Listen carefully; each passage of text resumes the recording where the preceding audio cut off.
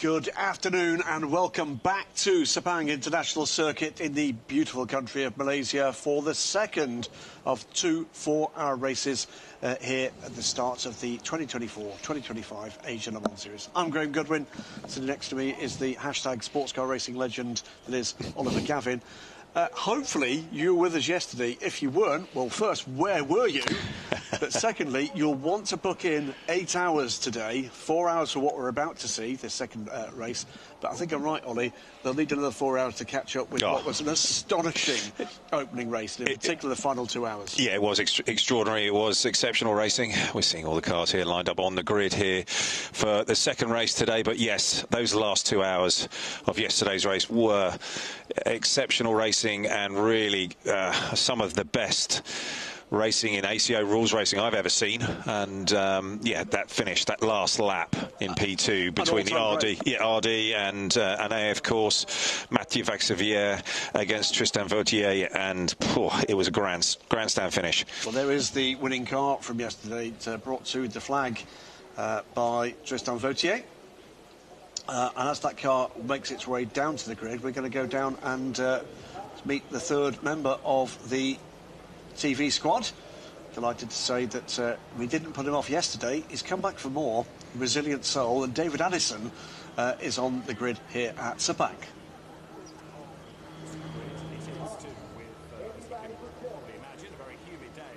Sepang, and the grid forming up behind us, ready for the start of the second 4-hour race of the weekend. Now, as ever, we're going to have the grid divided into the three classes. We've got P2 at the front, P3 behind, and then the GT brigade at the rear of the grid. And as we saw yesterday, three fantastic battles to look forward to. So in a few moments, we're going to have a stroll up the grid and try and catch one or two of those pole position drivers based on the second best qualifying lap from the qualifying session yesterday morning before they have to get on board and go racing. In the meantime, guys, back to you in the air conditioning. Well, David, thank you so much. It is quite cool. He sounded bitter there. I don't know about you. It sounded as he was bitter about it. It's not his normal bent. He's normally a garrulous sort, but great to have David on board this year. He'll be patrolling pit lane as well as the grid, of course.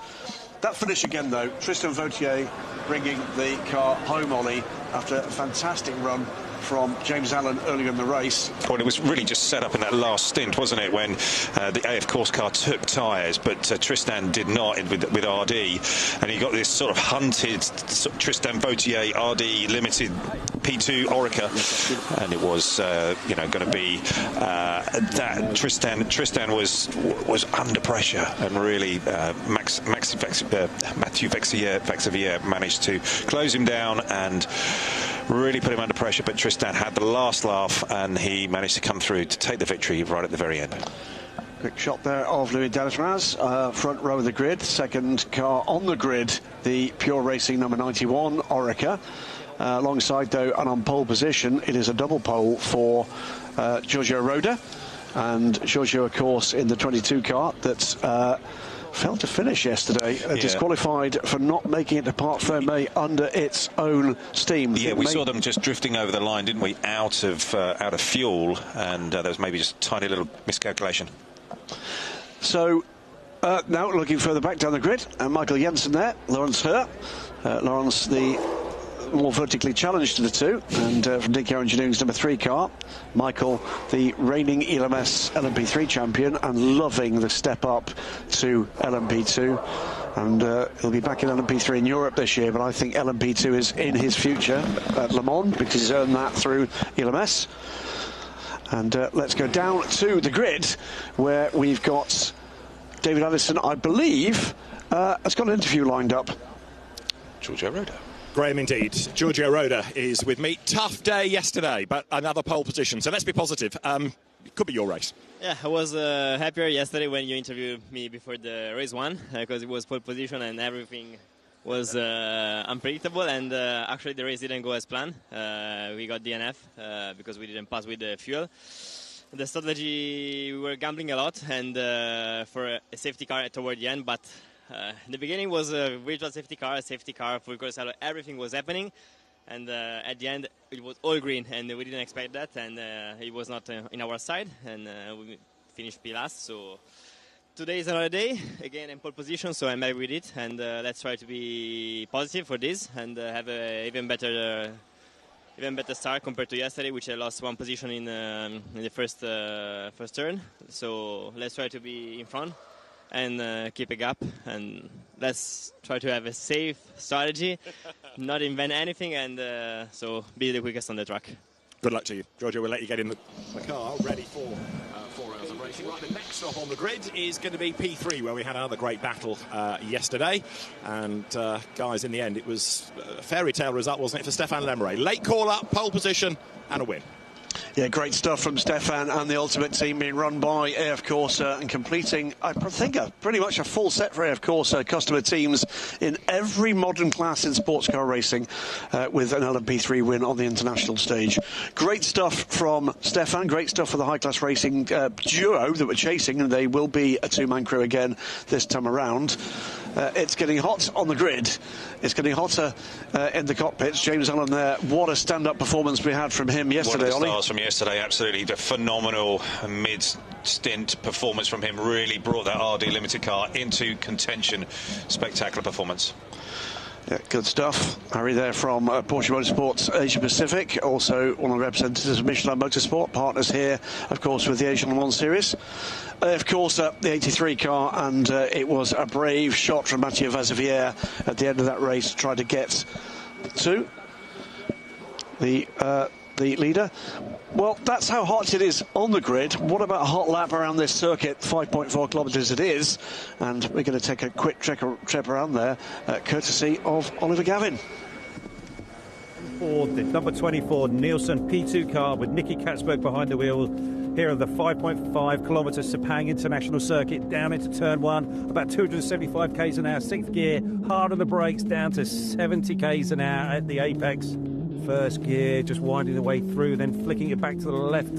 Again, around about 70 k's an hour, and first gear, gently on the throttle, then up through the gears, down into that little bit of a dip, and you start climbing back up the hill, 255 k's an hour, top of 5th gear, just touching the limiter, then hard on the brakes, using elevation, back to the apex there, about 100 k's an hour, 2nd gear, got to be careful of track limits. And then just over the crest, and it starts to drop down, 185 k's an hour at the apex, 4th gear. Just got to breathe it a little bit, and then back to the right. Got to be careful of those apex curbs. And then again, track limits on the exit here. Nicky doing nicely, up to 5th, and then back down to 3rd for 7 and 8. Got a Winwood Mercedes in front of us here. Just got to try and pick our way past that. Then coming down into turn 9 here, 1st gear.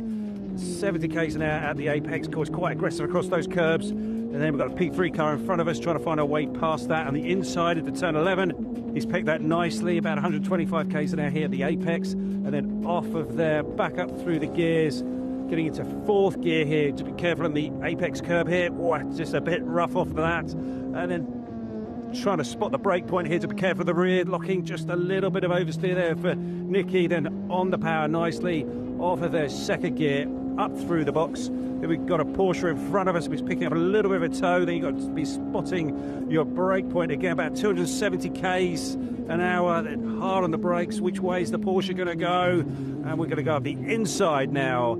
Spotted that nicely. Nice traction off there for Nicky. Again, up through the gears. And that is another lap around the Sepang International Circuit here. Nicely done. Great stuff there from Oliver and from Nielsen Racing. Back onto the grid briefly. And, yeah, cold drinks being handed out. And I think that was about to be shoved down inside the race soon because a little bit of core temperature reduction. It's hotter today than it was yesterday. The sun's been blazing this morning, and so I think that temperature's popped up, and that humidity really is quite high. Let's take a look back at yesterday's 4 hours of action. Giorgio Roda led away the field as he will today. Patrick Byrne in the teal-covered AF Corsa car to the outside, but the two Alexes, Malikin and Mitchell, trying to make their way through, but it would be the American driver in the Italian entered car, the 50 car, that gets to turn 2's apex first. But look behind in amongst the P3 battle, and it was a coming together between the two Inter-Europol cars that triggered all sorts of minor shenanigans amongst the GT cars. Trouble then for both of the Inter-Europol Ligiers, and it wouldn't be the last they would see of issues. Claudio Schiavone struggling to get the car back up to to speed. It was another issue here that ended the race for Steve Brooks in the 43 car, taking out Antares Au. Both those teams have had to rebuild new cars for today's race. They will, however, be on the grid. Steve stalking away from a very battered car. Paul Harry King took the car to the lead, the number 91, but then was blocked getting into his pit box. That car going from 1st to 10th with the damaged AMG that was involved in that accident we saw with Steve Brooks. That was the lead moving to Ian Aguilera in the RLRM Sport LMP3 car, and battles galore amongst the GT cars, particularly amongst the Ferraris. The car guy, number 57, making its way through to the front in a great battle between the Kesslenter cars and the AF Corsa cars. LMP3 at the end would go to the Ultimate car in a great battle with High Class Racing, but in a phenomenal last gasp battle between the 83 from AF Corsa and the 30 RD Limited car would go all the way to the end of the race after James Allen had took the car to the lead ahead of Alessio Rivera. Stunning stint from the young Australian. And the RD Limited crew, no experience in circuit racing at all for all bar two of the team, but they were going head to head with some of the very best. This was where the number 51 car lost the lead in GT with a late pit stop and a trip through the gravel on his way into the pits, but this was one of the best finishes in ACO rules history. Matteo Vazivier on newer tyres, making his way past in the penultimate corner, but then marginally overcooking it into the final turn, and Vautier, the RD Limited 30, taking the win by 55 thousandths of a second, one of the closest ever finishes to the overall win in endurance racing history.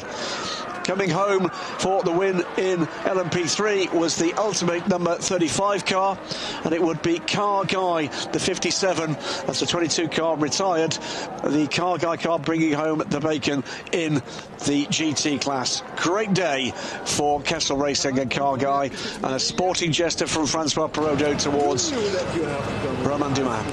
What a race. It was extraordinary. That finish was just electric, and one of those finishes that will be remembered by all the people who were here and able to watch it live. It was very, very special. So, yeah, hoping for more of that today. We're just looking here at the 91 car that had not much luck in the middle of the race. Harry King had done an exceptional job his time in the car. And here's the star from yesterday, Tristan Vautier, really performed extremely well under extraordinary pressure. Yeah, and talking that Chanty Megavond, who's been was with Cool Racing, with Orica, before that journalist in the endurance racing press rooms of the world, massive enthusiast and very proud of this effort. It's going to be Jeremy Clark that takes the green flag in this race.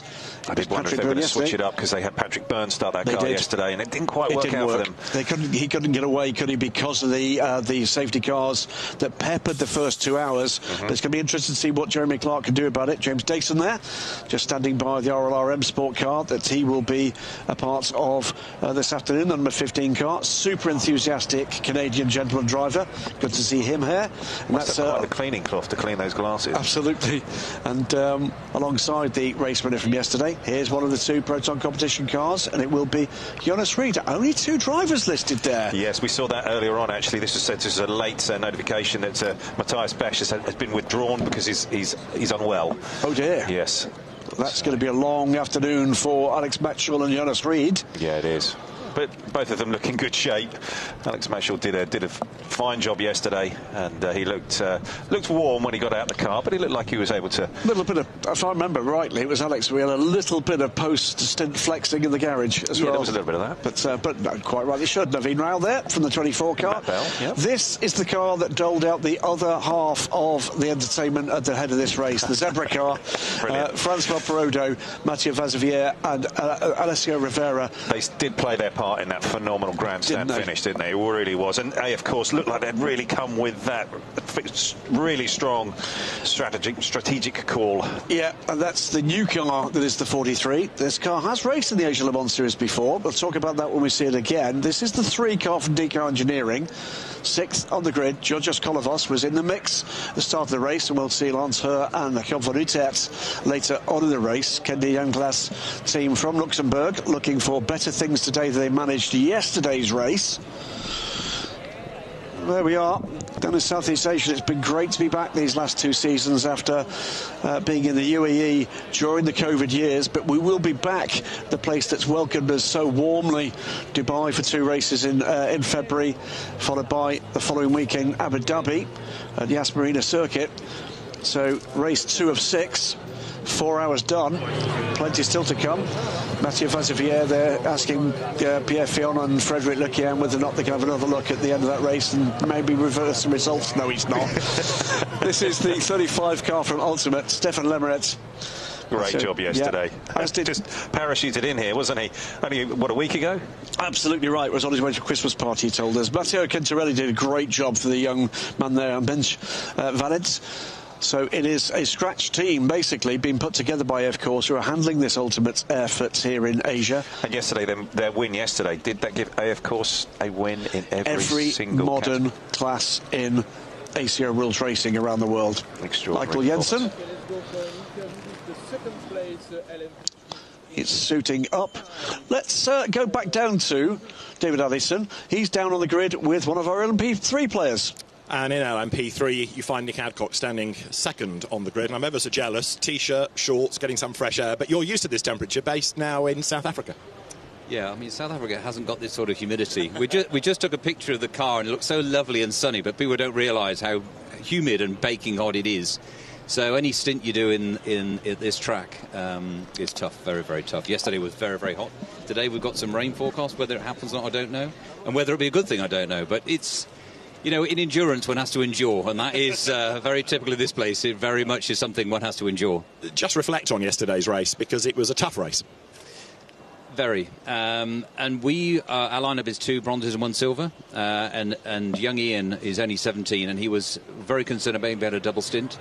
So we put him in for the 2nd hour, which meant our bronze had to go in the 3rd hour, which was all green running. So we just fell backwards at that point from the lead. So we're going to change that up today with James starting, me going middle, and then Ian's going to have to try and do a double stint, and if he can't, I'll go back into the end, which I don't want to do, but I think that'll suit better. But it depends how many race interruptions we get. It definitely played into the double stinting bronzes and double stinting silvers yesterday.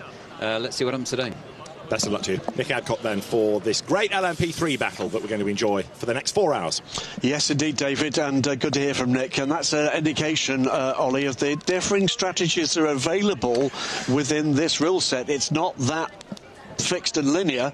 There's James Dayson. We saw him earlier from Canada. Yep. Ian Aguilera stepping up from the Leisure European Series, and he will have some heavy lifting to do. Yeah, he will, and he's going to have to step up in this. And yeah, it's going to be tough. The temperature are high, and that sun's been baking down, and it still is. But there is some cloud around, and I think a few guys have been talking about the weather and whether we are going to get some rain. And like we saw last year here, it does pop up pretty quickly, and it can be ferocious. It can be really intense. So let's see if that comes along. But at the moment, it's dry, and I think even if we do get some rain, I think that there's going to be a number of teams who try to risk it and see it out maybe on the dry tyres, because it's so warm here. The track temperature has such a large amount of energy in it that it will dry extremely quickly once the rain stops. Absolutely right. Should mention, by the way, Nick Adcock, amongst other things, is one of the other reigning champions in LMP3 from Europe. Jens Rademoller in the Breton Racing car, the 26, with Dan Skosh de Pola, with the team owner of the co-team owner, and Thea Dahl Jansen, another young driver coming out of karting and junior single-seaters.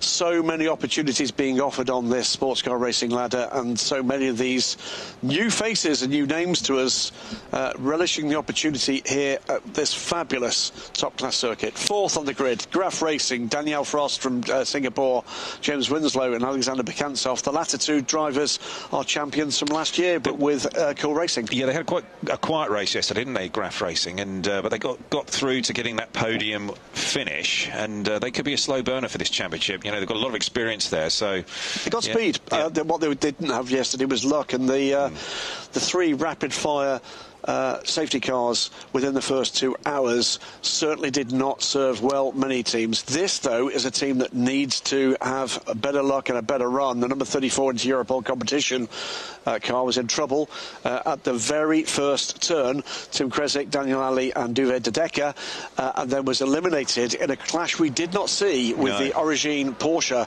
that saw damage to the side of both cars. Left rear, I think it was, on the into Europol car. Yes, indeed. So suited up, all ready to go. So through the 22 car to the 24 Nielsen car beyond. Make for a great sight, this 42-car grid, and as I said earlier in the show, delighted to say that it is 42 cars with both Montai and into Europol competition, having rebuilt cars around new chassis for cars damaged yesterday. 3-minute board being shown, and we see the pole setter in GT, Max Visa. These guys had a strong run, but they started to fade towards the end of the race. It just didn't seem like their strategy in their pit stop cycle just quite worked out. And even when David Rigon was in the car to take the finish, he was in a big queue of cars and he was trying to get past other pros, which is always tough when you've got that into that last stint of the race. We'll say we will possibly see some differences in pace today. There are some significant changes in balance of performance. I'll happily explain that as we go through. This is the number 9 Get Speed car. Steve Jans did well in qualifying. He'll be taking the pole start yesterday. Yep. But fell back a little in the race. Yeah, and they've actually had a BOP adjustment, which I don't think is going to help them. They've had a little bit taken away, a little bit more weight added. Yeah, a little bit of a nerf for the Ferraris, for the AMGs, for the Porsches. A little bit of a leg up for the Lamborghinis, and one that's debatable for the McLarens. Yeah, we just saw the car guy, and this is the Kessel car, number 74, that had an extremely strong run. But with all 3 drivers aboard this car, they did an exceptional job. Just didn't quite have the luck yesterday, and they just snuck over the drive time from Dennis Marshall, and they got a penalty for that. Yeah, so unfortunately fell from, was it 2nd to 6th or 3rd to 6th? 3rd to 6th, yeah. Alex Malikin, ready to go, taking a little bit of instruction and advice from the experienced TF Sport team that will run them throughout this Asia Le Mans season. Before this effort, by the way, moves on in Europe to be handled by CLX Motorsports. Winward Racing, great to have them here.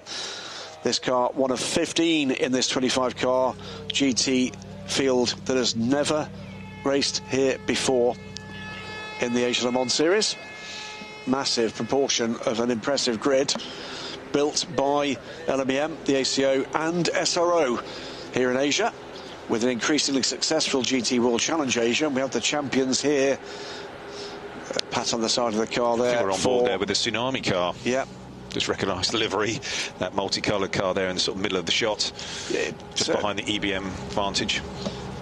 Not a lot of same is there on the liveries front, which is a major help for those of us that commentate. This, though, is the Sepang Circuit. Yes, 15 turn, 5.5 kilometres. It's split into 3 sectors here. You've got that very fast run down into turn 1, and then winding through those turns 2 and 3. Very high-speed parts of the racetrack. It's quite technical. It's very hard on tyres. It's very warm here in Sepang, and I think we're going to see a tough race and one that everybody's going to be looking to build on their experience from yesterday. But yeah, I think that everybody is trying to understand, okay, what do we really need to do here to get from here to the end of the race and get over that line first. Jeremy Clark slightly struggling to get the 50 car off the line there, but this will be the start of 2 formation laps as we take you through the grid. The front of the grid visibly there, the very quick Orica 07, 6th on the grid, the 5th on the grid, Francois Perrault there, of course, the number 83, Deco Engineering's Giorgio Kolovos in the number 3. Algar Pro Racing's 25 and 20, their hands are there. 2 bronze drivers, Michael Jensen and Kreitel and Tudis.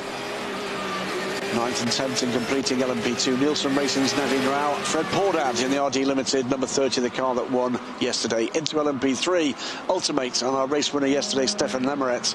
RRM Sport, we heard from Nick Adcock earlier. He'll start the number 15 car.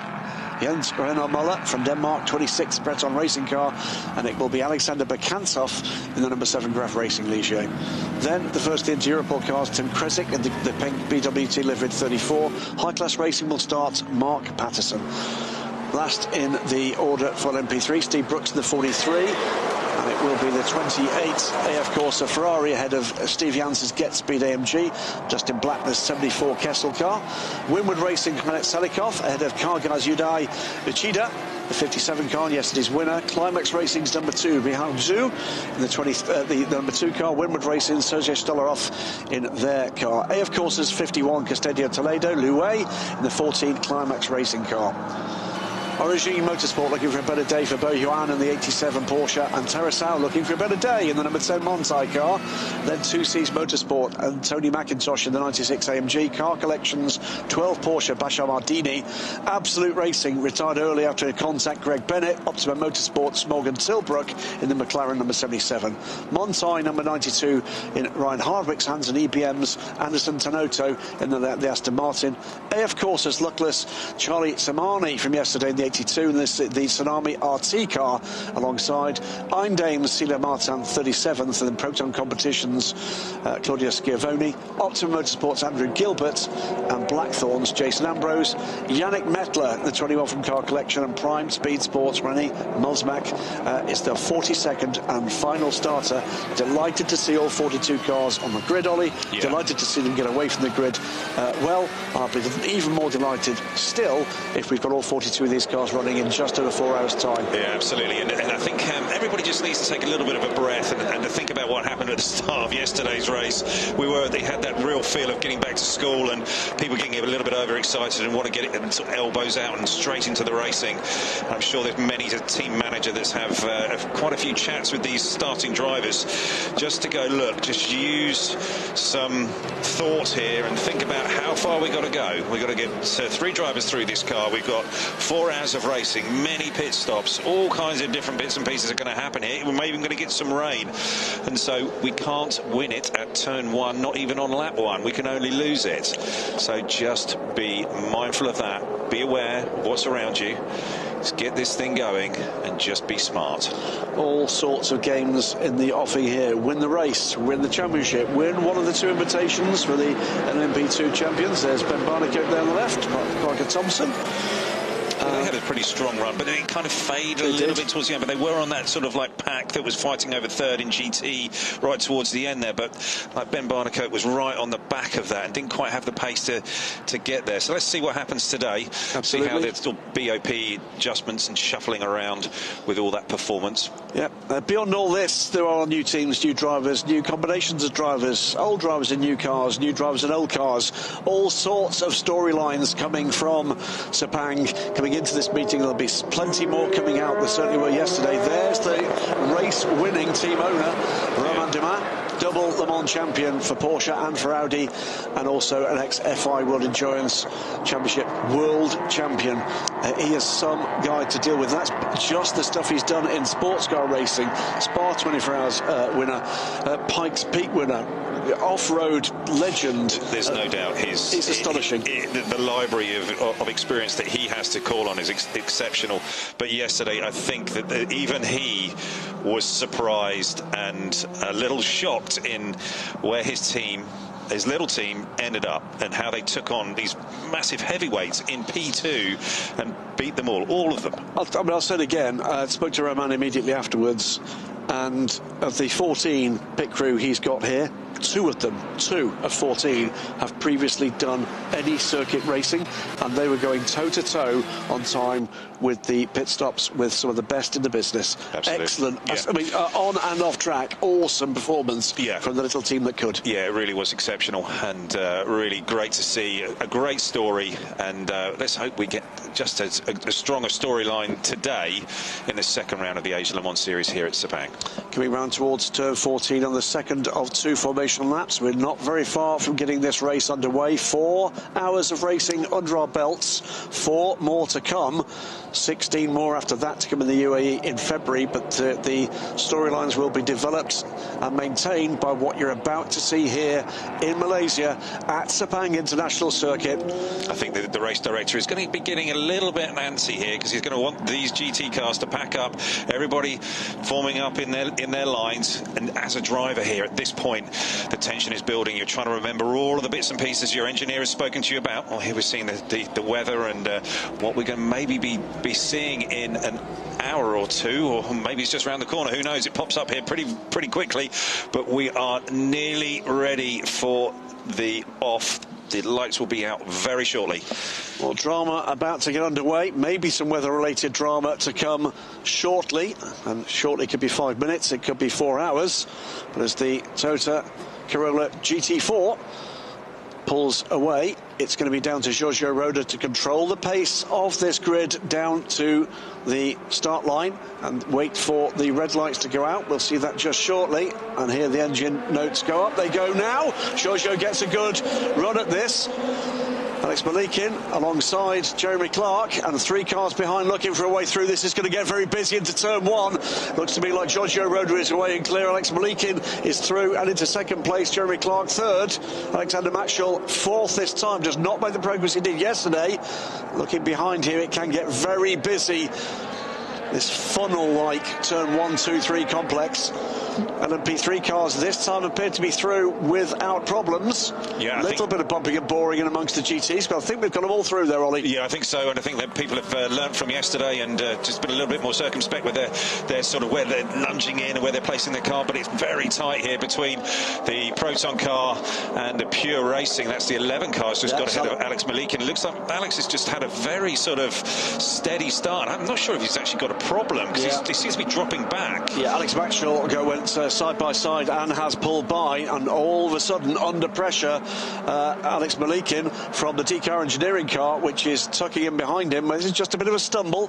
In GT, it is the 28 car of Max Visa ahead of Steve Jans, Rinat Selikov and Dustin Blacknell. We'll see how that one actually pans out as we get up to speed. Bit of a wiggle there and a braking for the 34 car. Yeah, just got a little bit wide there on that curb on the way in, and I think they've got through okay. Nothing too bad, too dangerous. But here we are at the front, and Giorgio Roda is a bit like qualifying. He's just picked it up and off he's going, and he's just overshot a little bit across the apex there. But Jeremy Clark in second is making good headway, and he's settled into it nicely. Alex Malikin has managed to gather up his pace. He's comfortably ahead of the DKR car. We've got a yellow flag out at turn 11, so some dramas there, but we'll keep with this action for right now. Good start. Second good start. It's a trouble for the number 77. Yeah, it's been turned around there. I think that's coming into turn 11. 10, 11, I think we're at. Yeah, it's Morgan Tilbrook aboard the number 77 car. Yeah, he was he's just stalled it there as he's trying to get it going again. He must have looped it, maybe just got turned around as he was coming out of the hairpin. A little bit of contact. Changing the order in the LMP3 running. It's Breton Racing. A great start for Jens Reiner Muller, who's gone ahead of Stefan Lemeretz. In fact, a big mix-up in the order because Alexander Bekantsov, Tim Kresic ahead of James Dayson, who's gone backwards from the start here. Yeah. But under pressure, the number 35 car from the Graf Racing car behind, so Alexander Bekantsov on a bit of a tear here. Yeah, we're just seeing back in the GT field here, watching one of the Optimum cars battling with the AF Course car with Iron Dames there in the foreground, Tsunami. And then that's the Absolute car, and I think that's Greg who's on board that car to start with. I spoke to him just before the start, and he was hoping for a trouble-free run. Yesterday they were involved almost lap 1 with incidents. He was sanguine, really, wasn't he, about the way there's damage there, so must have been contact with Morgan Tilbrook. We'll see what that was. That was the Iron Dames, I think. The number 92 car was on the scene, but I think the incident had already happened. Yeah, the 77 was already the wrong way around at that point, or pointing the wrong way, so I'm not sure what's happened there. Giorgio Roda looks like he's getting into his rhythm. He seems to be just building 89. This is the EBM car has been turned around. That looks like a turn 4. Anderson Tanoto, the Singaporean driver, I think, Anderson. Yeah. So 2 GT cars in trouble in the very early running, but Giorgio Roda is looking comfortable here. Jeremy Clark not keeping him honest. It's about a second he's managed to pull out. The much more experienced LMP2 driver. Giorgio after a successful season in Europe, 5 poles out of 6 in the European Le Mans Series. Jeremy Clark, never raced a prototype before this weekend. Oh, still not got going. Yeah, this could be an intervention coming. The race control will give time for Anderson to get things gathered up. But, this might be a new car to him, new configuration, and he's just trying to find reverse. That could be actually what he's looking for. Or maybe the car's stalled and he's just trying to get it started and it won't start. There's all kinds of... He might be having to cycle the power, and he might not have done that before in his time in the car. So again, all these different things, it's always things get thrown up when you get put into different teams, different makes and manufacturers of vehicles, and that's what you really have to spend time in and learn and understand the machine you're in. Yeah, altogether less frenetic start to this second 4-hour race here at Sepang. It looks like people have actually learned from yesterday's starts. We tried that, it didn't work. Let's try something different. But mixed bag here with the 51 from AF Corsa, the Origine Porsche, and followed on by the 2Cs Mercedes AMG. I think Tanato must have got it going. He's either got it in reverse, got to go, we started up, whatever. He's managed to fix the problem and he's on his way, which is great. Absolutely great. So back to 42 cars running. Has lost a lap though, Tanato. Yeah, we're going to see now as this race, this first stint develops with the bronze drivers, you're going to see how these BOP changes have affected all of these different makes of car. You know, with the Mercedes just having that little bit of weight added and a little bit of restrictor away, so less power. And the Porsche, I think, has just had a little bit of weight added. The Ferraris had both weight added and also power taken away. So, yeah, we're going to have to see how that develops throughout this race. Fastest lap of the race this time around. Last time around was for Giorgio Roda.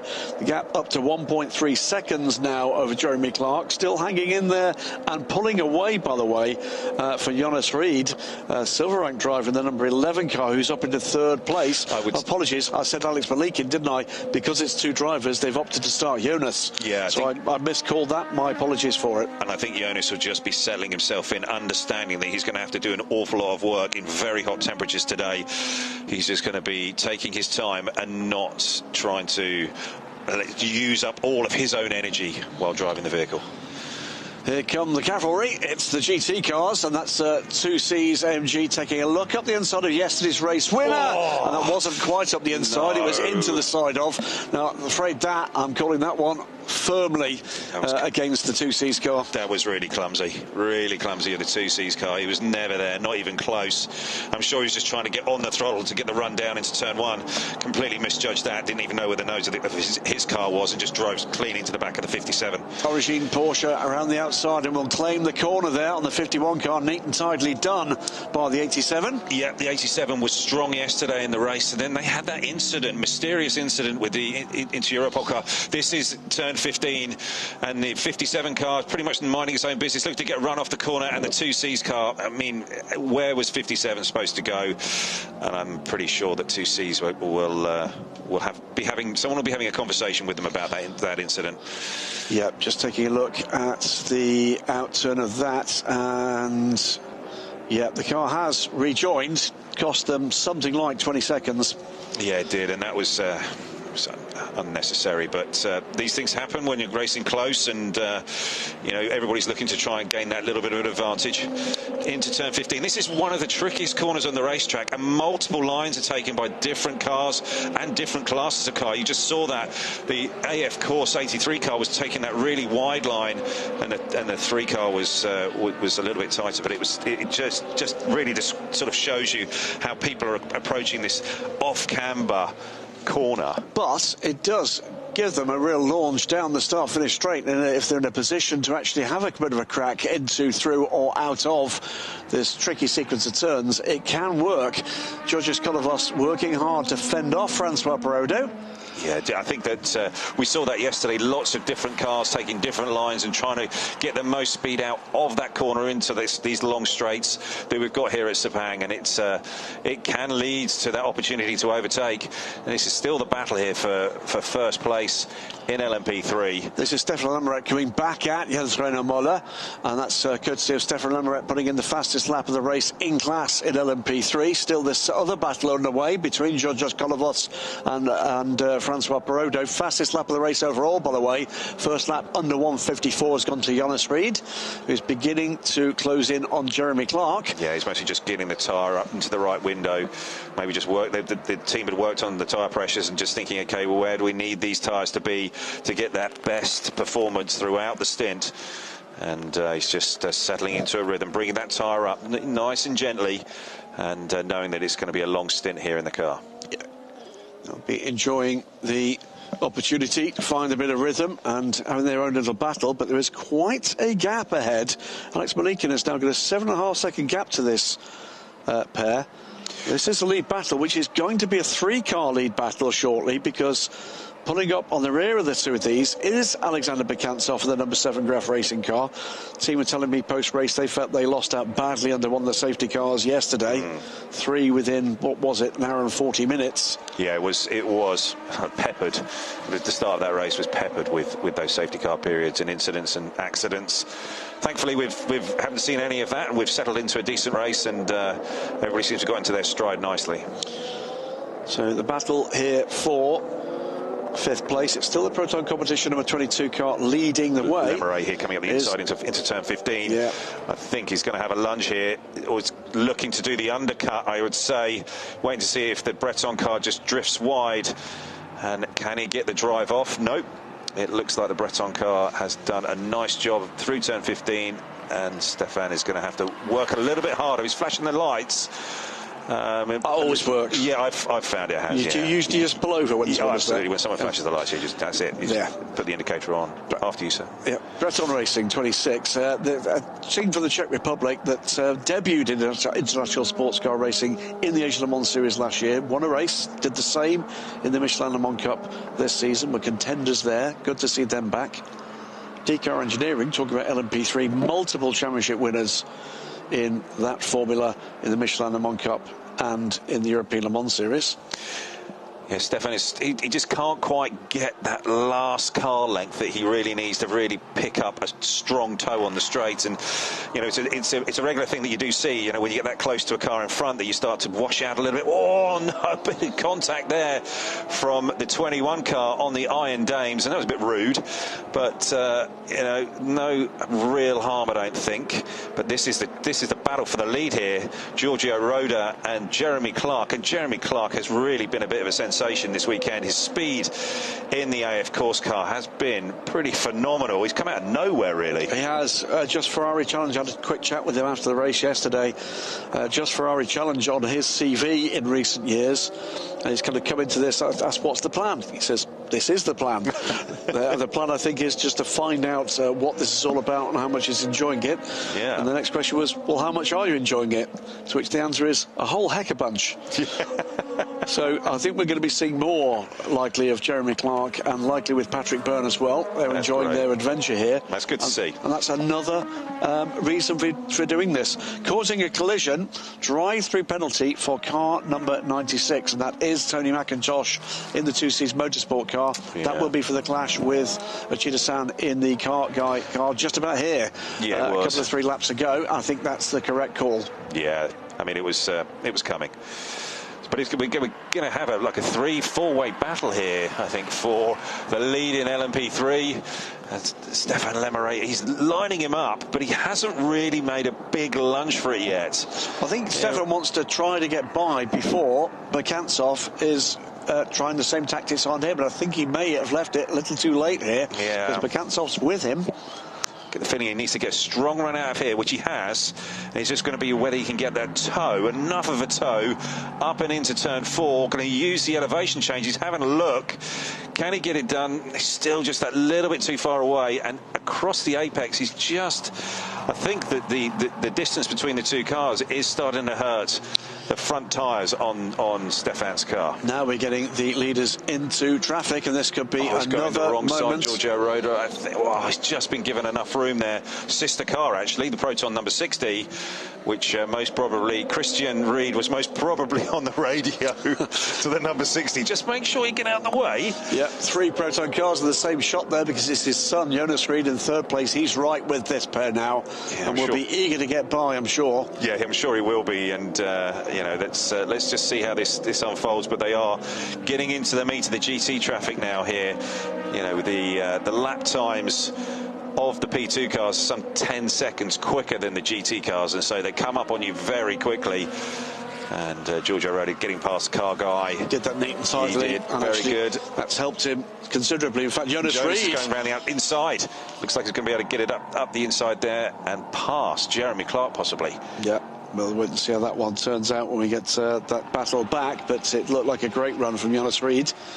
Lemere's still working to get past Jens Renaud Müller, and has he got enough here? Up the inside, he's trying to get it done, but no, they've gone deep on the brakes. That's the 26 gone too deep. He may well have done. Now it's going to be a drag race down, start, finish straight. Side draft. And he didn't make it through. Jonas Reed did not make the move.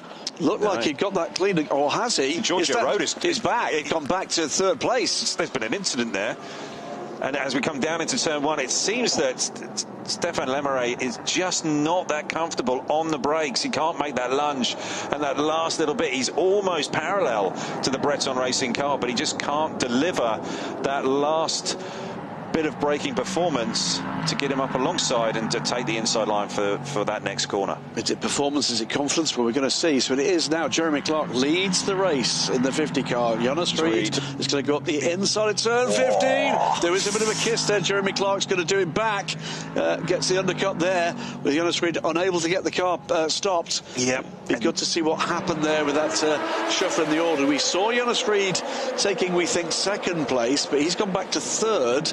I think that must have been in traffic. It must have been in traffic as it came down to turn 9, and Giorgio Roda is just a little wide. Yeah, he was just a bit hesitant there, and Everett Jonas really went for it on the inside.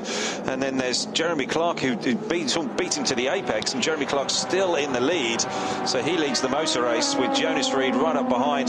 Tried that move at 15, but I think that Jonas had just run up the inside for too long, got a little bit too much dirt on his tyres and couldn't get it done. Well, clattered it along the curb, didn't he? And clattered it, I think, along the side of the AF Corsa car. I'm pretty sure there was contact there, and that's very close indeed. And it's not close. There was contact. Yeah. Tried to keep it out the side of the Porsche, couldn't quite do it, Jeremy Clark. And that's Olivier Pla there on the left, Patrick Byrne on the right, and they're going to think, oh yes, okay. I'm actually thinking, well done. We didn't need that bit. No, the Tsunami car, we should have really just given it a bit more room. When he's that close to you and he's up the inside, the Tsunami car should have breathed it and just let the P2 car go through. Oh, it's going to be another very, very close call here, and this is part of multi-class racing that Jeremy Clark has mostly not been exposed to, that he's putting his car in danger here in a number of different spots, and he's arriving at the apex super late when these GT cars are committing to the corner, and it's always that fine balance. We saw it coming down here into turn 1, and Stefan Lemere just still can't get it quite done.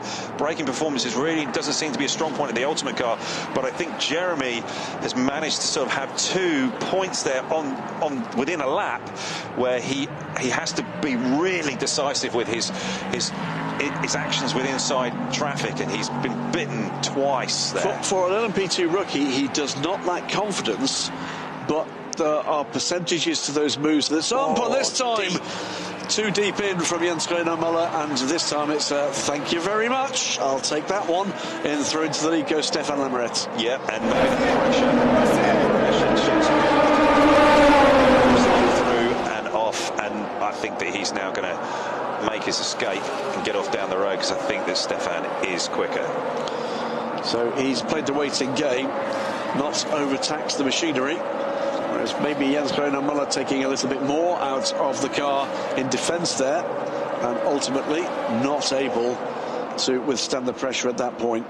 The car and AF Corsa still battling away here, still for 5th place.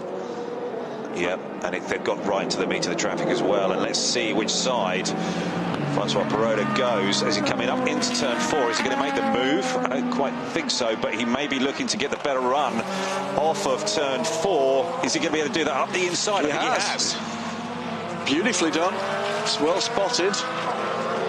Georgios Kolovos maybe showing a little bit of the inexperience in these cars. Francois lacks for no experience whatsoever, or indeed success, and showed that well. Yeah, he was just picking the point with that traffic, trying to use them as a pick, and then just knew that if he got a better run, he'd be able to get through and off and up the inside into turn 5. Breton looks like it's really walking on the tyre now, and it might not be too long before the Graf car picks him off. So he counts off right with Jens Moller. Meantime, the lead of the race in LMP3, already 2.5 seconds clear. There's big impact there. That's the Kessel racing number 74 and the 11. Dustin Blatner's had a contact there. It's Alexander Matchell. Jonas Reed. Sorry, Jonas Reed. Sorry, excuse me.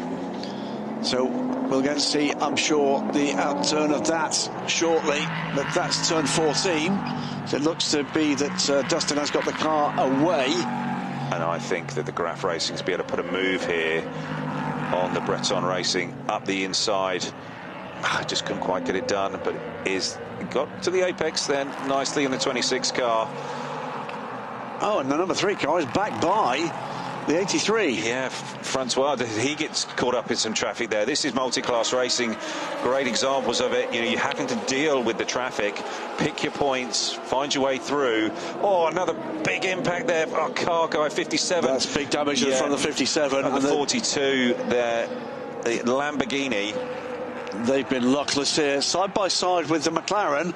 Misses his braking point and collects the Lamborghini. It's a classic error here, and a secondary impact as well. Classic error here at Sepang. It can just draw you in that final turn with the multiple lines available through it. Yeah, it's so wide, and also you've got that sort of off camber entry, and it can really catch you out. And even with a car that's got ABS, Ferrari 296, and the Cheetah's Cargo 57 is looking like it's going to be. Look, the modular game over. Construction of that car means the bodywork is not a problem, and even the ductwork's not a problem. What may be a problem is there was steam or smoke emitting from the front of that car, so I think it's done the radiator. In doing that, that's going to be at least a long repair. So let's have a look. What are we seeing here? I think this is them running down. And well, he's already back by. Yeah, he is. So I mean, Francois had a problem somewhere that has lost in the lead he's gained. Yeah, I think. The 42, look at the left rear there. Yeah, that's pretty badly damaged, and I think they're going to be done for the day. Unfortunately, it's back in the box.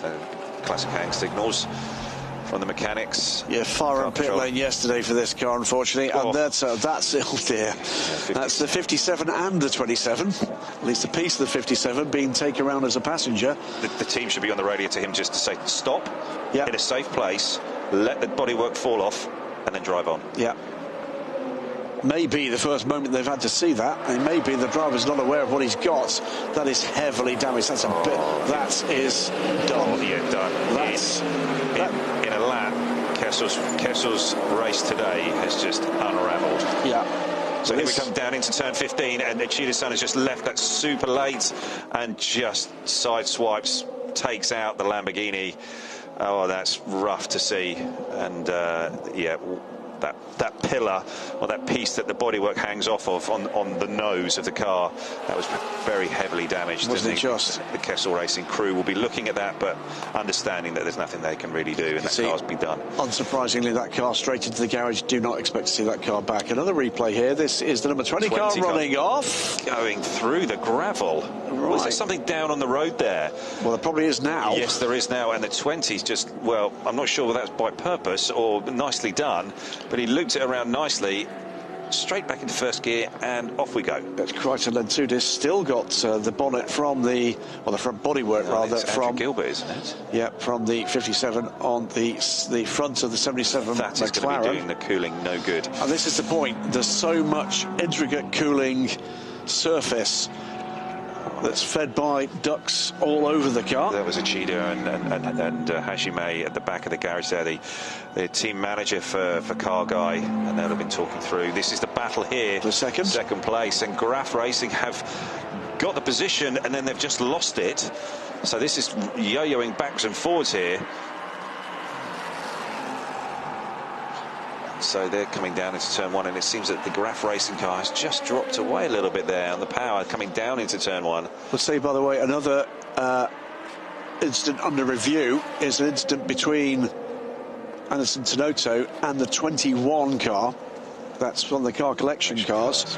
That, I presume, looking at the timing, is the incident that turned around the Aston Martin. We're just seeing also that number 11, Jonas Reed, the Proton car, is also in the pit lane, and I think David Addison was informing us of that just a little while ago. Broken tie rod on the rear suspension, David's just telling us. So, yeah, I think that they're going to be out of contention, certainly for the victory or a podium today. Well, whether they can get themselves going again, maybe to pick up some points. But it is attrition again here. Absolutely. All of a sudden, after a great clean start to this race, multiple minor and in some cases more major incidents. So 3 cars on pit lane. Proto Competition's number 11 car with that suspension breakage after an incident involving that car and the 74 Kessel racing car. More seriously for Kessel's squad, the 57 car looks to be out of the race after a double impact with the 42 Lamborghini. Is that the nose section off the Kessel car that's finally come off the front of the 27 Optimum McLaren? There's 2 sections of bodywork falling off the front of that Ferrari, one of which is the bonnet section, the front bodywork section. And this again is the 20 car. Yeah, locking up. Yeah, I take it this is a replay of something that we've already seen. This is he's put it halfway round. Yeah. And Crackman to this.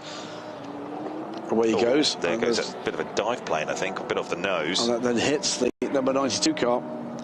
No, he's still got it. Oh, this is a replay. That's it falling off. Oh, I think he was coming down the pit lane to get it dealt with. To get it dealt with, and I think it's just done. Hopefully, he's certainly not appeared in shot, so he's gone down pit lane. 27 is in and out. Yeah. Yes, it is. We're just seeing him just go out. An irony there. The Andrew Gilbert in Europe has been a driver for the Kessel Racing team. Okay, we're just hearing 11's back on track. So rapid repair there from Proton Competition. Well done for them. They're going to go to a full course yellow, and that's not a surprise with the amount of debris that's around here. That's going to be coming very shortly. So the full course yellow is going to be coming out to allow, I'm sure, for debris clear up. Yeah, so all of the teams will be indicating. In 10, 9, 8, 7, 6, 5, 4, 3, 2, 1. Full course yellow is deployed. T15 entry, bear left. T15 entry, bear left until T15 exit, please. We have marshals exposed picking up debris. Perfectly explained there by Gwen Mortier, our race director, assisted this weekend by the steady hand and steady everything else, by the way, of Eduardo Freitas. So, while we're under full course yellow, let's hear from one of the drivers involved in that incident. Going down to car guide, David Addison has gone post-haste, and he is going to be with Uchida-san. It's going to be a sort of 2-part interview, this, because we're going to have a translation for Yudo Uchida. The question being, what exactly happened? What happened? 何が起きたか分かりますか？イン側でブレーキが全く止まらなくて、で突っ込んでしまいました。He tried to go inside at the turn 15, but the car doesn't stop, so he hit the other car. And the damage? How bad? How much damage? And is this the end of the race? The damage is crucial, so we cannot continue. Bad luck. Thank you. Really disappointing result after a great drive yesterday, but that's motor racing, isn't it? It most certainly is, David. Uchida-san, you can see on his face, he's gutted. And the team will be really very sad about that indeed. They've got a quick car here this weekend. They've got a bent car, I'm afraid, to take home to Switzerland. We will be removing full course yellow in 10, 9, 8, 7, 6, 5, 4, 3, 2, 1. Full course yellow is removed. Oh, that's really tough to see. Uchida-san there, you can see it's written all over his face. Disappointment and knowing that was... just one of those things that if he could go back and replay, he would. Something's happened to the Graf racing car, because that car is now well, number one, it's dropping back here from the Inter-Europol cars, and it's lost places into and coming out of that full course yellow. Is that an issue there with the electronics? And it's carrying on. Engaged. Because it was just a little bit late on his move there, and Alexander Malikin just misread his body language, the body language in the car. Francois Perraudot has got back by Georgios Kolovos. He's now back up to 4th place for the 83 AF Corsa car. We know he's got 2 very quick drivers to follow him, so this is good progress for the moment for Francois. Yeah, and he's just getting into his rhythm now, and I think that he would have learned a lot yesterday. The team would have learned a lot yesterday. They were so close. Mathieu Vaxivière really did a phenomenal job, but it just didn't quite have enough. We were on board there. That was in the Winwood car, I believe, we were on board with, right behind the Origin Porsche, which was a car that we did not get to see that much of. Also, Climax. Absolutely. So 2 cars we didn't get much to see. Great to see the Chinese teams back in international motorsport. They've been eager to get back on the horse. Yeah. And Origin come here as the champions of GT World Challenge Asia. Those two drivers who won that championship are partnered up with an extremely promising young talent and won the GTD Pro Championship in IMSA. Yeah, Lawrence Heinrich. Yeah. Driver of Rexy, of course, Rayo Racing. Our friends in North America and in Europe this year. Partners with AO. We'll be seeing PJ Hyatt in the European Le Mans Series this year. PJ co-owns that team with Gunnar Jeanette. We've just seen the cars come through turn 6 into 7 there, and you're just sort of seeing how the GT car has to use that little bit more of the road, extra weight, and it just works the tyres just that little bit harder, whereas the prototype car can usually maneuver itself around the track and place itself a little bit better, and it's just carves that little bit more speed across the apex. That's where it generates its lap time. It's also a little bit quicker on the straight, but it is great to see multi-class racing here again in Sepang. Who's on board the APR car there? Because he does not seem very confident. That is Crichton Lantudis, isn't it, the 20 car? He's had that off at turn 15. Yeah. Pit lane there with the Ultimate squad. Not sure what they're talking about. They look like they're in on the pit wall, that was. Yeah, trying to get the reference there. Yeah, Stefan Lemmer, 10 seconds to good here. And by the way, Jeremy Clark in the lead of this race is making good progress. He's put 6 seconds on Giorgio Roda. Giorgio Roda is a race winner in the European Le Mans Series this year, and that is some performance from Jeremy Clark. It is. Dustin Blattner making his way back through the field. He's going to be able to get this done off of turn 15, side by side here with the AF Course Toledo. As he comes down and into turn 1, he's going to pick up that toe.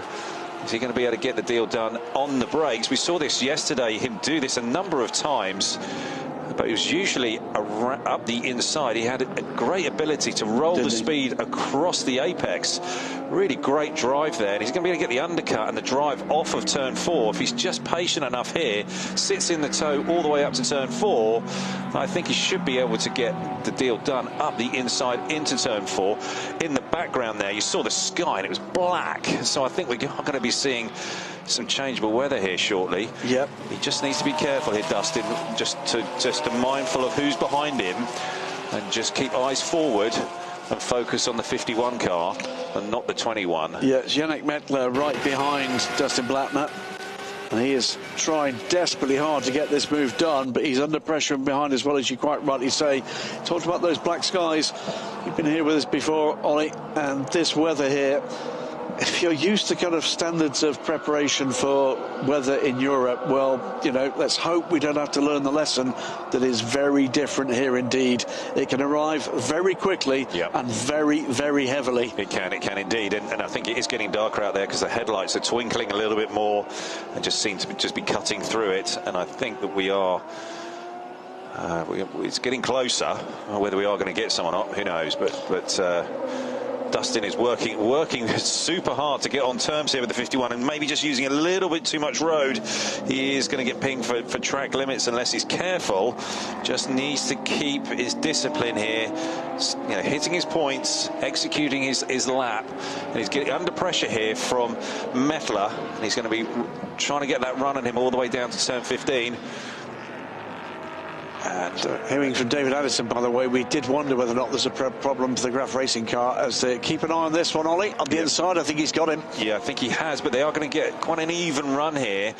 Oh, and no, Mettler's got past Dustin Blattner, and that all really came from that slightly off track moment there at 12 into 13, and then he got wide into 14. So it all started to unravel like 3 or 4 corners before, and that's how this Sepang circuit can drive. And you've got to be, you know, just thinking about that. And if you're a relatively experienced driver, you can start piecing that together when you're looking to get by a car that's in front of you. They are making those getting slightly offline, slightly out of sync. Yeah, did question whether or not the car is absolutely straight all around after that incident with the number 11 Proton car. Just to finish the point, hearing from David on pit road, Graf Racing's number 7 car is in trouble, onto pit lane and into the garage. Yeah, sounds like an electrical issue to me. That looked like what that was. So yeah, we'll see. Hopefully David will be able to find that out. And yeah, we're just seeing that Dustin's just dropped off the back here. Maybe he's just trying to gather himself. I know that he gets some very good coaching here, both from within Kessel, from Dennis Marshall, and also from Ben Tuck. And they'll be talking him through and working with him just to work on certain parts of his driving and his driving style, and bits and pieces that maybe can help him at this point. Well, about 30 seconds off the lead at the moment, that 74 car. It's not a lot in a race format that can produce the odd caution here and there, as it did yesterday. Jeremy Clark, meanwhile, absolutely peerless here. 8 seconds up the road in his second ever LMP2 race. You know what's really impressive is how precise he's being with the car and where he's placing it. He is just absolutely slotted into this P2 category. The way that he just took a bit of curb there, running off, and again just touching a little bit of exit curb, and he's so confident in where all 4 wheels are. That's a mark of somebody that's really comfortable in his surroundings and able.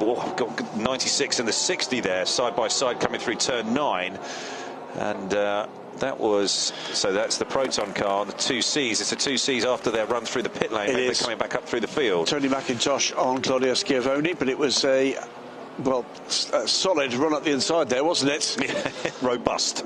That was the word I was looking for. Yes. Around the outside of that car goes Francois Barodo. Just coming straight back at them again, though. Yeah. It's. I think what we're seeing here is kind of a little bit more of an even battle between the Ferrari and the Porsche now in today's race.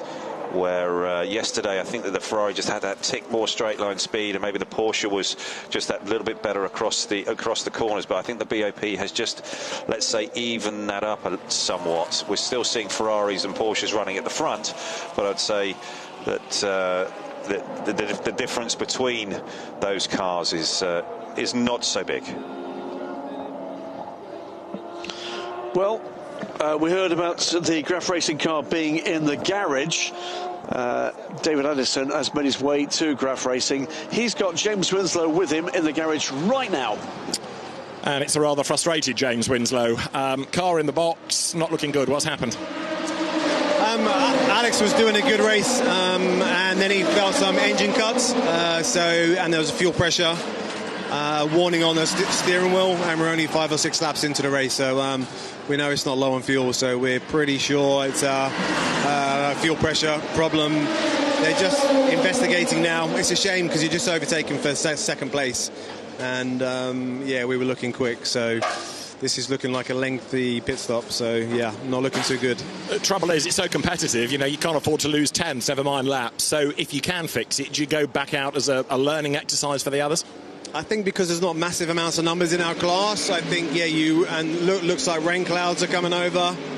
Depends on how long, but I think so. We missed all day Thursday practice because we had some similar mechanical and electrical issues, so we've not really done that many laps. We're on the back foot anyway, so we may jump in to get some practice in before the Dubai round, or we may not.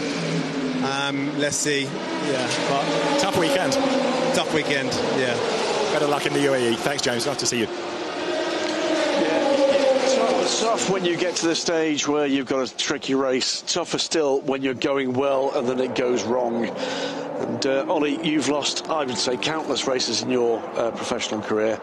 Some of them really bad, quite badly lost indeed. A lot of races. Loads of races. Yes, I mean, just run out fingers. Yeah. Tough. Yeah. Tough when you've come such a long way and prepared so much for a programme to come away with very little from a weekend. Yeah, it is frustrating, no doubt. And, you know, you can see that was written all over James's face that they were thinking today was going to be a good day, and they were certainly right up the front there, competitive and able to take the fight to really anybody in the class. But, yeah, it looked like an electrical issue, and it looks like it is an electrical issue and maybe a possible failure with the fuel pump.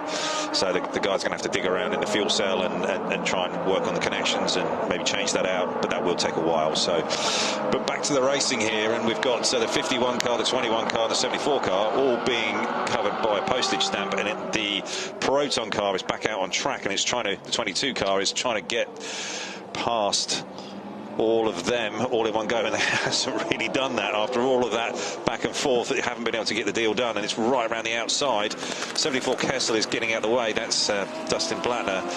Well, maybe Dustin's got the right idea here, because he can see that the Orica's trying to carve a way through, and I think he's trying to follow it through this traffic. He's not going to make it the first time. No. Yannick Mettler, by the way, was giving the 51 car quite the... Oh, that's a long way round to go around the outside there. And the worst thing about that is that's where all of the tyre debris goes, all out there. So he's now got all that all over his tyres, and so they're now on the brakes into turn 15. The car is going to be moving and squirming, and it's just not going to be very nice. Then you're going to be carrying that through 15 all the way down to turn 1, and it's really not going to get the tyre cleaned up properly until you get to, say, 4, 5 and 6. So that's going to have an effect on your lap time for all of that period. This is getting very dark indeed here. We're going to be lucky not to see a shower, and as I say, showers here have a wholly different meaning to showers at home for me in the UK. Yeah, Blattner still not giving this one up. Mettler right there with the 51 car as well. This could go any way, and we've got further LMP2 traffic coming. Malikin's just on them now, and he's in P3, and he's some 4 seconds behind Giorgio Roda in second. Yeah, we're just getting another perspective of how dark it is. Here as we're coming up into turn 4 on board the 21 car, and up the inside goes Malikin to get that deal done, but he just does. Oh, he's had a bit of a tap there, I think. I think he did. Yeah, from the 21. That was a bit rude. And it just goes to show what great traction the Porsche gets off that corner, doesn't it? Yeah, it does. And I was surprised by how sort of tentatively Malikin got off the corner. And the 21 does seem to be pretty well hooked up and in a better spot than it was yesterday. He's trying to work his way past Toledo, and he's going to get the run down into turn 9, but they're now being caught by the 11 car, and I'm not sure he's going to get that done. Is he going to just kept the nose off of the rear end of the 51? Jonas Reed's going to go up the inside of the 51 here, get by there. 21 was trying to follow him through, but no room. Door firmly shut in his face. Dip and tuck stuff with this trio. Meantime, this battle for 8th place in GT. Jeremy Clark now 10.5 seconds clear of Giorgio Roda through that traffic and away. Alex Malikin has dropped time in traffic, 8 seconds back from Roda. So then a further 7 seconds back to Francois Perraudin as we see the Tsunami RT car. That's off the turn 9. Yeah, off briefly. Johannes Zelga. Oh, I think he might have been helped here. And that is the Blackthorn car. No, he didn't. I don't think he did. Maybe there was just a brush. And it's just unloaded the car and just sent him off there. I think there was maybe just a slight tap. It's unloaded the left rear. He just unhooked it, and it sent him off into the grass. Oh, there's the pits for the top 2 cars. It is indeed in the pit window. Yeah. Full green apart from that brief full course yellow. So top 3 cars in the order. Francois Perraudin goes through into the lead. Alex Malikin staying aboard. Yeah, very gingerly into the pit box there. Alex Malikin just trying to make sure he didn't overshoot. And just making sure he was getting it done. It was not the fastest sort of entry on the way in, so he just gave him a little bit of time there. But Finds he's got a clear exit off. Out goes Jeremy Clark, nicely away. And no tyres taken there. It's going to be interesting comparison. Away goes the AF Corsa car. Let's keep an eye on who is released first between the 22 car is released and the Lollipop comes up now for the 91 as the Nielsen Racing car comes in, still trying to work this problem, which is 51 Ferrari shaped, is the 21 Porsche. Yeah, he's still trying to get his way past and make that cleanly. You know, this is always a thing. You want to get the deal done, but you don't want to risk your own car. So, you know, they are slowly being caught by the car collection. What car? That's the red. Is that number 19, I believe? No, number 12, sorry. It's the 12 car. Yeah, that is Basha Mondini. And then it's the Manthey number 10 behind, isn't it? The rebuilt car of Anterasau. Yeah, and fingers crossed he's going to have a little bit more luck today. Certainly done a few more laps today than he did yesterday. Lovely guy, Anteras. Super guy. We just saw him before the start and he was fingers crossed. So this is his car that's been rebuilt. So it's not the Manthey spare. It's his car, which is a test car that Manthey have rebuilt to there. And you can see him just there in the background, the DKR car just making its way past. And still this battle continues between 51, 21, 74, and it's super even between all three of these guys. It's going to be now about who's looking after their tyres. The best DKR, I think, goes into the pit lane. Francois Perrodo is already on pit road. Into the loving arms of the AF Corsa crew. Trouble for the 23 Absolute Racing car. That is Greg Bennett. Yeah, Greg's got himself facing the wrong way here at turn 14. Oh, the P3 there really got sideways. Oh, this is not a nice spot, and you're unsighted. That's the worst thing at that spot. Is a driver, you're so focused on trying to get the car stopped that you're only looking so far ahead, and he'll come into view as you're already committed on the brakes, and that could be tricky. Of course, as he got it fired, and will pull out ahead of the DKR car. So came in ahead, leaves ahead. But I think that's a pretty big gain for DKR in the pits. Yeah. I don't think any of these guys have taken tyres, have they? Don't think so. No, which is going to be tough on these guys. Taking fuel on and no tyre change, it is going to be tough. It was 50 seconds on pit lane for Georgios Kolovos, a minute and 1 for Francois Perrodo. So yes, took 11 seconds out of that lead in that pit stop. Talking to a lot of the teams here, they know no tyre degradation is a big issue, particularly at this corner here, turn 5 and turn 6, long, and the surface really grates. As Jeremy just going around the outside of the Aston Martin, wouldn't have been picking that spot, but hopefully he's managed to get it through unscathed. He's a 20 car on the pit lane. Krajtalentudis is released now. Taking a look at their social media yesterday evening. All sorts of engineering at Algarve Pro Racing with Stewie Cox fixing the suitcase. Yeah, he's a great delight with that. I think anybody who'd like to get on and look at their social media feed will have quite a laugh. He is quite the character, Stuart, and language is pretty fruity, quite strong. Anglo-Saxon, I think it's fair to say. He has got heart of the lion.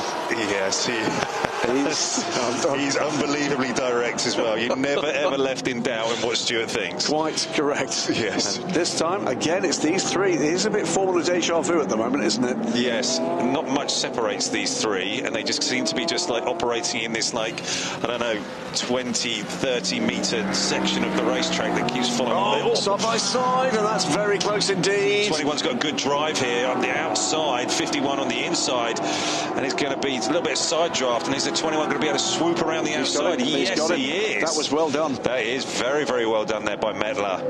We got a first for this season's Asia Le Mans Series, a first drive-through penalty for track limits. Car 79, the Tsunami RT car, which will include that run off the circuit, of course. That counts for track limits. Yeah, it's not just the intentional. We haven't had much here this weekend, which has been good. It's the first time that's popped up. But let's see if the 21 car Mettler can get away, or whether 51 Toledo can actually respond here. 74, this is inside the Castle garage there. Tiziana Borghi. She is, just a lovely lady. A force to be reckoned with. One time. Lovely, but absolutely terrifying. Absolutely right. Absolutely right. So Tiziana, by the way, her time in the sport goes back to Group B rallying. Oh, imagine that. Jolly Club Lancia 037 Monte Carlo. Wow. In about 1982, would that be? As a co-driver. Yeah. I mean, that would take more than a couple of espressos to get me in that seat. So, yeah, not to be messed with. Not for the faint-hearted. And, yeah. It's been part of the Kessel Racing effort pretty much since the beginning, and a beloved part of the family. Yeah. And this is Montai and the Iron Dames. That is Ryan Hardwick up the inside of Celia Martin. Yeah. Interesting duo this. So Ryan Hardwick moving over from Proton's Ford Mustang efforts in the FI1 Endurance Championship. This is effectively rehearsal for his new gig. I saw Richard Leeds actually at lunchtime, and he was just talking about this and saying, we're seeing a bit of weather here, and trying to understand how far that is away from us. But Richard Leeds was just telling us that this is really a dress rehearsal for the effort in the WEC. It's a great idea. Yeah, it is. We saw it with the Simon Mann Ferrari last year, and it served them very well. Would say, by the way, the interesting thing about that is Proton Competition handling the Iron Dames Porsche with Celia Martin, but for the WEC, they'll be in the other Montai car. Yeah. So they will be teammates. Yes, they will. Yeah. So watching here, Michael Jensen and Fred Pordad. Fred Pordad behind the wheel of the number 30 RD Limited car, the winner from yesterday's race. Yeah, he's on his program in this stint will be very simple. Stay on the lead lap. Yeah. And he's doing that. He's doing that with aplomb at the moment. Yeah. He had a little bit of a checkered performance yesterday. He managed to loop the car around at turn 15, and I think he just got a little bit flustered there on that particular lap. But today he's doing a fine job. He has. And the problem for Fred was he did that so early in the race that he then had the entire field to pass to get back onto into contact with the LMP2 squad train. The safety cars did help a little, without a shadow of a doubt, with that. But it's a good run from him today. Yeah. But Jeremy Clark continues to set the pace in P2. He's stretching away. He's some 13 seconds in front of Giorgio Roda. Really quite the phenomenal performance here from Jeremy Clark. The whole weekend he has been lightning fast. We're just seeing here, this is the 25 car, Michael Jensen trying to get past the RLR car. A little bit of a hold up there and just working their way through this P3 traffic. Yeah, James Dayson pushing on here, and he's currently running in 5th place and 16 seconds ahead of Mark Patterson. That's the other crew here. We talked about the 11 Proton Competition car being down to 2 drivers, with Matthias Besch unwell.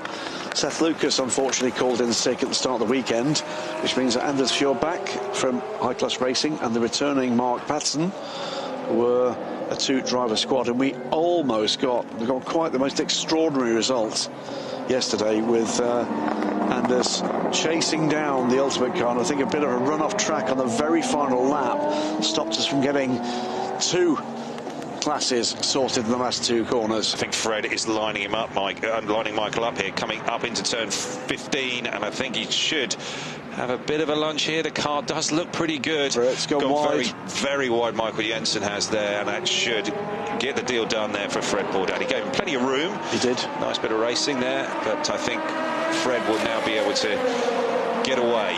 It's a drive-through penalty for Dustin Blattner for that incident with the 11 car, so that's been firmly called against him. So that 74 car currently running in 10th place. Is that concern? I don't think so. Excusability?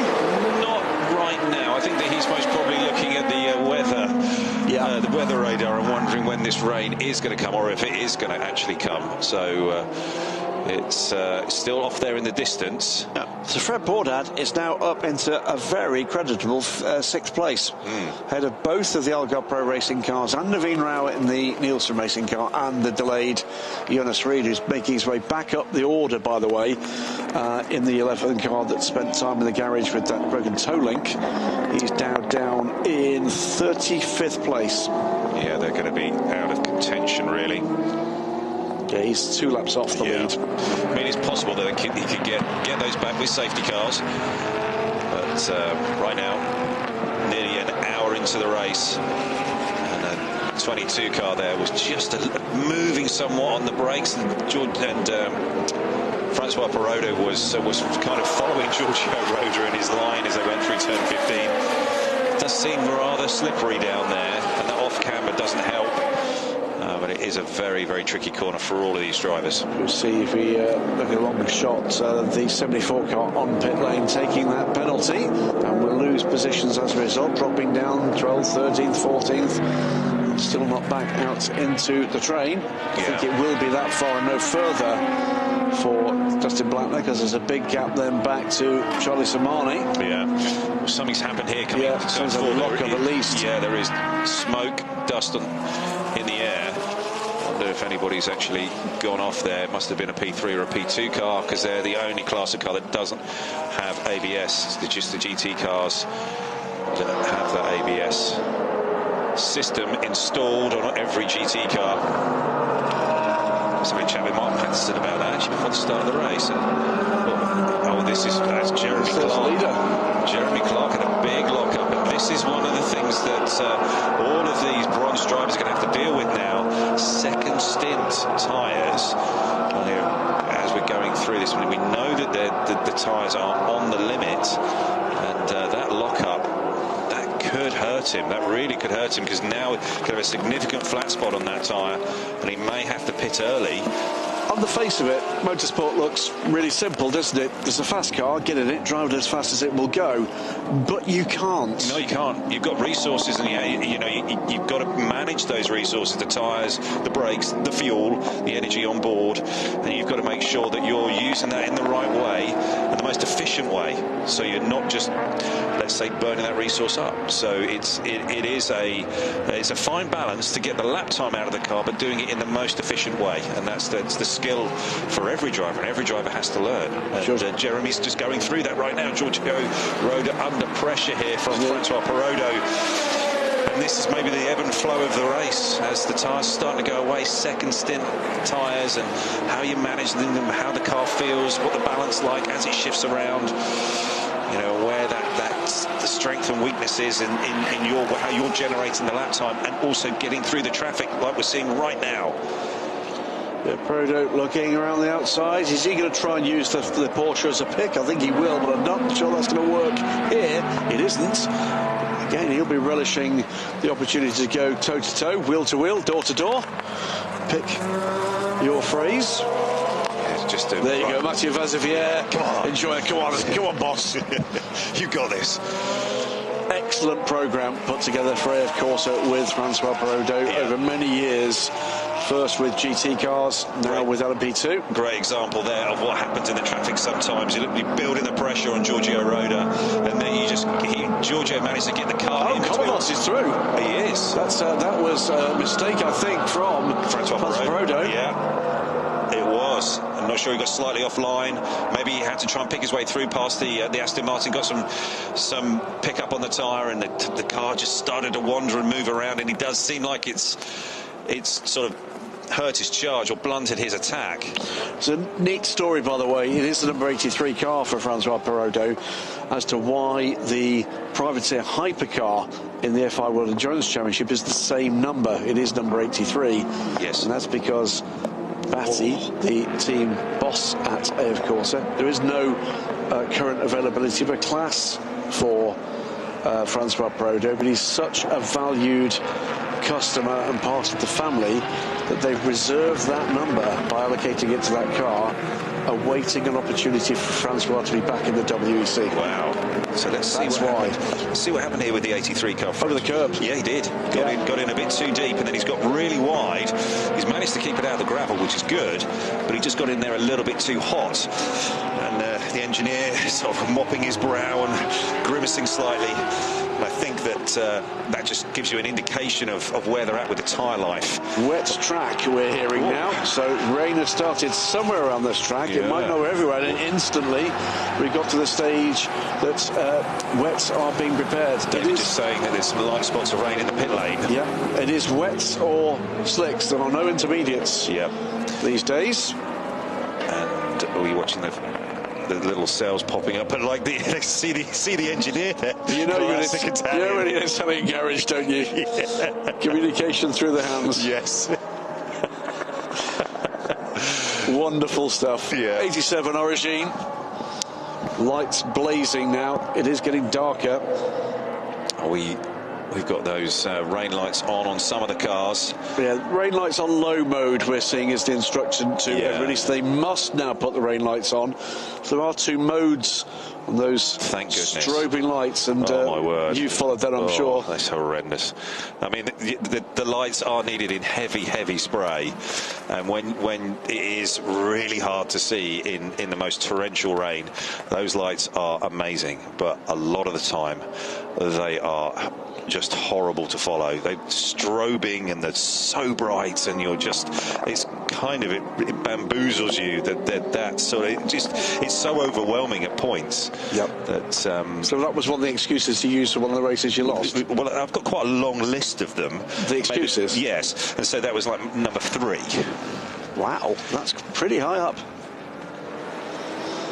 So prototype competition amongst the teams getting ready should these tyres be necessary. Yeah, and I think that's going to be, they won't be throwing the wet tyres at the cars here, because it's going to take quite a lot for them to need them, because there is so much energy in the surface here. Georgios Kolovos having a strong spell here, having got by after that mistake from Francois Perodo, is enjoying this few moments. Now he's started to get onto terms with Giorgio Roda. 16 seconds back, by the way, from Jeremy Clark, who's gathered himself after that moment, that lock-up, and has continued his progress. Yeah, and maybe it's Giorgio is just gone at it very carefully, not using the tyre very much, just really trying to be smooth, slow with his hands, slow with his feet, and just trying to now use the tyre when everyone else has already, used up the resource, and he's trying to capitalise on that and make his car work in these conditions. And certainly he's got himself nicely in contention here. Yeah, indeed. And looking at LMP3, by the way, cracking stuff from Stefan Lambert. He's 30 seconds up the road. And when you can kind of see it once he was past and away from Jans Renaud Müller, that he was going to be able to make it sort of up the road and really start to put a good gap in. But you see a lot of the P2 cars now are sort of quite ginger in the way that they're attacking the corners, and are not really able to generate any way near the level of cornering force that they could at the start of the race when these tyres were fresh. And you're sort of seeing a lot of the P2 cars sort of drifting off the corner. 82 on pit lane here. Well, this is about right, about the hour, just after the hour on fuel. We've only had one short full course yellow. They'll be trying to keep this within their fuel and driver strategies. 65 minutes is the drive time, and that was what one of the teams in the contention yesterday got pinged for. They were only over by 4 seconds. I wonder if that's what we've seen from, I did notice, that was Dustin Blackman, that was the drive-through penalty, wasn't it? Yeah. So we're now into the second hour of this race, and under pressure, the second place car of Giorgio Roda from Georgios Kolovos. So you can see Giorgio is really starting to lose the rear of the car, the way he's sort of drifting and moving and getting away from him as he's trying to put the power down off of turn 2, and now into turn 4. No lockups still nice and clean, but it's how well he can get through and off. And the 3-car, Giorgio Kolovos, just looks like he's got a little bit more purchase there. And that straight drive just looks a little bit better on the 3-car than on the 22. Coming through and off of turn 6. This is the area where that Giorgio Roda was having the... Francois Perrodo was having the problems earlier on. On pit lane, Fred Pordad in the number 30 car. Great stint from him, 6th place overall. Following him down the pit lane, Michael Jensen. We saw those two having their little tussle into and through turn 15 a little while ago. So they're back after their first hour of racing. Out gets Michael. Hops across the garage, bumped into him and his lovely wife at lunch. Yeah, so they've now done their minimum drive time, haven't they? 1.5 hours. Sorry. No, they've not. No, they would have. Oh, excuse me. No, so it's an hour and 3 minutes. Excuse me, yeah. So the Origine Porsche gets away. The very distinctive looking white and light green car, I think I'd call that. It's amazing for actually what is quite a plain livery. It's incredibly effective. Yeah, it is. Comes a 3-car. Beautifully designed. Yeah, it is. The blending and the typography on that car. Number 3 car, Georgios Kolovos, quite the stint there, comes in from 3rd place. And he will be delighted with that, as will the team. Driver change is underway. And we can see that is absolutely Jan Nutet, Dutch driver. We'll see Lons Hurt. Get speed also on pit lane. Yep, Steve Jans out of the car. Tsunami RT. Get a look at that abstract art. Yeah, still slick tyres going on cars. We're not seeing any more spots of rain. No. Not new tyres there. Team from San Marino, or flagged with San Marino, and assisted by Dynamic GT. New tyres going on the AF Corsa car there. Yes. It'd be unusual to sort of see the tyres going on, but not new. That's busy on pit lane now. Of the race. David Anderson's going to have to do some work now. Oh, he is. Yeah, he's going to have to speak to some drivers. He doesn't like to do that. No, he doesn't. He just likes walking up and down. Corsa leaving the pit lane and get speed very close as well. Out comes Jan Nutet, and the second of the APR cars in. This will therefore be Kreitel and Tudis. Jeremy Clark, by the way, in and out, and still leads by 15 seconds. It's been... Yeah, he is. He's we're going to have to add this to the list of very impressive stints, aren't we? Yeah, we are. I mean, he's done extremely well this weekend. Following on from some extraordinary stints in yesterday's race in all 3 classes. We're seeing it again today. One of the joys is to see emerging talent coming. And emerging talent doesn't just have to be a plucky 16 to 17-year-old coming out of karting. It can be somebody who's spent their life doing other things. Yep. So, into the second hour of these 4 hours here at Sepang for the second round of the Asian Le Mans Series. Let's look back at the first hour of this race. Start of the race, it was Giorgio Roda leading from pole position for the second time this weekend. The cars fanned out behind, LMP2, LMP3 in the background, the GT cars. After a great run yesterday from Patrick Byrne, it was a little bit more order restored, a little bit more orderly for the whole field through the tricky turn 1, 2 and 3.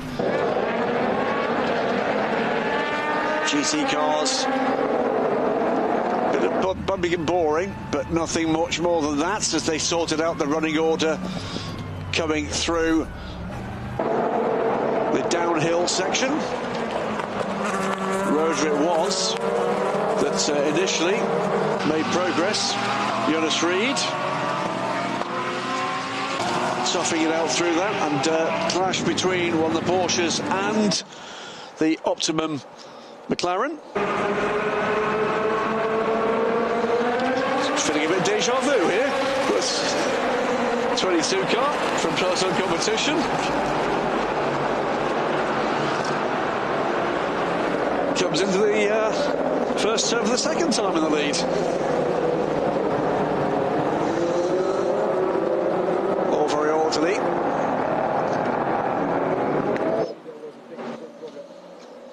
There's the overall classification. I think we've had a machine giving it a bit of a cough. No worries. 50 leads the race in the hands of Jeremy Clark. 33 laps under the wheels of that car. From the 22 car, Proton Competition of Giorgio Roda. Francois Perrodo is right with Giorgio Roda right now for second place, with Alex Malikin very much in the hunt as well, just a couple of seconds behind. In LMP3, Breton Racing Jens Grainer Muller leads the race by dint of being the only car in the lead group that's not yet pitted. But Ultimate Stefan Lemmerett has dominated the first hour of the race. In GT, Kessel Racing's Dustin Blattner leads, but owes a pit stop for the 74 car. AF Corsa's Max Visa will cycle back to the lead as things get back in a more orderly fashion. Get Speed's number 9 in the hands of Antina Bartone, and Arina Tsalikov in the Winward Racing AMG means it's 2 Ferraris at the moment from 2 AMGs, with the Origine Motorsports Porsche running in 5th place, and 3 of the Chinese-entered cars in the top 10. Yep. Giorgio Roda coming down into turn 9. He's withstood the pressure there from Francois Perrodo, and we're just going to see sort of how these two guys go about it. Francois picking a very tight line there off of turn 9, and maybe these tyres are starting to get towards the end of their life, and being caught there by Alexander Malikin, who's coming back towards them, isn't he? But again, we talked, didn't we, about tyre management, and is this what Alex has been up to? Oh, this is the 21. That's not just a lock-up, that's a big problem. It's a puncture. It is a puncture, yeah. I think he's had some contact there with something or someone. And he's lost that left front. Is it just a puncture? I think it is. It's bodywork rubbing.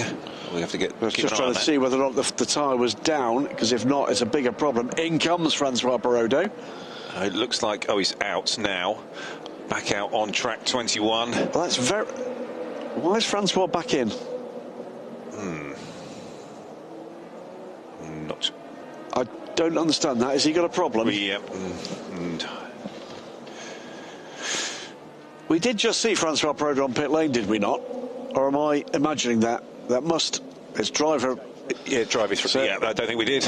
We can't have 51 and 92 battling here. So that is the AF Course and Manthey cars. Well, this will be interesting times, particularly for the Manthey car. Saying from David Addison earlier, Richie Leitz saying that this is very much a rehearsal for the Manthey crew ahead of the FI World Endurance Championship, which gets underway in the new year in Qatar. And Ryan Hardwick will be the bronze driver in one of the 2 Manthey entered Porsches. The other one will be the Iron Dames car, which is right in his wheel tracks. Yep. So all sorts, we said yesterday, or repeated today, of programmes here. Yes, everybody wants to win this race, and yes, everybody wants to win this championship, and yes, they also want to win in GT and in LMP2 the championship and the opportunity to go to the 24 Hours of Le Mans. But beyond that, all sorts of preparation, learning, training underway. Does this driver work with that driver? Do you like this car? Would you like to race that somewhere else? How are you getting on with this particular team? And immediately, by the way, on the tail of the 22 car, Alex Malikin, so he's closed that gap with Francois Perrodo now on pit lane. Big, much better grip there for Alex Malikin. Goes up the inside. He's going to try now the drag race down to turn 15 to put a move on the 22. Can he get to the breaking point first? I'm not sure he can, but again, he has, but is the line the better one? He goes into the pit lane. He does, and maybe that was all part of the plan, but certainly he's done a fine job there, getting the car to the pit lane and getting that car right back in contention. Alex maybe has been learning from looking back at the data, looking at the video, looking at everything that he did yesterday, and just looking to sort of capitalise on that knowledge base and bring the car back in here in a nice spot, 3rd position to come down pit lane. Indeed. It's been pretty steady, hasn't it? Steadily impressive from Alex Malikin, and driver ready to climb aboard that car, so Alex will be getting out. Yeah. Meantime, mixed bag of GT cars, and that is, we said about the two Montai cars being together, and that is a change. That is the 85 Iron Dames car, now in the hands of Sarah Bovey. So Celia Martin out of the car for the time being. Sarah Bovey, the more experienced of the two bronze-ranked drivers here. Yeah, something's happened here, because it wasn't a lap ago that Ryan Hardwick was right on the gearbox of the 51 AF course car. I'm not sure there's been an incident there, but the Iron Dames car has got in front. They were right with him. I don't think he's dropped back that much. It's only a few car lengths, maybe under pressure from the Porsche. Yeah. It might just be that he's had to go to a defence from attack. Number 19, by the way, the Blackthorn Aston Martin, will be getting 10 seconds on its next pit stop. Car currently lapping in 19th in GT. Claude Beauvais at the wheel, and that's because he's at some point caused a collision that we didn't see around the outside. Jan van Utet for the 83 car. And who's aboard the 83? He's jumped in after Francois Perrodo, and these two are going to be going at it now. Yeah, two quick guys. Alessio Rivera, Ferrari factory driver, and Jan van Utet with Edex Sports. And Edex Sports, if you're keeping your eyes on the sports car racing news websites, many available. Daily Sports Cars by far the best. So I've heard. Yeah, I can say that. Let's, before we get into Jan van Utet, pop down David Addison with one of the dominant forces this weekend in LMP3, Stefan Lemeret. Down to you, David.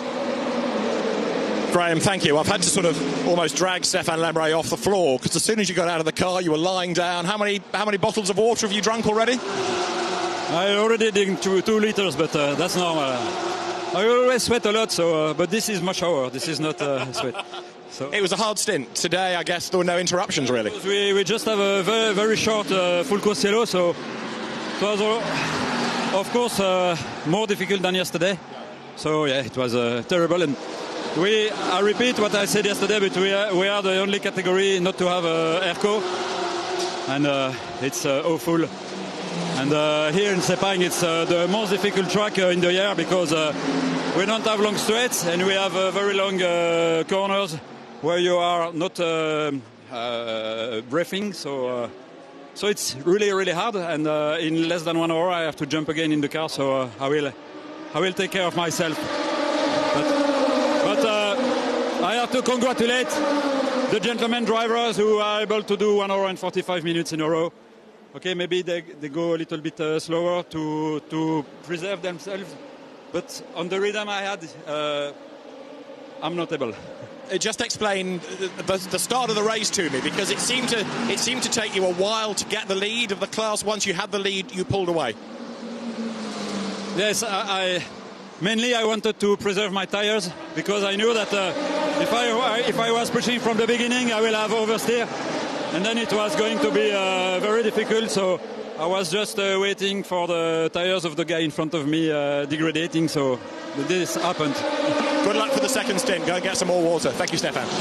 Yep, Stefan Lemeret there, really being smart and using his experience and understanding what it's going to take to compete here and be competitive here at Sepang today. And yeah, certainly the heat is having a big effect not only on the cars and the tyres and the machines, but also on those drivers. And you know, he's being smart and pulling himself, let's say, out of the car to make sure that he can get back in and produce the performance cleanly and clearly and well when he is behind the wheel. And we're just watching here Matt Bell and Ollie Caldwell battling over 8th and 9th. These two are freshly aboard their machines and just trying to work their through the GT traffic, and this will be interesting to see how this works out.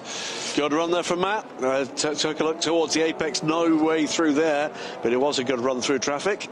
Would just finish the point, by the way, about Stefan Lemeret. He was effectively almost apologising for his performance when he's handed the car over to Vince Valent, and he's 22 seconds ahead. So extraordinary first stint from Stefan Lemeret. The man who wasn't expected to be here, will not have done much of the preparation at this stage of the year for endurance racing, and still, big slide there. Power slide off the corner of the Inter Europol in 4th place, number 34. That's a BWT car. And that's Tim Kresick and Mark Patterson battling this out. And as they come down into turn 15, I wonder if Mark's just going to let him kind of have that spot or not. No, it doesn't seem so. Mark is going to, you know, fight him for it. And this can be another Ironman stint here by Mark Patterson, 72 years old. Wow. And he is in good shape, really fit. I've got antiques in my house that aren't as old as Mark Patterson.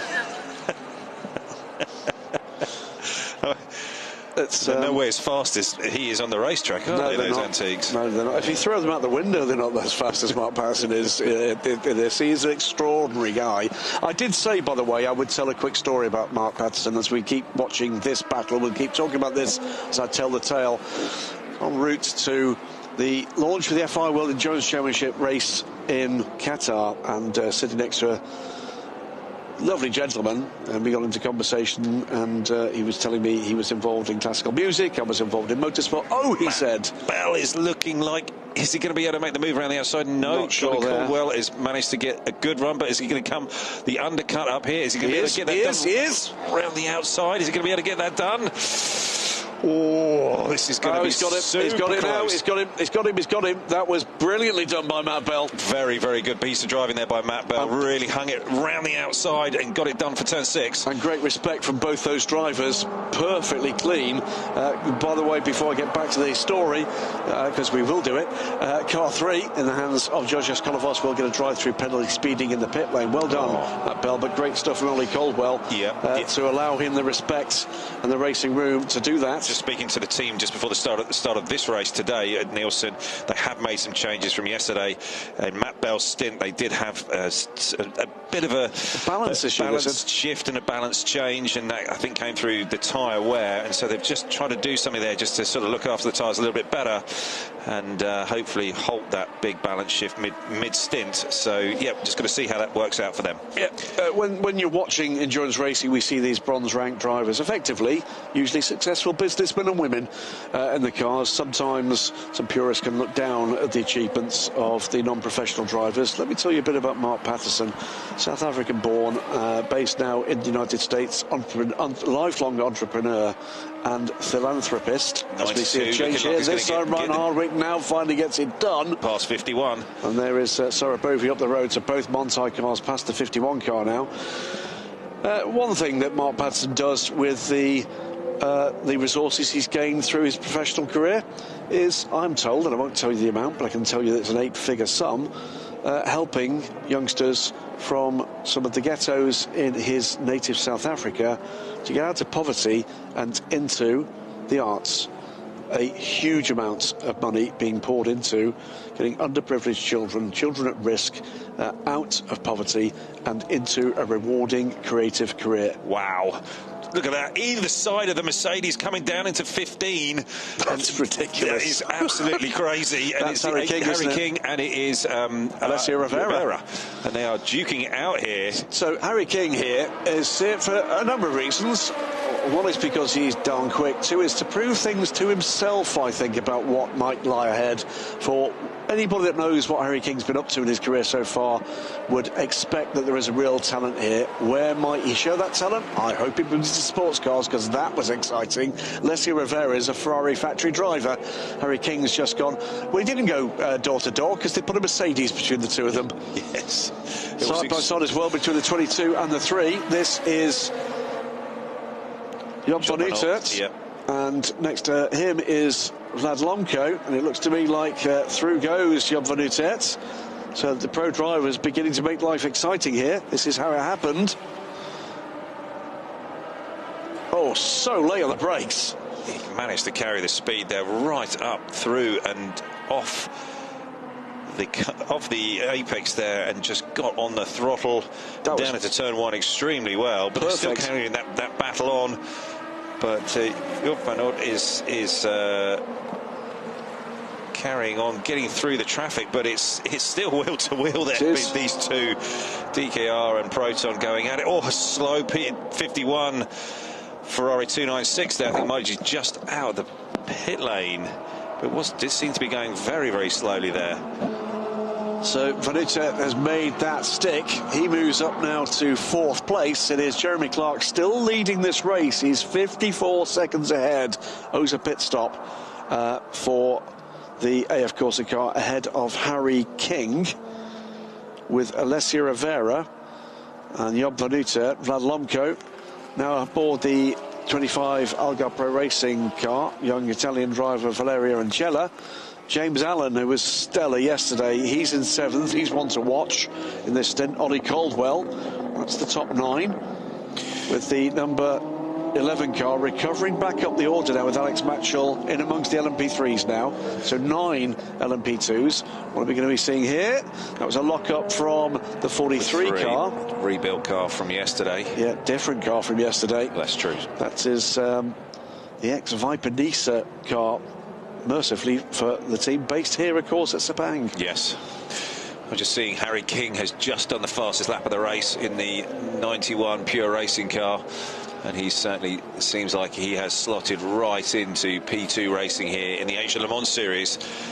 He's doing a fine job, and seeing if he can close down some of that gap to Jeremy Clark, who still is owing us 50 seconds, another pit stop, I think. Yes, he is. Yes. Is that right? That's what it's showing. It's just showing it's done one stop. How has he only done one stop? Well, we are an hour and 24 minutes. It must be absolutely imminent. Yeah, it's got to be any moment. He's going to be coming down pit lane. He must have been doing a little bit of fuel saving, which again is an art. There's something he'll be learning. And in his first weekend. Exactly, extraordinary performance. So Mark Patterson and Tim Kresick here still going at it. And Mark at 3rd position, Tim in 4th, coming down into turn 4. And Mark's just been phenomenal in his abilities here to keep clicking off the laps. So he needs to do an hour and 45 minutes, Mark Patterson, doesn't he, in the as the solo bronze driver in this car, and he is at the moment 20 minutes away from that. Yeah. After which you probably do 15 push-ups and a major bike ride. The two into Europol cars here, and Shaw. I'm going to put my teeth in now. Sasha is a little bit nervous right now. That's the boss here at into Europol, and he's when these two cars were around one another yesterday, they had a bit of a thing about running into one another. Yeah, they did that twice, and there was a further incident for the 34 and a further 2 incidents for the 43. It was a very difficult day for them. Not their finest hour, I'm afraid. That team, the Europol competition squad, have got used to winning and took the IMSA LMP2 title this year, together with PR1 Matterson Motorsport, and came very close to winning the European Le Mans Series 2. They were Le Mans winners in 23 at the Centenary race in LMP2 and finished 2nd last year. That is quite some record for the Polish bakers. Absolutely. Called the Polish bakers, by the way, because Inter Europol, the parent company, is a major commercial bakery in Poland, and they've just come into LMP racing, LMP3 and LMP2, and put themselves right amongst what we term the super teams. Yeah, they've done an exceptional job. Professional race teams that go pro and racing with spec race formulae, which P2 and P3 are, and they have shone. That's a very hard thing to do. Vlad Lomko here is piling the pressure on, and Job van Aert. Job. Imagine he was an oik. Job van Aert. I'm not saying that Job van Aert is an oik. I wouldn't say that unless he wasn't in the room. Lovely guy, by the way. I was going to finish a story about Job. He is with Edex Sport, was with them last year, will carry on this year with them. They get a 2nd car in the European Le Mans Series this year, and across the 2 Edex Sport cars, they will help to prepare the crew for the incoming Genesis Hyundai squad in Hypercar. There is a change, 43 ahead of 49. So just cycling slightly back now, Mark Patterson. He'll be absolutely gutted to cede a single place to a guy who's 50 years younger than him. Yeah, that's just Jeremy Clark there, just locking up as he came down into turn 1 on that lap. He's beginning to lose quite a lot of time here. Yeah, he will be, and he's going to be like sand through your fingers, and the team need to look at that and get him on pit road. Yeah, and I think we're just hearing that from David there, that they are going to be coming into the pits, I think, this time by. That will be Jeremy Clark's time done. And he's done a fine job. Hasn't he? Really fine job. And they've got their silver and platinum drivers still to come. Silver in the manner of Patrick Byrne, and platinum in the hands of Ollie Pla. Yeah, we'll see if Patrick can have a strong run today. He didn't quite get on terms with Giorgio Roda yesterday. He didn't, but it was so disjointed with all of the cautions. Never got a chance to get into the rhythm, does he? Now, No. whilst he is indeed a silver ranked driver, he's not been in a P2 car for a long time, and those safety cars and virtual safety cars just did not allow any kind of rhythm to get to go. It's Mark Patterson off there coming out of turn 15, and it was looking between the 15 of RLR and the high class car of Mark Patterson. They got a little bit wide as they came through 15, and then Mark just carried on going off, and he got sucked onto the grass. Yeah, leader in the pits right now, Jeremy Clark. Harry King takes the lead. Yeah, and he was kind of in the mix there as they all came through turn 15, and Harry was trying to pinch the corner off and almost had the left side tyres on the grass as he got on the throttle to drive off of 15. Here we go, leader on pit lane. Pretty certain that will be Patrick Byrne aboard the car. Side by side now, the RD Motorsport, the RD Limited car, and the 25 from APR, and that is the 25 being taken by James Allen, Valerio Rincella. James Allen goes through. And James will now be head down, very much focused on Vlad Lomko. And that will be as they pass the start-finish line shortly. Where is he? There we are. It is 5th place now for RD Limited. What dramas await? 47 seconds back from Harry King. So that's a number to look for as we get deeper into these stints. Yeah, so 10 seconds off of Vlad Lomko. Let's see how James Allen can work on that gap. He clearly had the car underneath him that he really enjoyed yesterday. It was one of the stints of the race.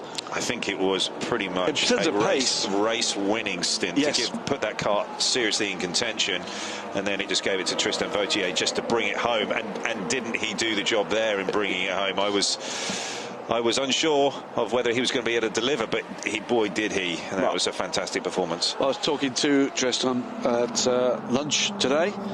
I said, is that a bit of a calling card? What have you got for the rest of the coming season in 2025? He says, well, I hope someone has noticed it, because at the moment I have absolutely nothing. Well, that's one of the beauties of the Asian Le Mans series. And there's the brains trust behind all of this RD Limited. Romain Dumas. He's a proper character. He is. He is. Cheeky chappy. Absolute fighter as well, though. Oh, good grief, yes. Good blimey. Ferocious. The days of the Porsche RS Spider spectacular LMP2 cars were a different era's formula. He had that trademark bobbling of his head in the car. Yeah, I remember it. He came past me a number of times, in that machine. Absolutely on the ragged edge. A great performer. So down towards turn 15, a pair of the LMP. It's the ultimate car, isn't it? Up the inside of the Graf car. The Graf car back out on track. It is. So this is a car that's laps down. Yeah. So Alexander Bekantsov after 27 this was a fuel pressure problem, wasn't it? Yeah. Full course yellow's come out. Now, where have we got the incident? Is it an incident, or is it a bit of a clear up? We've had a couple of issues where a bit of debris might be required. Maybe a little bit of a clear up at this stage of the race. Okay. Well, while we've got yellow flags out, let's get back down to David Addison, busily down pit lane. He has another pit lane interview victim with him. Down to you, David. And this victim, if you like, is one of the heroes of the first hour and a bit, Jeremy Clark. What a stint. Thank you very much. It was hot out there. That's the understatement of the race, I think. I mean, that was a Herculean task. And you don't look that exhausted. Yeah, I got a little left in me. talk us through that stint, because it was really busy to start with and it was long as well, and without too many interruptions. I mean, ironically, we've got one now. You had to push virtually all the way. Yeah, it was almost a double stint all the way through.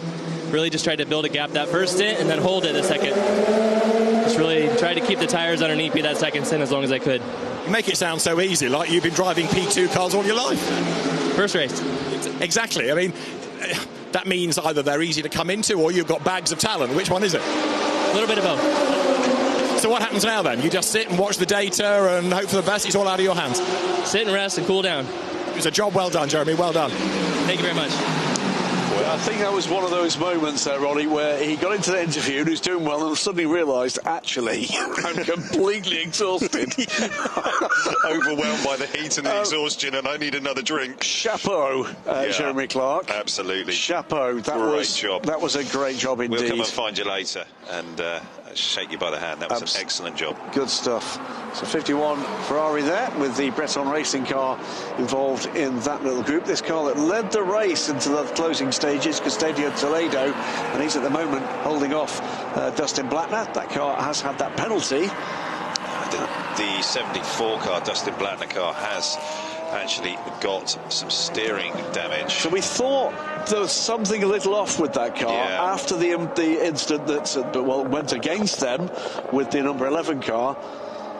So not quite as the maker intended. No, the Breton racing car looks like it's still just trying to get going. 26, and it's causing the 74 some issues. So coming through and off and down into turn 9. And just about to be caught by Harry King in the lead of the race. Yeah, and Harry's now getting after this. I mean, it's 7 seconds now. He's stretched away from the 83 of Rivera. I'm going to call it right now. I've thought this for a while. Whoa. No, call it right now. I thought for a while Harry King looked properly special in Porsches. Yep. This is an extraordinary talent.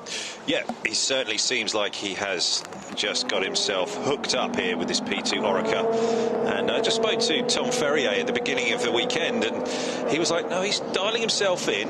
Let's see how he goes. Let's see how he goes under race pressure and in race conditions. Yep. But both times, yesterday and today, he is absolutely delivering. So tip of the hat to Harry King. Well, the yardstick he's got out here is Alessio Rivera. Alessio is a very quick guy indeed. He is a Ferrari factory driver. He's a multiple LMP2 champion as well. Yeah, that's quite some yardstick. It is. Just seeing Rivera come up the inside, whereas we've got Dustin Blattner side by side with the 51 car, and this has been going on for a long time. Got him. And he's got around the outside, and again, that's a trademark thing that's been going on with Dustin over this weekend, is that ability just to lift off the brake and roll the speed across the apex, and he seems to have that feel, which is quite something for someone with such little experience. Indeed. So the fastest lap of the race is the 153.519 from Harry King. It's about not just about single lap pace, though, is it? It's about full stint pace. It's about what you can squeeze out, as you said, of the resources you've got. And he was doing that too. He was so unlucky yesterday. Yeah, he really was. With the fumble on pit lane from the number 16 car ahead of him. Luckless, the AMG driver, I have to say. I don't think the penalty came his way. They were looked at for impeding, but I'm not sure there's anything he could do. He couldn't steer the car. Yeah, but you see the way that Harry's carving the corners here, and the way that he's flowing the speed across. He's confident with where he's placing the car and how much speed he can carry into the corners. And it's always like that. You're just like joining the dots, driving from one point to the next, but you've got to still be working on the absolute limit of the tyre, but not oversliding it. As soon as you start oversliding the tyre, put too much heat into it, you're burning through it, you're scrubbing that little bit off the surface, and you're wearing through, and you're losing the goodness. Whereas if you can hook it up and really flow it, that's when the lap time really comes to you and you feel super confident. The confidence just grows then. And that feeling you have inside the car it really sort of empowers you. And that's exactly where I feel that Harry King is right now. Yep, John Finuchet still fighting away with Vlad Lomko. I'm going to ask you the question here, Ollie. You've been with us with the Age of Le Mans series for a number of seasons now. We have seen some very special talents come into and through this championship. And I'm not saying it reminds me of that talent and the path that talent took, that young man. You remember a young man in the UAE in the days of COVID? Franco Colapinto. Came in with an LMP2 car, and immediately you saw and got the sense that something special there. Yeah, I mean, we were talking to Stuart Cox earlier on in the weekend, and he was still raving about Franco Colapinto and his skill and his ability, and we're now seeing that in Formula One with the Williams car. And you know, who knows what the future's going to hold for Franco and whether he's going to end up full-time in Formula One and he's going to get that opportunity, but clearly he is a very, very quick driver. Harry King, he certainly looks like he is made to measure for these P2 cars. We'll have to see in the future here whether he can actually really deliver and deliver you know, the sort of finish that we saw yesterday, where he can deliver that under the most intense pressure and close out the race. This middle stint, it really is one where it's not exactly a free hit, but it is one where maybe there's a little bit less pressure, and the race can still be turned and you can still have a big influence on the race, but you can't win it. Well, let's make it clear as well, Pure Racing, astonishing performances from them over the last couple of years. Champions, reigning champions here in the Age of Le Mans series in GT, reigning champions in the FI World Endurance Championship in LM GT3, and now here with the brand new Alex Malikin and his team owner Edgar in the LMP2 class of the Age of Le Mans series. They'll carry that programme on with a different service supplier, TLX Motorsport, into Europe. But make no mistake, anybody involved in this, they expect excellence, and that brings pressure. It does, it really does. And you can see by the interviews that were done after their stints in the car, both with Alex Malikin and also with Harry King, you know, that they're very clinical in their analysis of their time in the car, and it's very data driven, and it's like they're all the time sitting there thinking, how can I be better, and how can I be using what I've got underneath me in a more efficient way, in a greater way, in a better way, to get our car further down the road, so it doesn't put so much pressure on the team. Those pit stops, regardless whatever that might well be, they're just trying to make sure they're putting themselves in a better spot, a better position, so that they can then walk away with the victory. And you know, that's what they're building towards. And you can see yesterday they had a great third place, and it's going to be whether they can build on that and have a super strong run to be able to challenge for the victory today. Yeah, talk a lot about what's enjoyable about this astounding sport of sports car racing. And for me, watching the building of talent, watching the building of excellence, it's like any other sport.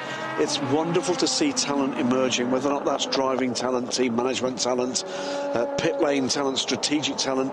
It's a great thing to be in amongst people who do sport with passion and excellence. Absolutely. But we're seeing here, we've got just the 3 DKR car, Jork van Aert, and we've got Vlad Lomko who's just dropping back a little bit. Then you might be able to see just in the background there, we saw just a glimpse of it, the RD Limited car. James Allen is still putting in personal bests in the sector 1. This lap is a personal best for him, and he's now 3 seconds back from Vlad Lomko, which was over 10 seconds only just a number of laps ago. So he is eating into that gap. Yeah, last lap he was fastest of all apart from Harry King, so he's catching everybody other than the leader at the moment. So we did say 47 seconds was the gap to look for to the leader. That gap's going out because Harry King is motoring, but he's catching everybody else. Yeah.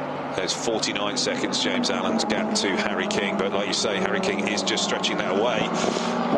Car 23, by the way, is about to get a drive-through penalty. That is the Absolute Racing car for speeding in the pit lane. Not sure which Bennett, but it did say driver Bennett, but that could be either Greg coming in or Carl coming out of the pit lane. So that will be a penalty for the number 23. They are having a better day than yesterday. It doesn't want to take much to have a better day than yesterday. They did 2 laps yesterday? Yeah, it wasn't very far in when there was the side-by-side contact with the car, and then I'm afraid the heavier impact with the Inter-Europol car. This is Patrick Byrne, 9th place, and he's working at the moment the task of catching Ollie Caldwell in the number 20 Algarve Pro Racing car. Matt Bell is ahead of them. Yeah, Matt's Nielsen car is just having a bit of a quieter race than he did yesterday. They're down there in 7th spot, and Matt is working away trying to catch the Algarve Pro Racing car, but they are some 7 seconds up the road. Still some work to be done there. So this is Ollie Caldwell, British driver, came through the Alpine Academy. He's been with Algarve Pro Racing throughout this season. Well, it's Algarve Pro. Let's go down and talk to the Pure Racing crew. Alex Malikin is with David Ellison.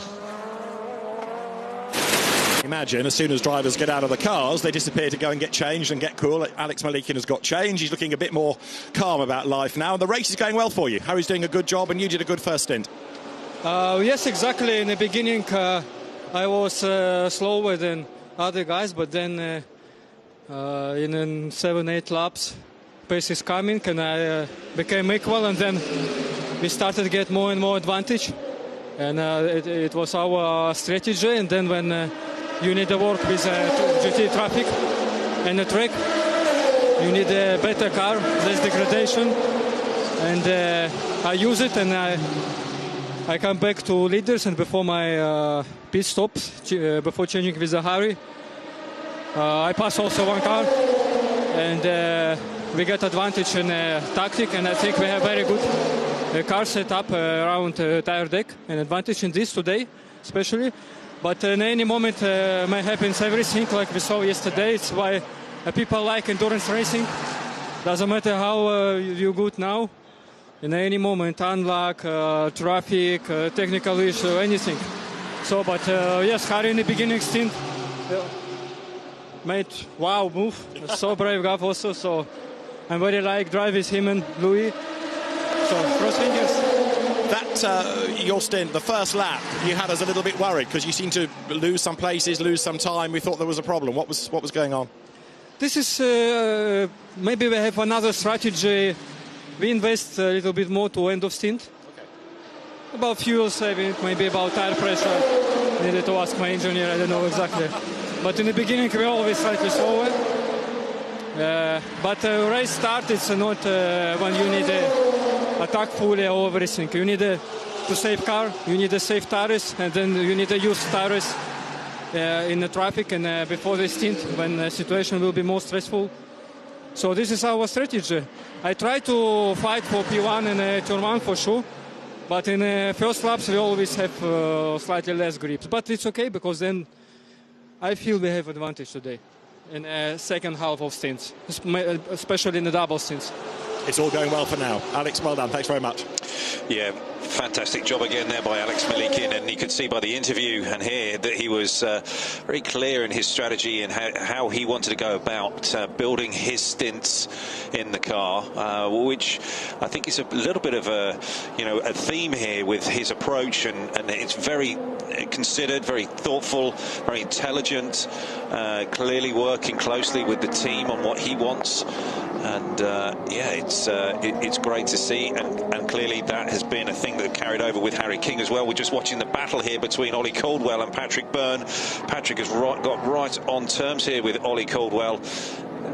Maybe pulling out a little bit too early there. Again, he's still got that porpoising. Yeah, they've got a lot of porpoising. They've had that on this number 50 car all weekend, and it seems to be a bit of a feature, and it's certainly more on that car than we've seen on any other P2 car here. But it is something that happens on a P2 car, that porpoising.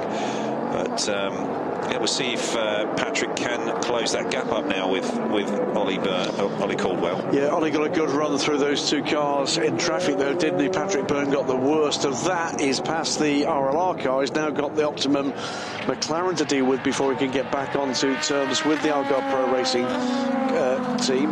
It was an interesting interview in a number of ways, wasn't that, with Alex Malikin? Not least because it's the standards he expects of himself, the standards he expects of the team, the fact that he's placing trust in the technical team around him. And the other point, I think, Ollie, was he talked about this sport of endurance racing. It's technical endurance for the cars. It's physical and psychological endurance for the drivers and the team members. Yeah, it is, completely. You know, that's one of the things about all of these races, whether they're 4 hours, 6 hours, 12 hours, 24 hours. Don't really want to go too far past 24 hours because I think that's quite long enough. But it is definitely all of those things that you have to consider. And certainly here in Sepang, you know, the high-class racing car is this. No, that's fine. It's an hour and 45 minutes. Yeah, just coming down the pit lane, and that is going to be it for Mark Patterson. A fantastic stint again. 72 years old.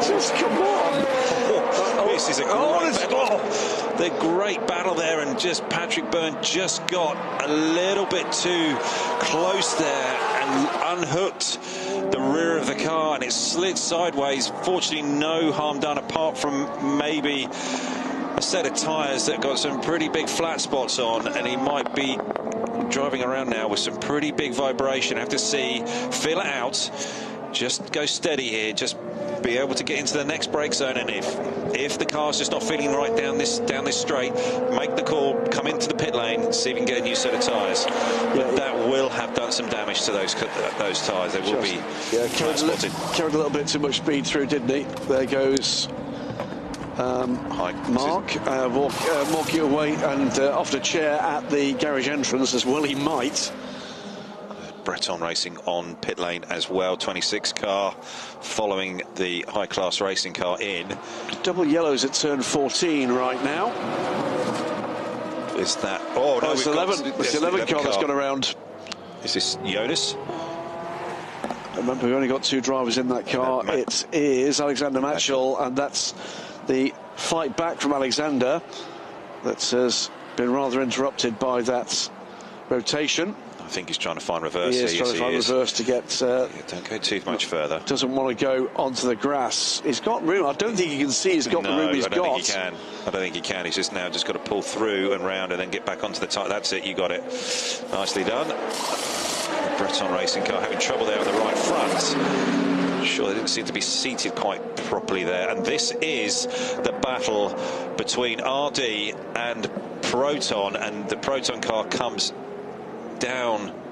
Excuse me, this is the Databricks Matt Bell. That's the Matt Bell car. I was just thinking about the RD car, thinking that is on pit lane. Yes, sorry. James Allen from 5th place, and it is Matt Bell powering down now. He takes 5th place. Getting confused with the liveries and the blue and the reds and the. If only there was somewhere where they could exchange information before the season. You know, we did have a couple of seasons the FI World Endurance Championship, and the cars turned up, and every single factory turned up with a red, black and white car. It's a bit like, you know, wives and girlfriends going to the Christmas party, and everybody's got the same dress from M&S, and it's oh no! Side by side here, AF Corsa and the Pure Racing car, but this is for Harry King to put a lap on the previous leader, let's not forget. Yeah, and this is the mark of how quickly Harry is going, and he's trying to put a lap on Patrick Byrne, and he's done that. Yeah, he would have been, I'm sure, told this is the leader coming, it's to lap you, don't resist this one, let him go. And a good stint here, great stint from Harry. Is, by the way, extending his lead on Alessio Rivera, not very quickly, but steadily, 10th by 10th. It's 12.5 seconds now, Harry King ahead of Alessio Rivera. Yes. That's the 1-2. 30 seconds back, Job Vanutia. Vlad Lomko just a couple of seconds back from the DKR competition car, but that switches around as DKR pit the car. Matt Bell further 20 seconds back, then Ollie Caldwell 40 seconds back from that. So quite large gaps emerging here. In LMP3, it is the ultimate car of Bench Valence, and he has got a big lead. What is that? Well over a minute I think Kevin Rabin in the interior pole number 43 car, they're on a much better day. OLRM Sports' Nick Adcock still in contact as they work through the bronze time for the British team. Ian Aguilera will follow on later. They are sitting in third. Breton Racing have just pitted, dropped down from the overall order as a result, and you can keep an eye on what's going on in the GT ranks. That is the number 10 Montai car and the EBM Aston Martin. GT, by the way, still led by the 28 car Max Visa. Get Speed's number 9 of Anthony Bartone is in second, the Mercedes AMG, and it's a third Mercedes AMG, a second Mercedes AMG, the 81 Winward car of Renat Salikov. He is third. Origin Motorsports Porsche, car that retired yesterday, having a much better day. Beaujuan, my apologies, is aboard that car, the 87 car, and that is a pretty close fought battle. Yeah, we're watching the battle here between Winward, Iron Dames and the Mansai car, and the Breton Racing car is right in the middle of it, and these guys are fighting over the 7th, 8th and 9th in GT, and these guys have been going at it for a little while now, and just over 2 hours to go, and Breton Racing fresh out of the pits. We're seeing APR on pit lane, car number 20, and going for fuel, and it looks like they are going to go for tyres as well. The guys are primed there with the wand, and ready to go with the air gun. Ollie Caldwell it is, and here comes the other Algarve Pro car under pressure from the 22, and that is a lap on Valerio Incella by Vlad Lomko. Lomko going well here. Yeah, he is, and he's managed to get in front of the 3 DKR car as they've come out of the pits. And so we're just still going to wait to see how this is all going to cycle through. There's Stewie Cox. Yeah, I think he might be a little bit disappointed so far with how things have gone. It's not been their sort of stellar, strong run at the front. And that is Matt Vansevier, isn't it? No, it's... Well, the 51 car's been off. Run wide. I'm sure it's got some damage on the left rear. Toledo. Yeah. He's going to be... I think he must have gone off at turn 7. And checking out everything's still on the motor car. Not sure if there's any damage there. Not seeing anything, but they are... They're going to be coming on pit lane shortly. Whether or not we saw him just coming back after a brief off-course moment, or it was just at the end of a big lock-up, but we did see a moment at the end there for Custodio Toledo. Harry King punching through this, extending the lead still, 13.3 seconds now. Is this the incident here? There is the car. It's a big spin. Oh, it's a big spin, yeah. Yeah, it's a spin by himself, was off track, and we saw just him recovering from that. Yeah, it's coming through and off at 7 and 8. Yeah. So, incident involving car 81, Salikov, and car 19, Beauvais. That is the Blackthorn Aston Martin, causing a collision under review. 81 is the third place Winward car. Now, there's already been a penalty assessed to the 19 for causing a collision. We're not sure which way that was because we didn't see the incident. That might be one to watch. There are the top 3. Some substantial gaps there. Harry King has pulled out now over 13 seconds with Proton Competitions. Vlad Lomko third, 30+ seconds back. This is almost side by side. James Allen and Patrick Byrne. Yes. This is for 5th place. Yeah. And yes, we're seeing this battle. James has got himself past Patrick, and he's now getting away. Very dark skies again. I'd just point out to this stage. And the 30 car is finding itself actually a lap down to the pure racing car of Harry King. I'm not sure how that's, whether some very King different is owing us another pit stop. Yeah, I think the 30 car has actually made an extra stop. I think because they took Fred Pordat out of the car, I think the difference, I think, has come here, not to do with necessarily the performance, but it's the choice to take the bronze out. And this is where it might well come back to the 50 car later, because we did see that fantastic, triple stint from Jeremy Clark. His time is done. Fred Pordat's got to get back in that car. Yeah. Pretty certain. Okay. So we'll see how that all unfolds. But it's the 83 car, and that is Alessio Rivera. I think Matt Vax is in that car. Yeah, and that's Rivera. That's Rivera. Yeah, and I think that we are going to be seeing a stop here from Harry King shortly, because these guys are not going to be far off sequence, are they? No. Rivera and King. So Rivera obviously cycles back in the order. That's no drama. This is just a routine pit stop. Yeah. Of course, Italian team under the ownership of the AF, Amato Ferrari. He is here this weekend. Yeah, I saw him after the race yesterday. Yeah. Very happy. Yeah. Lovely guy. Astonishing effort there as the 82 car leaves, the 83 car comes in. Now that is some choreography, isn't it? Nicely done there at AF. Was a gaggle of cars here. Is that Matt Bell still on board the Databricks car going up the inside of the Blackthorn? They've had quite a quiet race, haven't they, Blackthorn? Well, aside from the incident that saw the car penalised for causing a collision, there's another incident under review at the moment. The two Monti cars lapping together still. They've been together throughout their stints. Yeah, Bovey and Hardwick, they're just trying to find their way through the traffic here. Yeah, they've still got the, is that the Winwood car still in front of them? That is the Winwood car. The 6th and 7th, by the way. Yeah. And it's the Winwood racing car. Sergei Stolyarov is right ahead of them. Yeah, Sarah might actually have a run here coming up into 15, helped by the Inter-Europol car, creative with its lines through turn 14. And in comes Harry King. On the spot, nicely done. And he stays aboard.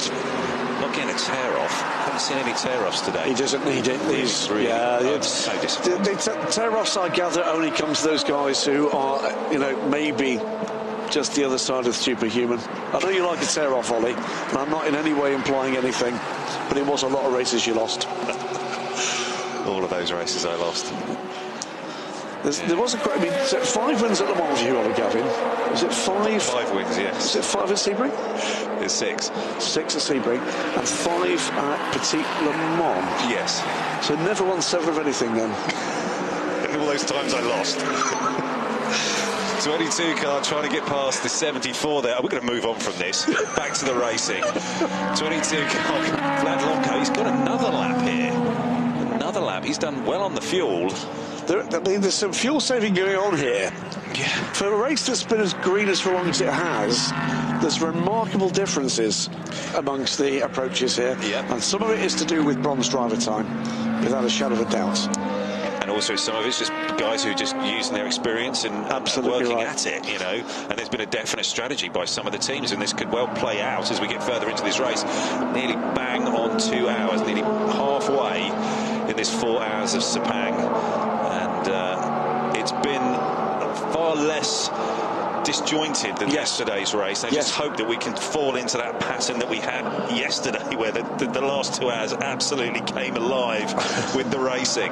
Well, it's strange, isn't it? We did have that disjointed first couple of hours of the race yesterday as these LMP2 cars make their way through. There's Sarah Bovey. She is in 6th place in GT right now as other cars pit around her. Ricardo Pereira has come in on the Manti car that was right behind. Yes. Sarah Bovey. Well, that was actually Ryan Hardwick, wasn't it? Yeah. So they've just swapped over to Ricardo Pereira. Yes. The number 92. So yesterday what we got was a little bit of luck, good and bad, for teams cycling forward and backwards as we lurched from crisis to crisis in the first couple of hours. Didn't really give the big brains of the team the opportunity to do much about stint management did give them the opportunity to think about when to bring cars in. Now, this is an entirely different discipline. This is about, as you said earlier in the race, Oliver Gavin, managing the resources you've got around you. So you're saying I'm right? I'm saying it was a fairly lucky guess. That's there you go. 5 for me. For you. The human resource and the energy that's available with that driver, and we've seen some wildly different efforts there. The tyres and the fuel, and that I think is what we're seeing today. Car 3, by the way, that's the DKR car that's running in 4th place with Jan van Uter aboard at the moment. Full course yellow speed. A penalty for them, 10-second penalty to the next pit stop. Yeah, and that, by the way, as things stand, would drop them back 2 places. Yes. Because right behind Jan van Uter is James Allen, and Patrick Byrne is a further 5 seconds back. This is the battle we're talking about there. As James Allen closing in. Yeah, he's done another fine job, James Allen. I don't think they've quite had the pace that they had yesterday. They're still, I mean, the gap's gone out to like a minute and 10 to, that's to Vlad Lonko. Harry King is some 20 seconds. So it's stabilised somewhat, that sort of 50 seconds, hasn't it? To somewhere around there with James Allen. Sort of 50 seconds, 45 seconds between James Allen and Harry King. Yeah, Rowan Dumat working with his young and inexperienced racing team. Many of these guys and girls, by the way, in that garage, used to some of the off-road sports, the hill climb disciplines, the EV programs that Rowan Dumat's team have been up to. It was such a tricky point on the track, and James Allen was just using his experience there. Knew that he couldn't throw it up the inside of the 92 Manthey car because it easily got pinched off and risked the car. So he just breathed it and then looked to pick his point. He's watching the 28 just come across it under pressure there from the Origine car. Those guys are looking for Bodie. It's the strange thing here is it may well not rain. No. But you've got that worry all the way through. Coming down now towards turn 15 is the lead car, as it has been pretty much throughout this race. Just that early pass by Stefan Lemaret. And Bench Valence is now a minute and 24 seconds ahead. And the next car, by the way, in the order is not a P3 car, but a P2 car. Yeah, these guys have been pretty dominant. But getting back to the weather, I mean, that's something that you can only react to now. You know, it's something that you can't be building into your strategy. It's only if it comes, you've just got to react and be ready and primed with your guys. You know, the wet tyres will be sat there, waiting to go. But it's just not, it's not something you can really build into your strategy at the moment. I mean, it's still sunshine here. Harry King coming through this 7-8 section, coming across some traffic, and that's been one of the things I'm sure that he's been seriously working on and trying to understand. And I did speak to him earlier on the weekend about it, about how he feels he's going to be able to deal with the traffic situation here in the Asian Le Mans Series multi-class racing, being in the fastest class, you know, and understanding how he has to sort of work the lap, pick his points, you know, keep that speed up in a P2 car, because it very much is a momentum car and you really have to carry that speed across the apex. But he seems like he's just absolutely fallen into it and just picked up that rhythm and just run with it. And at the moment, he's doing a fantastic job. Yeah, we've seen Harry in Porsche one-make competition to great effect. In the lead. Yeah, back in the lead. Finished second in both the Porsche Super Cup and Porsche Carrera Deutschland, and that is quite some feat. They are two fierce competitions. Yeah, I mean, if you're finishing up the front or winning any of those championships, it's clear you're a talent. It's clear they're so fiercely competitive, and it's so well supported with some very, very good teams that, you know, if you're running anywhere near the front there, then you have a future in sports car racing. Yeah. Also been doing some GT3 racing. Can't help thinking that his head has been turned by this experience in a very good way. Yeah, I spoke to him at lunchtime and he was all smiles, quietly confident, and looking forward to the challenge of this afternoon. Well, here's, I think, the thing. You look in your sport for talent to come forward and emerge, and it's a joy when you see it. And there's also quite often a national aspect to this, and there's a degree of pride that it's a young British driver finding his way as well, without a shadow of a doubt. You know, Ollie, throughout your career, you've been a standard bearer with the work that you've been doing, particularly with the British Racing Drivers Club, for finding and nurturing young talent.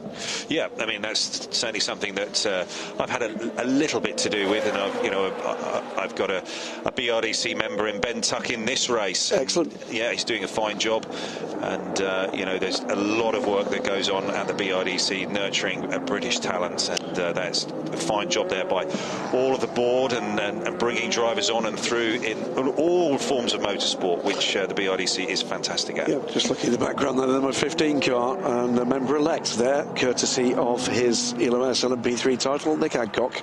Oh, yes. And we should congratulate as well, by the way, the newest associate member of the British Racing Drivers Club. I don't know what she's ever done in motorsport. Fiona Miller. Fiona Miller, yes, absolutely. Fee, congratulations. I'm sure that gave you great joy when that came through the door. Yeah, really wonderful, that is. We miss you in the FI World Endurance Championship. Long time head of communications with the World Championship. She was actually also someone who advised me and worked with me for many years and did my PR. And it's her fault. It is her fault. She was a wonderful advisor and someone with so much knowledge, and I loved working with Fee. She was such a brilliant, sort of grounded lady who had so much experience in the sport, and yeah, always great to chat and catch up with her and understand what she thinks about certain situations. Quite right too. Back to the racing. Number 3 car from DCAR Engineering having a good run here, John Venutet. They have got 10 seconds to add with the penalty on the next pit stop. We have to remember that, and that still risks losing places as we get closer, of course, with every lap to the next pit stop. Yeah, James Allen there, he caught right up to the number 3 car, but didn't quite be able to execute it, so he's just dropped back a little bit here. I think we're going to be going down for a interview here. Well, hopefully it's more cheerful on Terracao after a terrible day yesterday. Much better today. He's with David Addison. Yeah, that's not a reason to be cheerful, but a reason, Antares, to be cheerful is stint finish, no damage, and you've been able to go and have a shower. I had a long and really cold shower in the back of the villa, much necessary. We're having a tough time in the car. But to be honest, we're having a car only because all the boys behind us literally was here till 5 in the morning. We lost the chassis. These guys gave us a new car practically from my test car. We shelled everything. Behind me is the escort, the mascot of the old car, hung and dead as of this morning. Rest in peace. You're saying yesterday the damage to the original car was really bad, so there was no chance of repairing it, you just had to have a spare. Yeah, because the impact was actually, I was fortunate that the car protected me because, the LMP3 driver came sideways and literally cracked my roll cage. So, that kind of puts things in perspective. Again, I wasn't kidding when things are made of tofu. No. Now tell me about that first stint. Okay, yes, it was hot, but it was busy and it was pretty long. How was the race?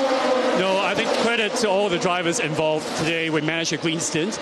Obviously, if I were speaking selfishly, I would rather have a safety car and catch up to the pack, but I'm just glad everyone was more sensible. We just kept it clean. Obviously, there were cars fast in front of us. Happy for them. I need to do a better job of not losing so much. But in the end, also the end, I think we're somewhat between P6 and P8 at this point. I think still a fair bit of work, but very difficult. But I suppose the main thing after yesterday is you want a result, you want some points. Absolutely. Having points, having a good finish. I want something. I want a report card to show all these boys. Good luck. Well done. Thanks, Antares. Great stuff. Antares out, one of the really nice guys of Asian Motorsport. Great to see him again. Had a rotten start to his season last year. Rotten start yesterday, but great to see that he and the Montai crew have gathered themselves.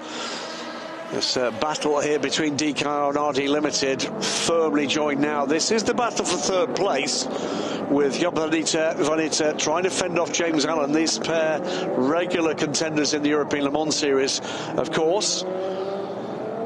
I think we just saw as well the Ultimate car of Ben Valens. I think that was a lap being put on the high-class racing car of Anders Fjordbach, unless that was Anders coming back at him. I think actually that's what it was, unlapping him. Big lock-up there from James Allen. He's carried plenty of speed in and through. A little bit of a rumble across the curbs on exit. Has not lost terribly much time to that.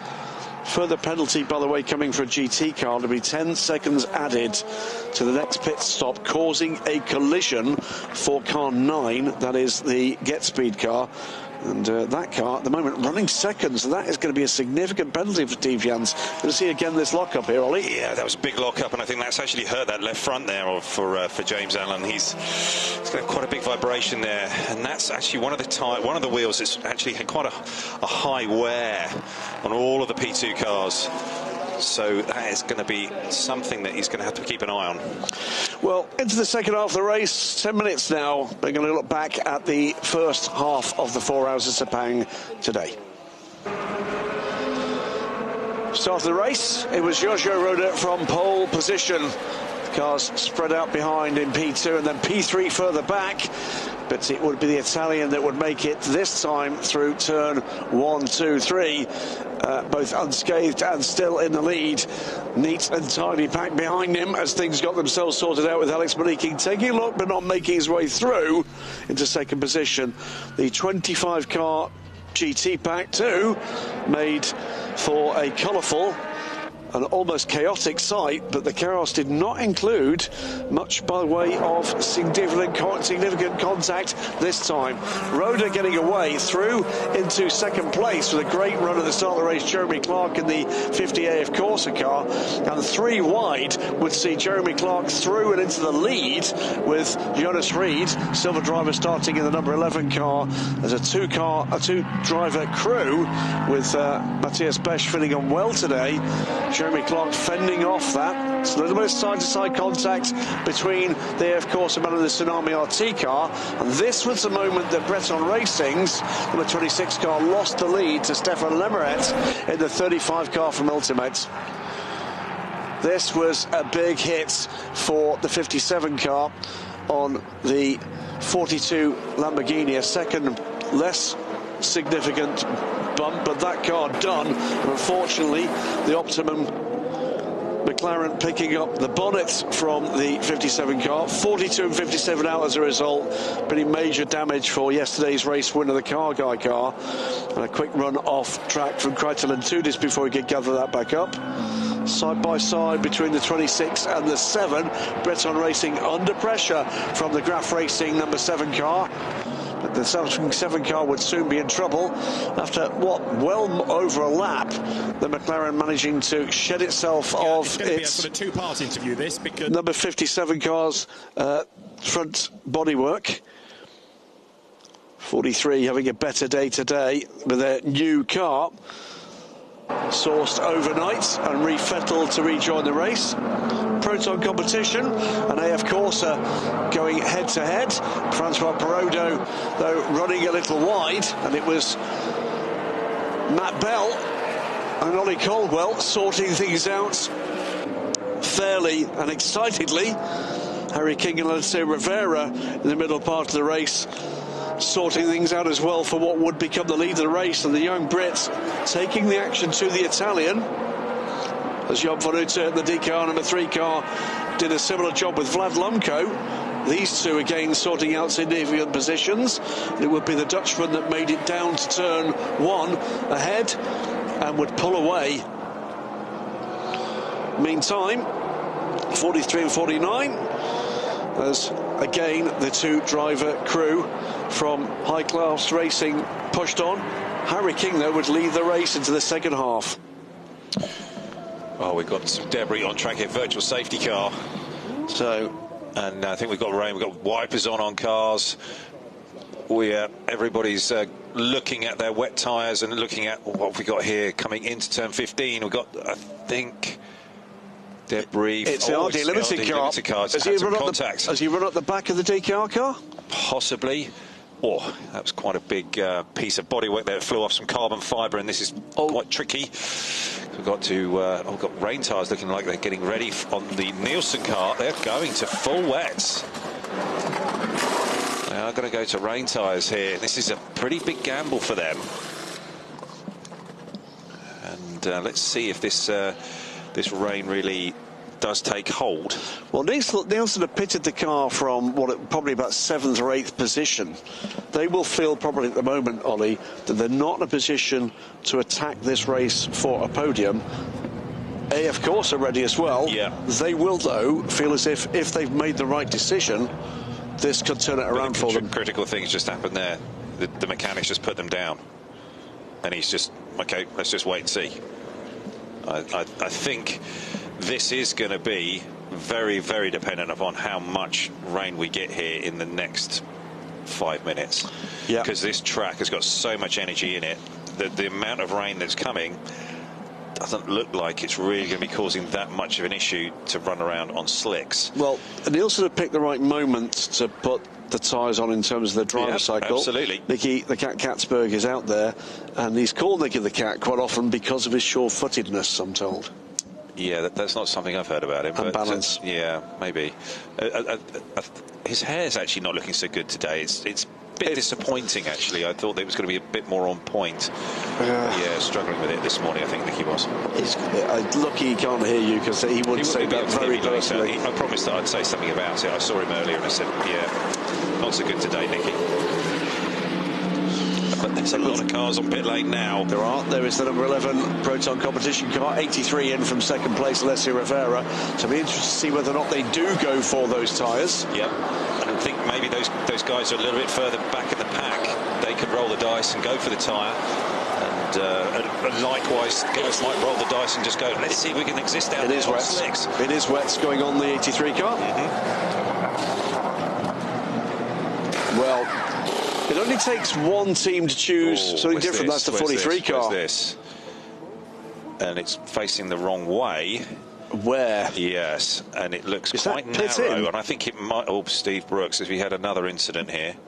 Is that? To me, that looks like he's the wrong side of the barrier, and he's on an access road, and I think that is pit in. I don't know. It's not pit in. No grandstand. No, true. Where is he? Got the wrong side of some gravel here. Where's? I think he's gone for what he thinks is the pit lane, and it isn't.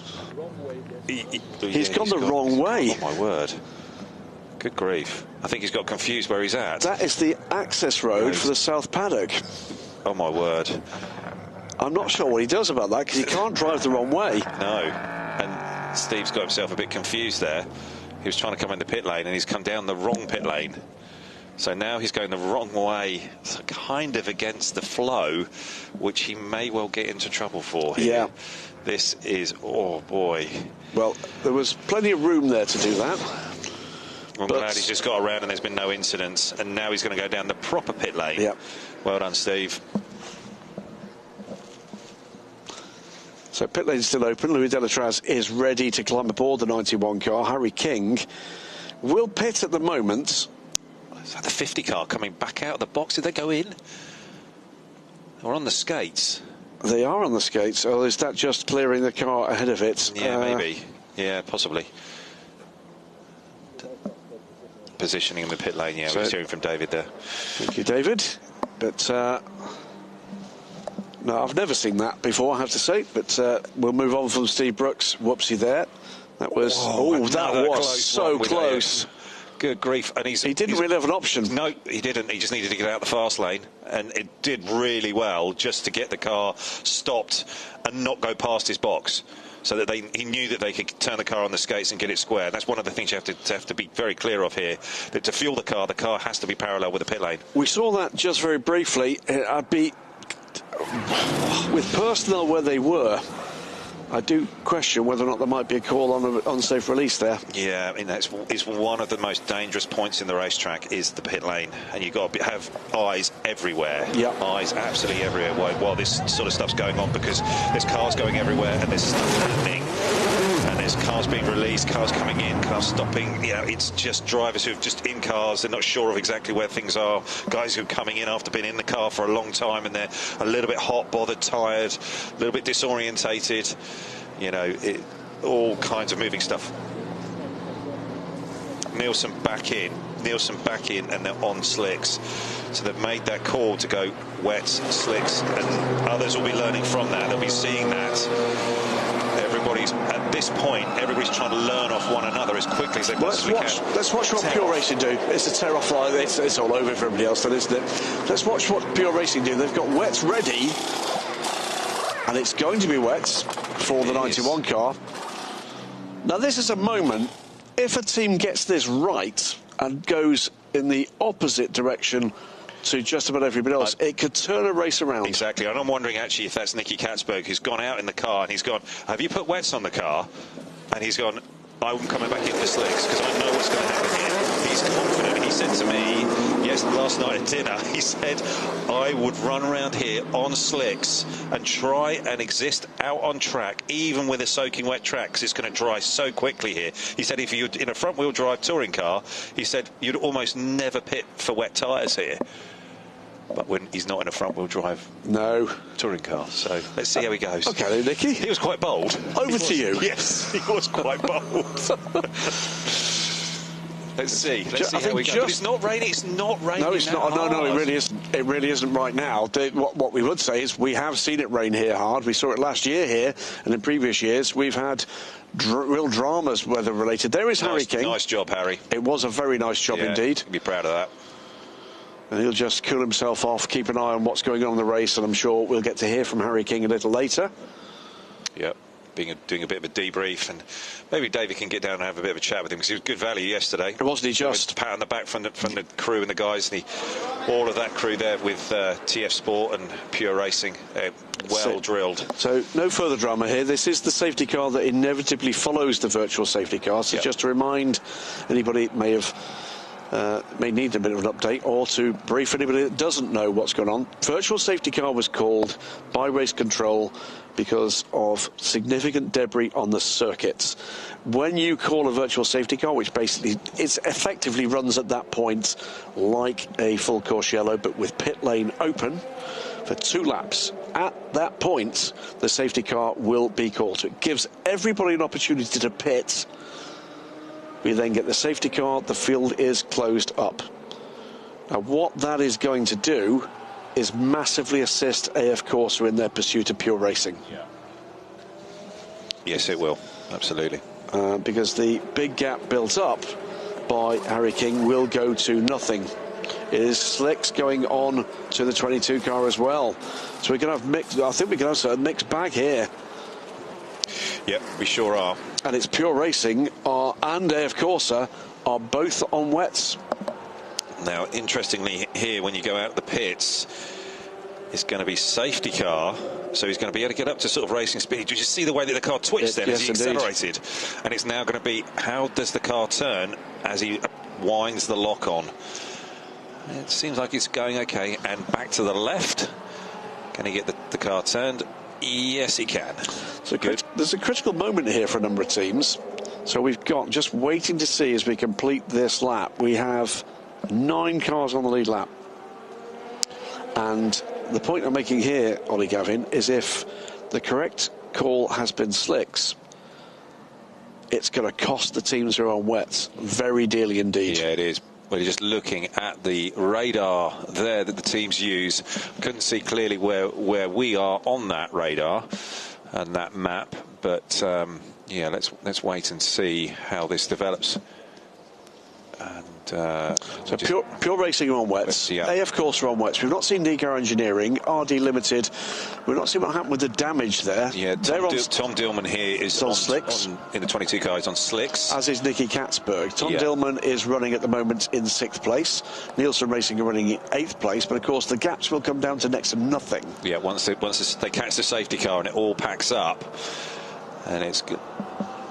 Yeah, and we're just hearing that the rain in the pit lane has stopped, and so yeah, this is going to be really on a toss of a coin, really, on who is on what and where and who this works out for. It's not just about there goes the safety car now. It'd be interesting to see just exactly who they managed to pick up here, and that could be a critical moment as well for some of the class battles.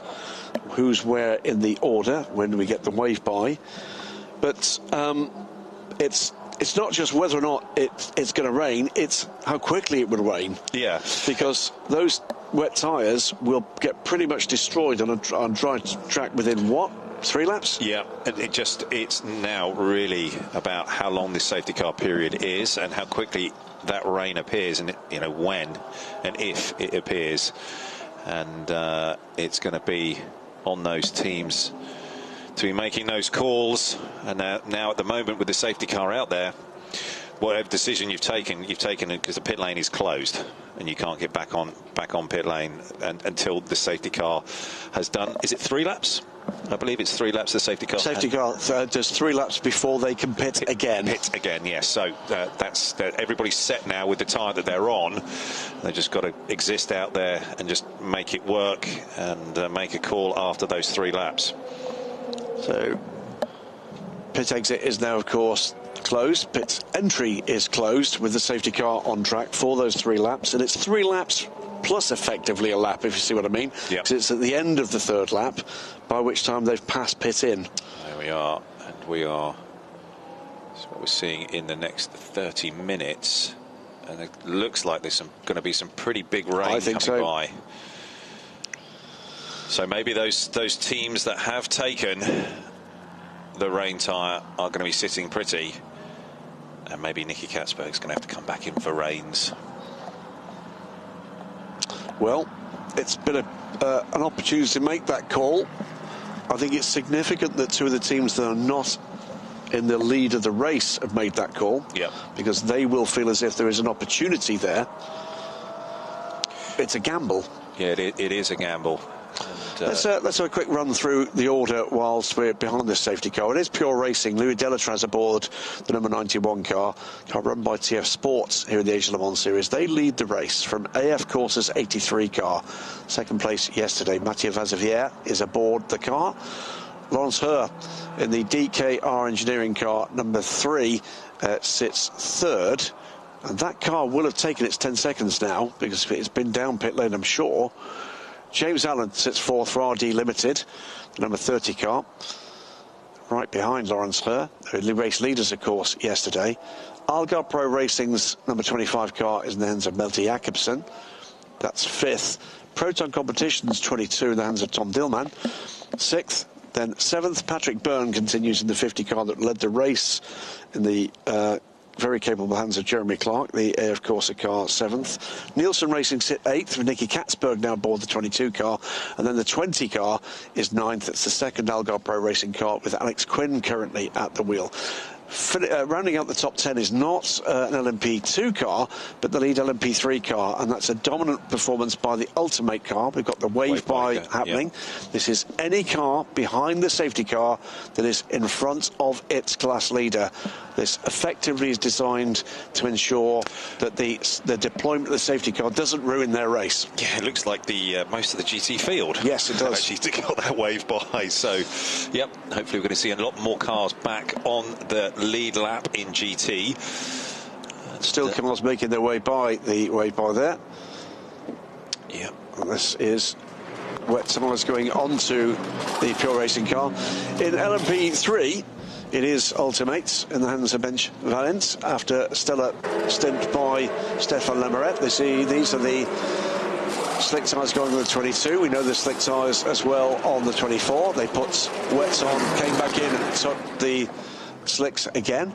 Breton Racing sits 2nd, Dan Skoshtapola in that car, the number 26 car, and that car, well, the time gap doesn't mean anything, but he's a lap down to the class leader, Breton Racing. RRM Sports in Aguilera at the wheel now. They sit 3rd, and High Class Racing's Anders Fjordbach is 4th. AF Corsa's 28's Ferrari in the hands of Manny Franco sits in the lead of the GT class. Head of the Get Speed's number 9, AMG, in the hands of Steve Jans. Hong Li Ye in the Origin Motorsport car, the 87 car, the Porsche, sits 3rd, a much better day for them today. Then Winwood Racing, the 2nd of the AMGs, Gabriele Piana in the 81 car, sits 4th. Another AMG, the number 2 car from Climax Racing, Ralph Aaron aboard that car. Then the Iron Dame, Sarah Bovey, the 2nd of the Porsches, 6th. Montai. Third of the Porsches was Charles Sturm, the reigning WEC LMGT3 champion.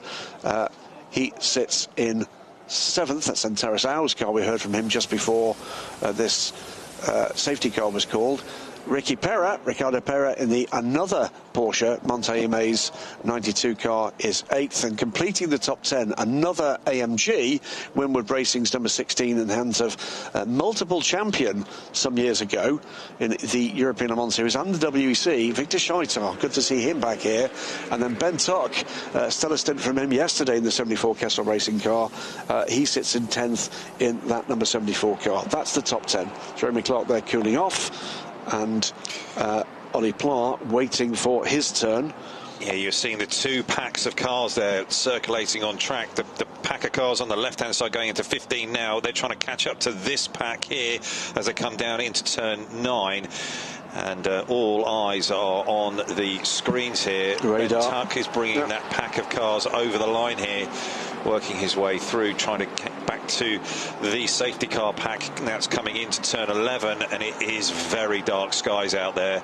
And yeah, we just do not know what's going to happen here, because it is so hit and miss here in Sepang in Malaysia for the weather. On the left side of the screen, nearly blue skies, and when we're looking in that direction, but you look back the other way, and it looks like there's a big storm coming. It's like one of those Christmas board games, isn't it, where you get to throw the dice and pick a card, and the card that we're waiting to be drawn from the pack is weather, and it's whether the weather comes. That is the big question on just about everybody's lips here. Yeah, and it's certainly in that direction. It's very dark. So yeah. Now, spooling back to last year, yep, and we hit a lot of weather, but I think we lost about half an hour at the end of the race. Yeah, we did. Can you remember who the two drivers were leading the race at that point and had that big battle? Mathieu Vaxivière, and it was Louis Delatras, wasn't it? Who's leading the race? Louis Delatras and Mathieu Vaxivière.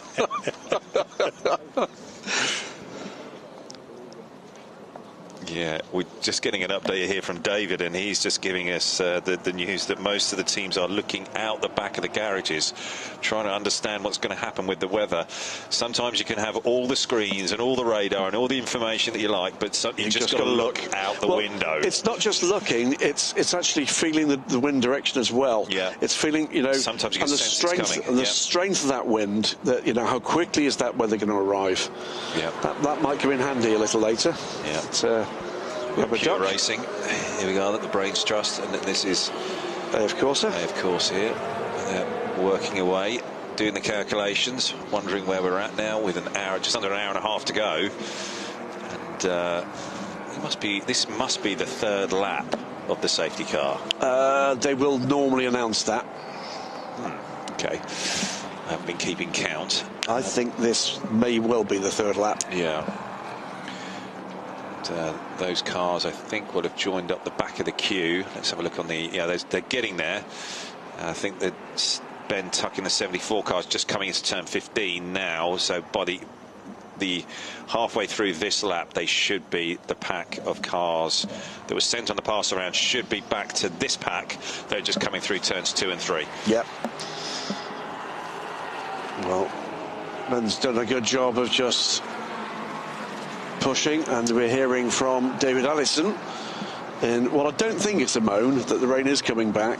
Yeah, and it's a bit heavier this time. His umbrella up. Maybe he has. He's got his polka dot one, I think, with him for this weekend. Do you think he's bought his wellies? Probably not. No. I don't think that fire suit is waterproof either. We're also seeing on some of the cars, some have got their wipers on, some haven't, and that can just be sometimes where the drivers just forgot to turn it off, and others it's sort of, okay, yeah, I just want to keep that going. And here we go, one of the AF course guys, engineers out here just having a good look, having a bit of a feel. It's as basic as that sometimes. Just hand out. That's the engineer from the 83 car. Come on, he's saying rain. They're on rain tyres. Yeah. So utterly Italian. I love it. Brilliant. Absolutely brilliant. You know what, the cocktail of nations in the sports car racing paddock does, it is a joy. It is a joy. Massive respect up and down this this paddock. Brilliant, really brilliant. Let's see what happens here. But at the moment, so what he's doing there is basically, come on, justify the call we made here. The lights are off on the safety car. I think that they are off. The safety car in this lap. Yeah, we're going back racing. Well, wow. Here we go. Yeah, this is it. So watch for the cars equipped with slicks here. This will be dramatic. With the cars that are on wets and the cars that are on slicks, you will be seeing a huge difference in performance. Yep. Massive. It's not wet, is it? No, it is definitely not wet. And I think that they were just trying to get ahead of the weather that is maybe coming now. Maybe it is coming now. Wipers are on. But not on every car. No, but there we go. Louis has got his toe. He can go. Green flags are up. From that position, looks like a night race. There are still raindrops. Tippy-toe stuff here. Drivers are going to be earning their money right now, mainly pros in the cars. And these are guys who will be trying to be smart, but trying not to lose any time, picking their points, trying to pick those high percentage moves. But it's really unknown, the conditions right now. You're feeling everything out. Louis Delatraz powers away in the lead, and Mathieu Vazevier deals with Jonas Reed, laps the number 11 car and sets off in pursuit. Here comes the GT pack, and they'll be tippy-toeing their way through any parts of this track that are going to be proving to be greasy and tricky. Yep. Guys weaving, trying to get the feel of the grip level. 51 on the inside of the Optimum car. It's 3 or 4 wide, everybody giving each other a bit of room here. Is that the Climax car just really up close and personal with the Proton car? Got smacked sideswiped there by the AF Course 51 car. I'd say that's got a puncher. We're just on board here, I think, with the Climax car, just as it might have had that impact. We'll keep an eye on that one. Yeah, we will. Pretty feisty here in the GT class. This is beginning to look as if there's heavier rain at that point in the track. Yeah, but again, some wipers are on, some wipers aren't. And we're not seeing any spray. No. No spray at the moment. And you just got to be, again, you can lose the race at this point, but you can't win it. No. But you can put your car in quite a lot of danger. Now we've got spray. Now we've got spray, so there's proper rain at certain parts of this circuit, but it's bone dry elsewhere. Yeah. Okay, we're just getting reports the temperature is dropping and it's getting a little bit windy, so there's that storm coming. Oh, it's 5 wide there into turn 9, and I'm sure that many cars go in there, and they've all come out the other side. Extraordinary. And they are trying to find their way. The Optimum car, I think that must be on slicks, and he's going off. Just understeered straight off. So no grip whatsoever. Zero. So the rain tyres at the moment look like they are the smart call.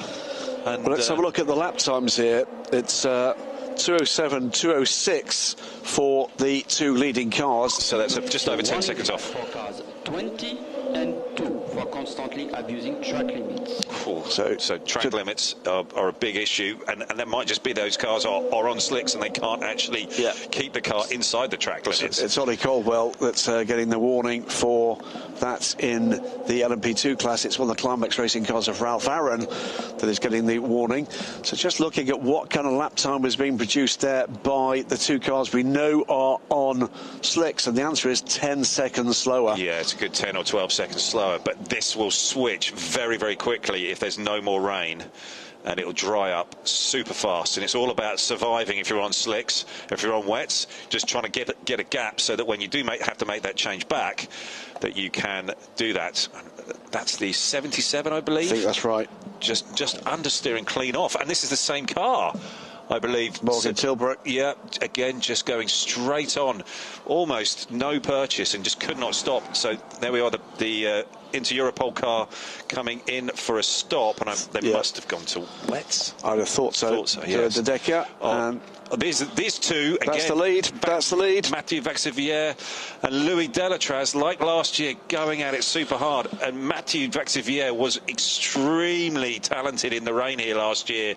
Just but you'll taking so many risks. But you remember, finally, he tipped over the balance. And by the way, they're being caught by Lawrence Herr, both of them, very quickly. Here is Lawrence Herr already with Louis Delatraz. It was Louis Delatraz that picked his way through the carnage last time. Yeah, it was. And Mathieu Vazevier finally found a puddle that he couldn't find grip at all and went off. Yep. It's Lawrence Herr here looking very impressive indeed. He's going to go through into second place. He is very, very strong.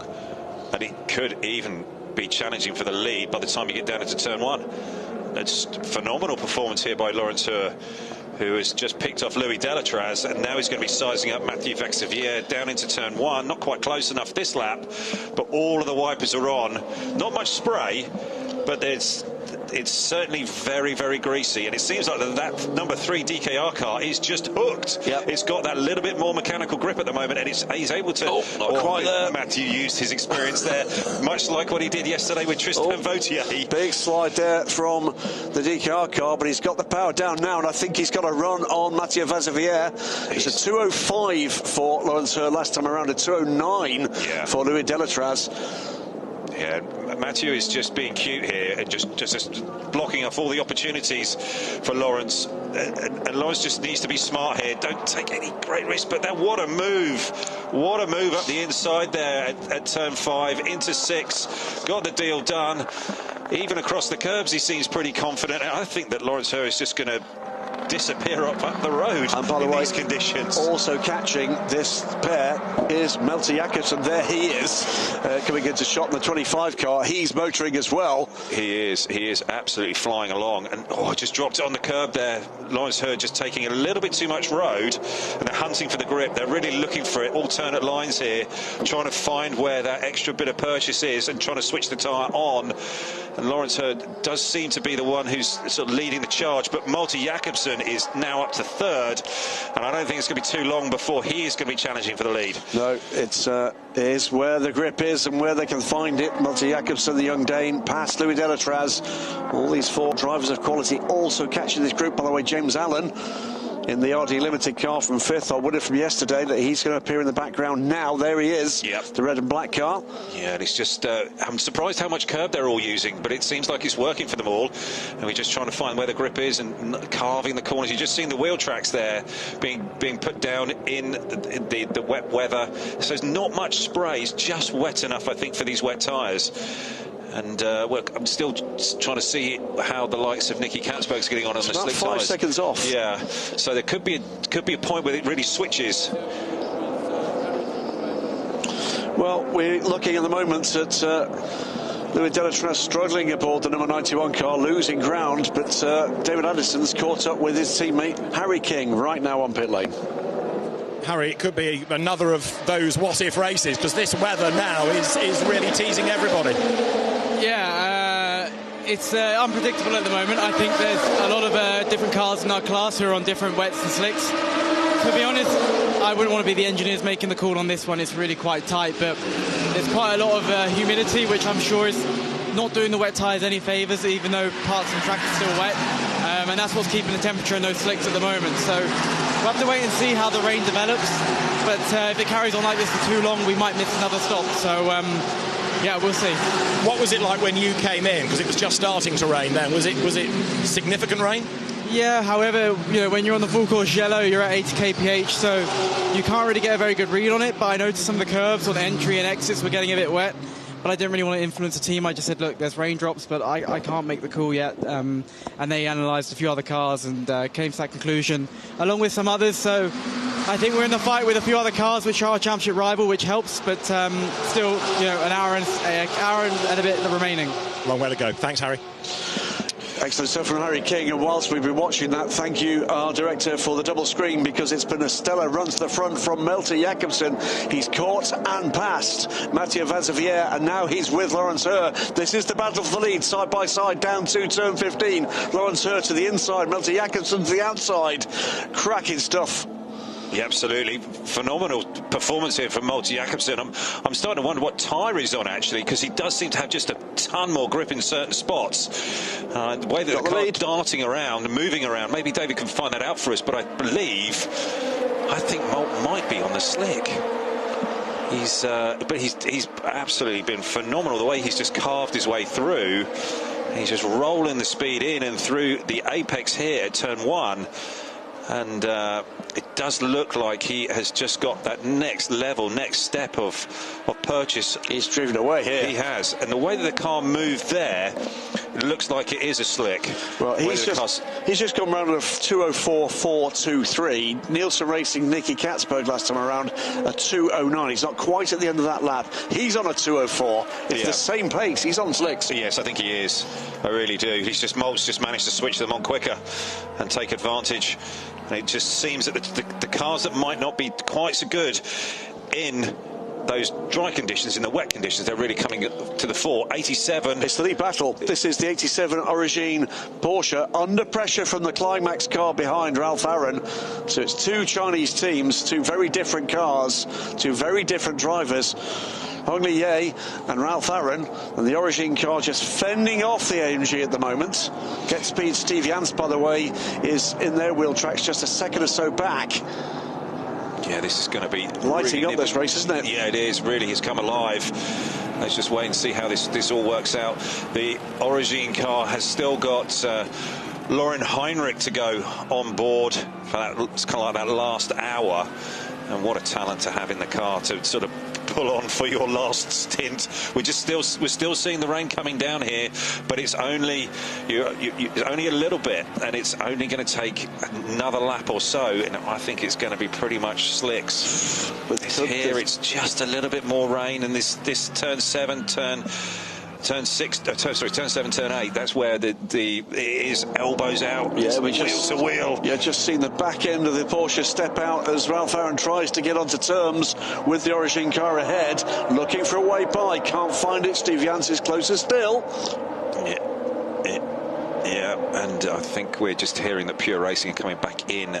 Slicks. For slicks. I think that's going to be the call. Otherwise, they know that they're going to be losing too much. Oh, that was change the lead. That was the Climax car through to the lead, but the Absolute 23 car onto the grass can't get off it with no traction. Yeah, that doesn't look a lot of fun. What we're seeing here, is that Tristan Vautier on board? If that is the RD car, then it should be now. Yes, indeed. No, it's still James Allen. Okay, we're watching here. Oh, that's the hit. It was the 2Cs on the side of Carl Watana Bennett, I think. Yeah, he got turned around, absolutely turned around. So that's going to be a tough one. So this is the chasing pack now. Malte Jakobsen 7.7 seconds ahead. Lawrence Hurst doing a great job, we think, on wet tyres. Ahead of Mathieu Vazevière. Mathieu Vazevier's lost a place to Tom Dillman, and then side by side, Vazevière loses a place again, this time to James Allen. Yeah. So he's just going backwards. Yeah, they're going to have to make the call here, come in for the slicks, and all of those teams look at how the wet tyre there. It's got all of its rubber there ripped up. It's the way that those chunks of rubber, the actual blocks, just overheat and they just start tearing off strips. Well, we know Dillman is definitely on slick tyres, and he should make pretty short work of Lawrence Hurst if he's on those wets. Yeah. And Lawrence Hurst is going to be drifting this car around. But here we go, up the inside, as simple as that. I mean, he just drove by him. And that's the difference between a slick and a wet tyre. Yeah. And in these sort of conditions, it's such a big delta. So Lawrence will coming in the pit lane, I would say, this lap. If he's not, he's going to stick it out. Nope. He's in. He's in. Right, absolutely right. Malte Jakobsen, by the way, it seems like about 3 seconds since I said he was 7.7 seconds up. He's a further 4 seconds away. 11.1 seconds clear of Tom Dillman. But now we've got two cars at the front that are on slick tyres, and two very rapid drivers indeed. Tom Dillman in the 22 car. These are the slick tyres going back on to... These are the slick tyres going onto the 22 car. Yep. So Jakobsen and Dillman definitely on slicks. James Allen, I think, is on slicks. Yeah. Alex Quinn in the Algarve Pro racing car, I suspect, is also on slicks, unless Algarve Pro has split their strategy. And also now got GT cars coming in. Lawrence Hurst on pit lane, going to those slick tyres. Tricky in the pit lane, particularly when you leave the box on these slicks. It can be treacherous.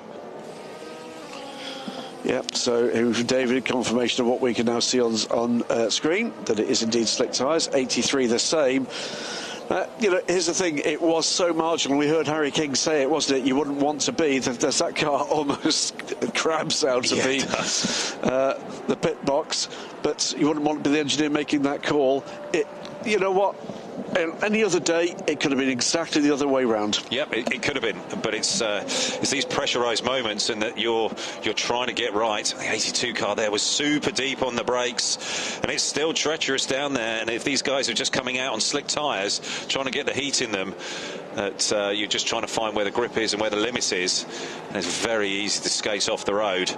A gaggle of GT cars here, yep, and there's the 2Cs car trying to get the temperature in the tyre going right around the outside. That's the battle for 5th place. That's Winwood Racing car, Gabriele Piana and Parker Thompson looking to make up the place. Does look very confident, Parker Thompson, in the 2Cs car. Yeah, he did have that incident though with the Absolute car, which I think is going to 28. I think they just overcooked it there. Yeah, that's one of our front runners from yesterday, the 28 car. But it's a little way down now. Wipers on, and I think this is going to be the battle for the rest of the race here. Then we're going to have these changeable conditions with the wipers on slick tyres, and I think that's the lesson learned here, is that you're going to need to go pretty deep on your slick tyres to try and make it work. We've got the 82 car getting up the inside there of the Manthey car. That's 82 on 10. Yeah, and that is not a battle for position. It's Joel Sturm in the number 10 car, and the 82 car, I think, is a little way down.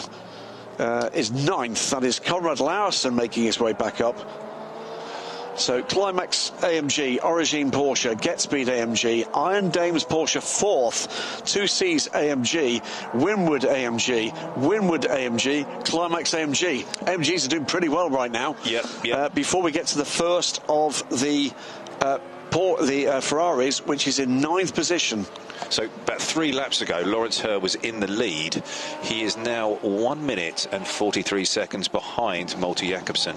Yeah, that's after that is stop a for huge tyres. swing. Huge swing. Well, with a pit stop, remember. 12 seconds for 12 seconds Malte Jakobsen, Tom Dillman, and they're both on slick tyres. But it just goes to show, doesn't it? A massive swing. You make the decision on one particular tyre, and the penalty could be huge. And equally, we saw amongst this heavy rain now, we saw Nielsen Racing making that call for Nicky Katzberg. He came out of the pits 8th. He's now 5th. Yeah. And we may well see another cycle here. We may well see everybody back in for wet tyres. Drivers are earning their money. I'm glad I'm not out there. It is super tricky coming into turn 15. The 14 car, they'd wall and deft it all the way around the outside. It's one of those days you're actually quite pleased with your later career choice. Well, actually I'm sitting next to you, so it's a little bit iffy. It's got its ups and downs. There you go. It has, yeah. Poor old Trudy. Full course yellow, yes. So many ways. 11 car on pit lane. Proton competition with Jonas Reed. Yeah, so they've taken the wets off and they're putting the slicks back on, as there is some debris here. Quite a substantial piece. That mirror. Yeah, it's a mirror. It is a mirror.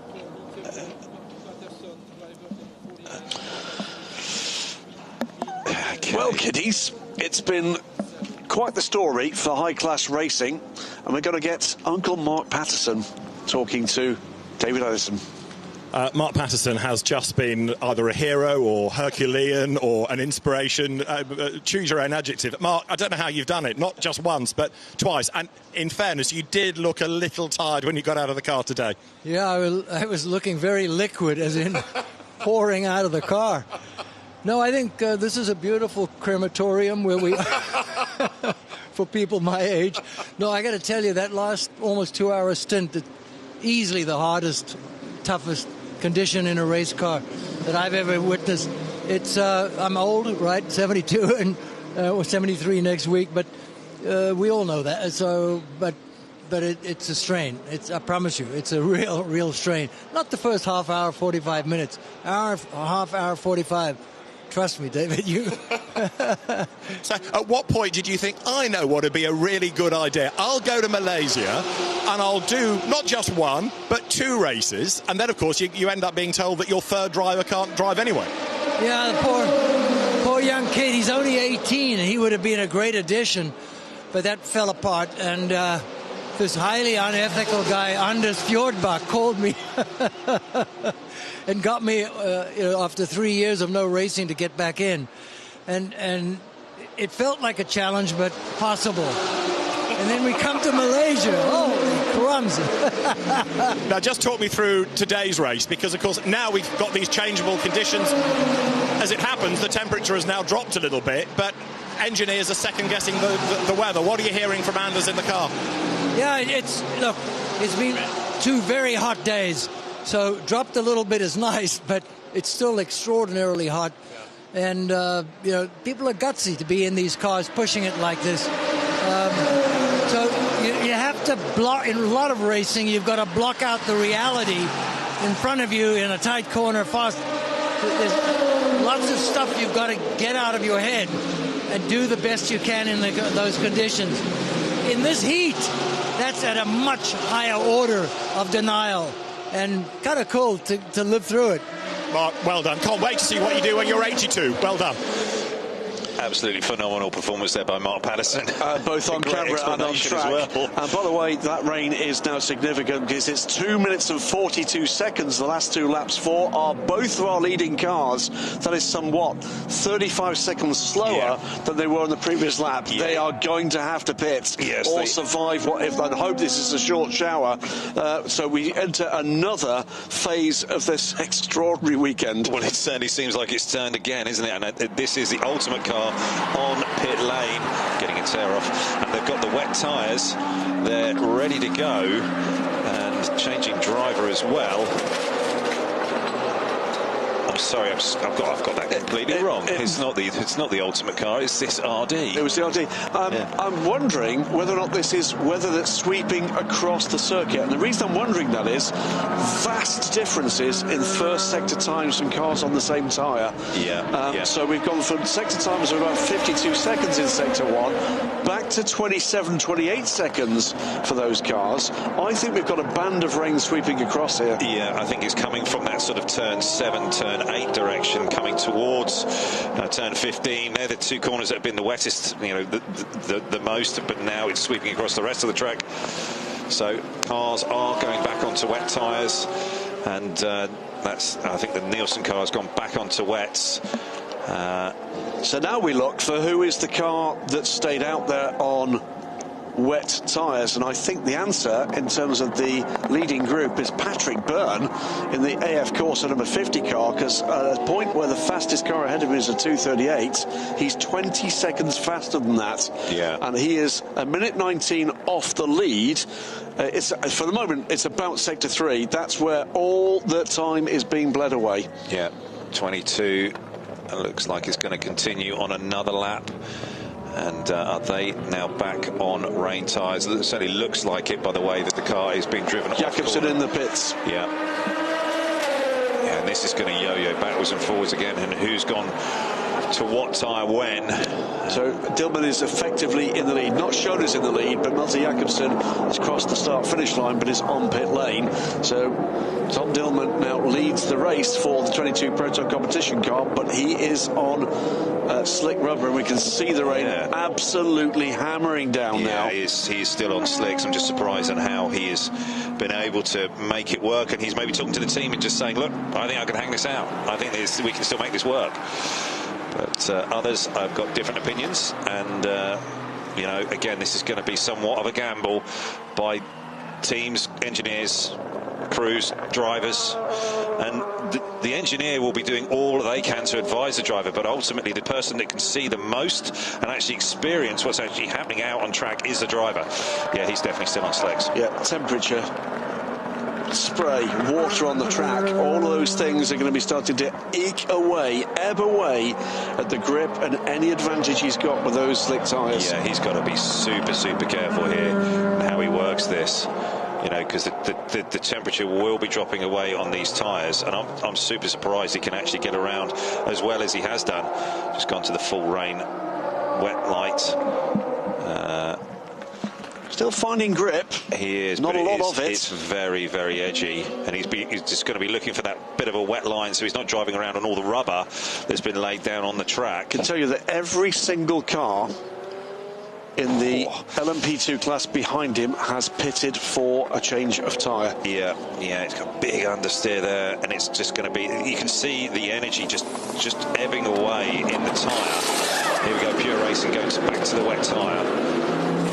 This, making sure it's fully on there. So that's three tyre changes in the last 20 minutes for that team. Is Tom going to pit, or is he going to continue here? I think he's going to pit. He is going to pit. Yeah, down pit lane. He just recognises that the task is just too great, too big a mountain to climb. I have to say, that did not look a stupidly slow lap from him. It didn't. I wonder whether or not he's done exactly the right thing and he's eked out what remained of the grip. Is there anyone else out there that we think is on slick tyres? No, I'm sure they're not P2? now. If you look up and down the towing scoring, every single LMP2 car is either on its flying lap from being out the pits or on an out lap, and there's no one changed to slicks in the current conditions. So I'm pretty certain that Tom Dillman is the last on slicks. He's on pit lane. The 25 is that Molt Jacobsen in the 25 car, who is actually in second place at the moment. So he's coming down from turn 14 to turn 15. He is going to take the lead here. Yeah. It's not going to be a very large lead over Tom Dillman. Tristan Vautier is a further 21 seconds back, and it's quite possible that Dillman will come back by in second place. Here comes Malte Jacobsen through the turn 15. You know what? This is going to be very close. It is, but it's still stationary for Dillman, and that's Molt going by now. Car 34 has right through penalty. Right rear is just a little slow there, I think. Speeding in the pit lane from the Inter-Europol car of Daniel Ali. Yeah, down right rear just doesn't want to go on. It won't sit on the pegs properly. Just time eking away here. That's cost him dearly. Rough one, really rough one. Yeah, you can see the frustration there for the crew member. So Malte Jacobsen, having made that call to go to the wets, he leads the race. Tristan Vautier's powered through into second place. Alex Quinn in the second Algarve Pro racing car is up into third place. Well, from me saying that Stewie and APR weren't having such a great race and a great time here in Sepang, it's all swung around, and just goes to show these 4-hour races can just tip and turn like that, and all of a sudden... Just going to make that note. Ollie wrong on that one. That's the first time. Okay. So, yeah, APR first and third in P2. But increasingly, one of the major strengths of this Algarve Pro Racing team is strategy. Up and down the board, the strategy calls they make, they are low percentage at times, but high reward. Yep. Without a shadow of doubt. He's not very happy. I could translate, but I won't. That is Giorgio Roda, and he's not very happy about something there. Yeah. Whether or not that was decision, whether or not that was the execution. The pit stop, I don't know. Yeah, it's difficult to know without knowing the full story. But yeah, the emotion was pretty high. Well, Tristan Vautier is 23 seconds back for a double win here. Yeah, he is. What a remarkable start to this team's history. And by the way, a team that has not got a place in the European Le Mans Series this year. No, it hasn't. But here comes Molt coming through to complete another lap, and it is very gloomy out there. And it's busy as well. Yeah. He needs to be just careful here. Yeah, because after that car. And it is around making sure that the cars he's approaching have seen him through the spray. Goes by a couple of battling LMP3 cars and an AF Corse Ferrari. Makes his way down the pit straight. Yep. Start lap 84, and he is extending this lead. And this is when you need that bright rear flashing rain light, that piercing red rain light that works so well in these conditions. As this sorts itself out, remember, one of the other things to consider in LMP3 are those pit stop reference times, the 2 long stops. And whilst Matteo Quintarelli leads the race, Anders Fjordbach has opted not to take a long pit stop this time. I think he may have done both of them, and he is catching the leader. It's 1 minute and 42 seconds. It's a long gap, but again, high-class racing. It's working. We have got a safety car called here. That'll be for conditions, I'm sure. Yeah, we'll see. Let's just make sure that there's not been an incident here with something going off. But yeah, it is getting pretty treacherous out there. It's getting pretty gloomy as well. This is the battle, by the way, for second place in LMP3. Well, it'll stay that way now with the safety car being called. Yeah. So while the safety car is being deployed, let's just tell you that Malte Jacobsen leads for the 25 Algarve Pro Racing car. leads Tristan Vautier in the RD Limited number 30. Yesterday's winners, remember, from the second Pro car of Alex Quinn, the number 20 car. Then Tom Dillman, the 22 car, the first of the Proton competition Orekas. And Nicky Katzberg up into a fine 5th place at the moment for the Nielsen Racing 24.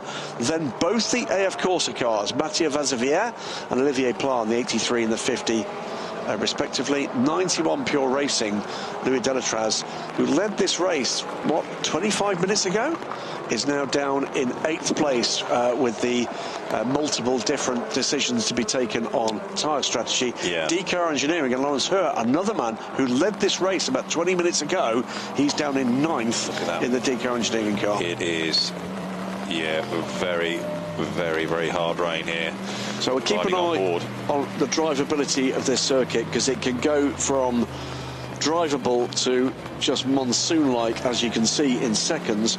Ultimate, the 35 car, leads LMP3 in the hands of young Matteo Quintarelli, our winners from yesterday. Anders Fjordbach sits second for high-class racing. RLRM Sports Ian Aguilera is right in the wheel tracks of the second-place car in 3rd. Yeah, you just saw the car that we're riding on board with here, as it came out of turn 4 and into 5, it ran across a big river of water and it completely aquaplaned. And at this point, you need to be right in the wheel tracks of the car in front. That car needs to be helping you get through all of this water and all of this rain. Do not go into some sort of untouched piece of the racetrack. You need to be following the wheel tracks of the car in front to help you and make sure that you're looking after your car. Yeah. In GT, Winward Racing lead the 4 Hours of Sepang today. Nanzo Gabriele Piana. We're just hearing that there's a lot of spray, and that conditions are so bad there that some drivers can't see the cars. I wonder if we might be close to a red flag here, Ollie. Looking from the in-car that we just saw, I don't think that would be either a surprise or argued with by many. We have still got 53 minutes to run here. Yeah. And we've had a pretty clean race to this stage. Yeah, we were expecting some rain, but we weren't. And lightning as well. Yes. And and that's close too. Yeah. We can hear that just outside our commentary booth. Yeah, I think that we might be seeing. Yeah. And hearing with awful news from pit lane that the waterproof overalls that were ordered for David Allison, didn't arrive. They're here. Oh, in your bag, are they? Yes, I completely forgot to give them to him. Shame. But David confirming that he is. You better put down the polka dot umbrella in these conditions, particularly all that lightning. There's that most descriptive of words, moist. Yes. Yes. But yeah, look at the APR. It's battering it down, isn't it? Pit wall there. The Brains Trust out there. I think David Leach on the left. Yep, he's out there. And I think he's going to be staying out there for a while until the rain stops, as he wants to make the run for it to get back to the garage. So under the safety car, let's just call where this GT battle is, as we are. Winward Racing, as say the AMG leads. Montai, the 10 car that was built overnight here. Yeah. Joel Sturm, our reigning WC champion, sits second. AF Corsa's 28 car, Manny Franco, is third. Elias Seppanen for Climax Racing is fourth in the second of the AMGs. Then the second of the AF Corsa Ferraris is third, the 51, fourth, the 51 car. Sorry, excuse me, fifth, the 51 car. Origine, having led this race, and Lauren Heinrich just climbing aboard the car. The 87 Porsche sits in 6th, and completing the top 10, the Iron Dames sits 7th, the 85 car now in the hands of Michelle Gatting, the Montai run Porsche. Get Speed's number 9, and the 82 AF Corsa Ferrari sits at the top 10. While we're under the safety car, we're going to take a look back for the highlights so far in just over 3 hours here at Sepang. Bright sunshine at 30 degrees plus. Welcome to the start of the race here at Sepang, the second 4-hour race of the weekend for the Asia Le Mans Series opening weekend. And it would be Giorgio Roda in the 22 Proton car that fended off a squabbling pack of P2 cars behind him, with Jeremy Clark trying to do battle with Alex Malikin. The American would make it through and would sit in second place. No major incidents either amongst the 25 GT cars, making a slightly chaotic but colourful display through the turn 1, 2, 3 combination. Jeremy Clark it was, but a little bit of contact with the number 11 car from Proton Competition of Alexander Jonas Reeder, my apologies. This was a change in lead early in the race, with Stefan Lemaret taking yesterday's winning car, the ultimate number 35 car, to the lead. Then a big shunt. Ajita-san in the number 37 car guy, Ferrari, the winner from yesterday, a double hit, and both cars would be out of the race with that contact, and that's the evidence of how damaged that Ferrari was. The bodywork all over the front of the Optimum McLaren. Crichton Tudis managed to get his way into and through the gravel at turn 15 before kicking up debris into the path of the number 91 Porsche. The front bodywork finally leaving the scene. Yeah, it's going to be a sort of two-part interview, this, because there's the clean-up took just a little wee while. Meanwhile, the number 43 car rebuilt, or in fact replaced overnight, dealt with the challenge from the Breton Racing car, either side of an AMG in the battle between the number 91 car of Harry King and Alessio Rivera in the number 83 AF Corsa car, and then there was damage for the RD Limited car that saw all sorts of debris on the start-finish straight. Weather then made its mark, and there was a tricky choice of tyres, and many teams choosing to choose tyres to change tyres once, twice, even 3 times as weather came, went, and then came with a vengeance. And the previous race leading pairing of AF Corsa and Pure Racing soon had to give best that the teams that opted to stay on the slick tyre. Lawrence Hurt dealing quickly with the leading pair, but all too soon it would not be the German driver in the number 3 car, because closing fast was the number 25 Algarve Pro car of Malte Jakobsen, and on the slick tyres he too was absolutely on a tear and soon passed Lawrence Hurt to drive away in the APR car. All sorts of battles with all sorts of tyre choices as the rain came and went. Frustration for teams that had built leads and built gaps over 2.5 hours. The 22 car pushing on, but frustration in the pit lane for Proton Competition, sticking it out on the slick tyres for maybe just a little too long, but problems with a rear wheel saw that car delayed to get out. Conditions getting worse and worse. And as we come back to live, I can tell you the red flag has come out. And that is not a surprise, Ollie Gavin. No, it isn't. And the car's just pulling onto the grid here. Yeah, and it's going to be a little delay here. The clock's going to keep ticking, but you can see the rain falling on the front straight here, and it is pretty nasty conditions. Well, remember, the weather can come very quickly. We've seen that. That's happened. It can go very quickly as well, and it dries extremely quickly. So for the moment, it's going to be the end of on-track action as the cars pull into line astern on the start-finish straight behind the Toyota Supra safety car. Well, Ollie Galvin, that was action-filled. We've not got much action at the moment as the teams just get to grips with the fact that we wait and see whether or not this race will restart. Yeah, we're just seeing a solitary mechanic heading out there to... I think that's one of the marshals. That's one of the pit lane officials just instructing what they can and can't do. Yeah. We'll see that on the screens, I'm sure, very shortly. Yeah, we're just going to... Yeah.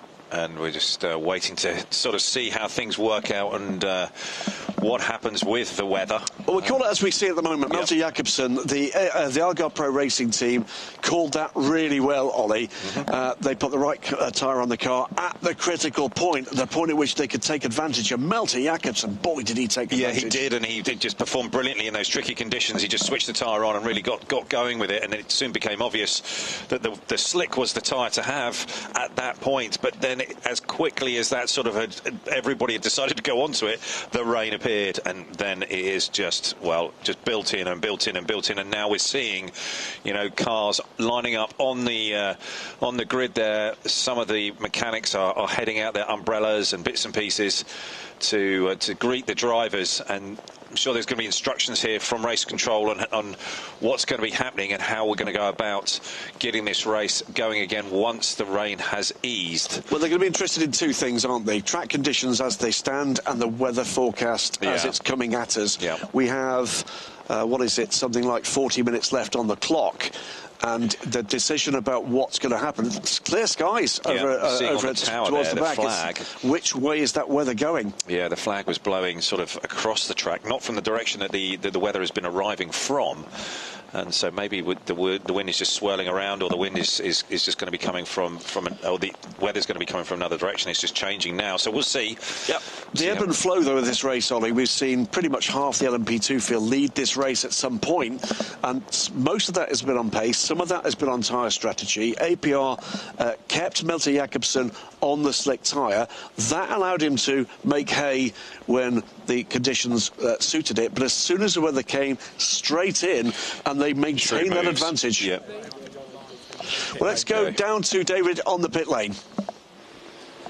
Graham, thank you very much. It is a very wet pit lane, I can promise you. And just to give you an idea, actually things have improved ever so slightly, because a moment or two ago we had lots of wind, we had spray, we had the rain bouncing off the ground. It has eased a little bit, it's a little bit clearer, but cars have got themselves onto the grid, as you were saying. The ACO officials have lined everybody up should there be a restart, and that's all rather dependent on the conditions. The rain is easing. The other element of all of this would be any standing water and how quickly that might dry.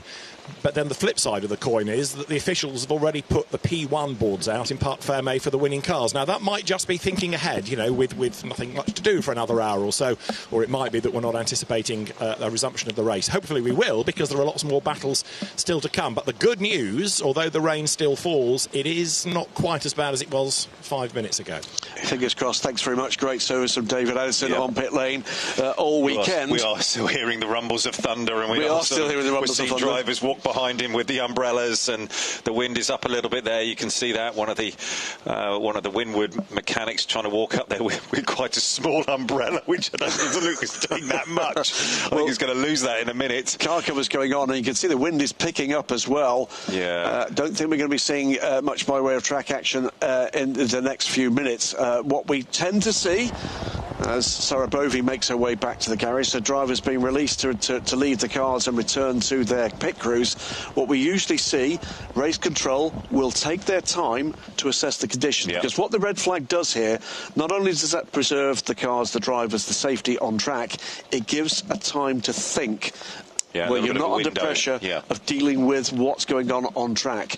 You get an opportunity to look at what the data inputs are giving you, principally things like weather reports. You've got local officials here as well that have got great experience of all sorts of weather conditions here at Sepang. As I say, weather here can be extreme, but it can be very short-lived. But they will know, without a shadow of a doubt, if what we're seeing in terms of the extremity of the weather conditions is going to clear in time to make it worth going back to green flag running.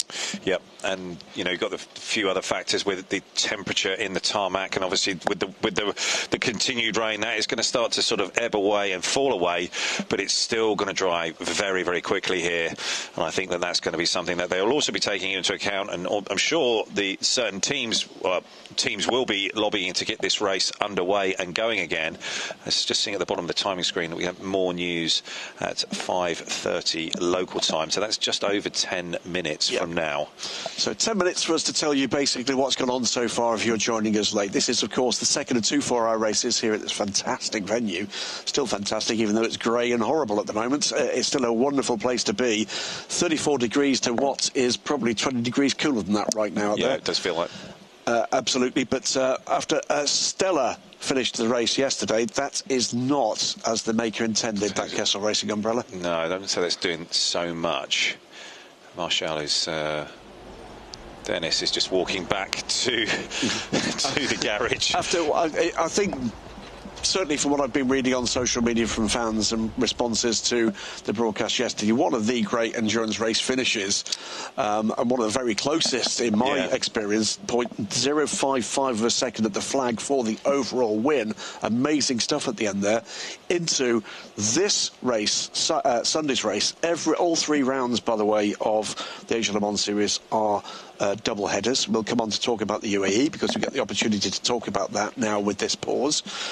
Coming into this race, significantly less interruption at the start of the race. 3 safety cars in the first hour and 40 minutes yesterday. A lot more green flag running, but now we've got the weather. So in these 8 hours of available action, we've had pretty much everything that endurance racing can throw at you, apart from darkness. And in fairness, the rain's doing its best to do that as well. Yeah, and that's one of the things when you come to Sepang, this time of the year, that you are going to have a great chance of these changeable weather conditions. But it's certainly one of those things you have to take into account. I think. Well, Belgians know a lot about the rain. They certainly do. And what David Anderson's done is gone and found a Belgian. He's found Bas Leinders down at Otto Motorsport. Apologies with the weather. We apparently have lost our camera down there. We're not going to hear from Bas Leinders. But we will talk a little bit about... swept away or washed away. Almost certainly we'll see him just sweeping across the track right now. These are the challenges that these conditions throw at you. So let's talk about the UAE. And in particular, the Asian Le Mans Series in particular, sports car racing in general, is gathering support across the world. There's no doubt about it. We're seeing record entries and record crowds all around the world. The UAE, with those 4 races in very short order, if you want a winter break, I think I'll be booking something in the UAE in February. Absolutely. But I think we've just got David back. So I think we're going to head down to the pit lane and have a chat with Bas Leinders. The weather is doing all sorts of things, not only to cars and race control, but also to technology. And you find a Belgian and you can either talk about beer or the weather. It's a bit like being at Spa, Bas Leinders. Yes, it is. Heavy rain at the moment. Difficult to drive now. Quite logical that the race is neutralised. What were you hearing from the drivers in the car, and how quickly was it deteriorating? Because at one point it was teasing you a bit. Wasn't quite wet, wasn't quite dry. Well, I had a German and a British guy in the car, and they were both saying it was drivable at that point. So, they're used to the wet weather, driving on the Nordschleife, driving around Snetterton. So they weren't complaining that much, but I can understand, especially the prototypes, that they struggle a bit more. Now, your drivers have had a bit of a tough time anyway, haven't they? Because yesterday you don't have air conditioning, and I think Morgan Tilbrook had a cool suit that stopped, so it became a hot suit. Yes, it is always a challenge here in Malaysia. Humidity is very high, temperatures are very high. Unfortunately, until now, McLaren doesn't have an AC in the car, but it's almost there. It just needed a wind tunnel test, which wasn't possible before this race.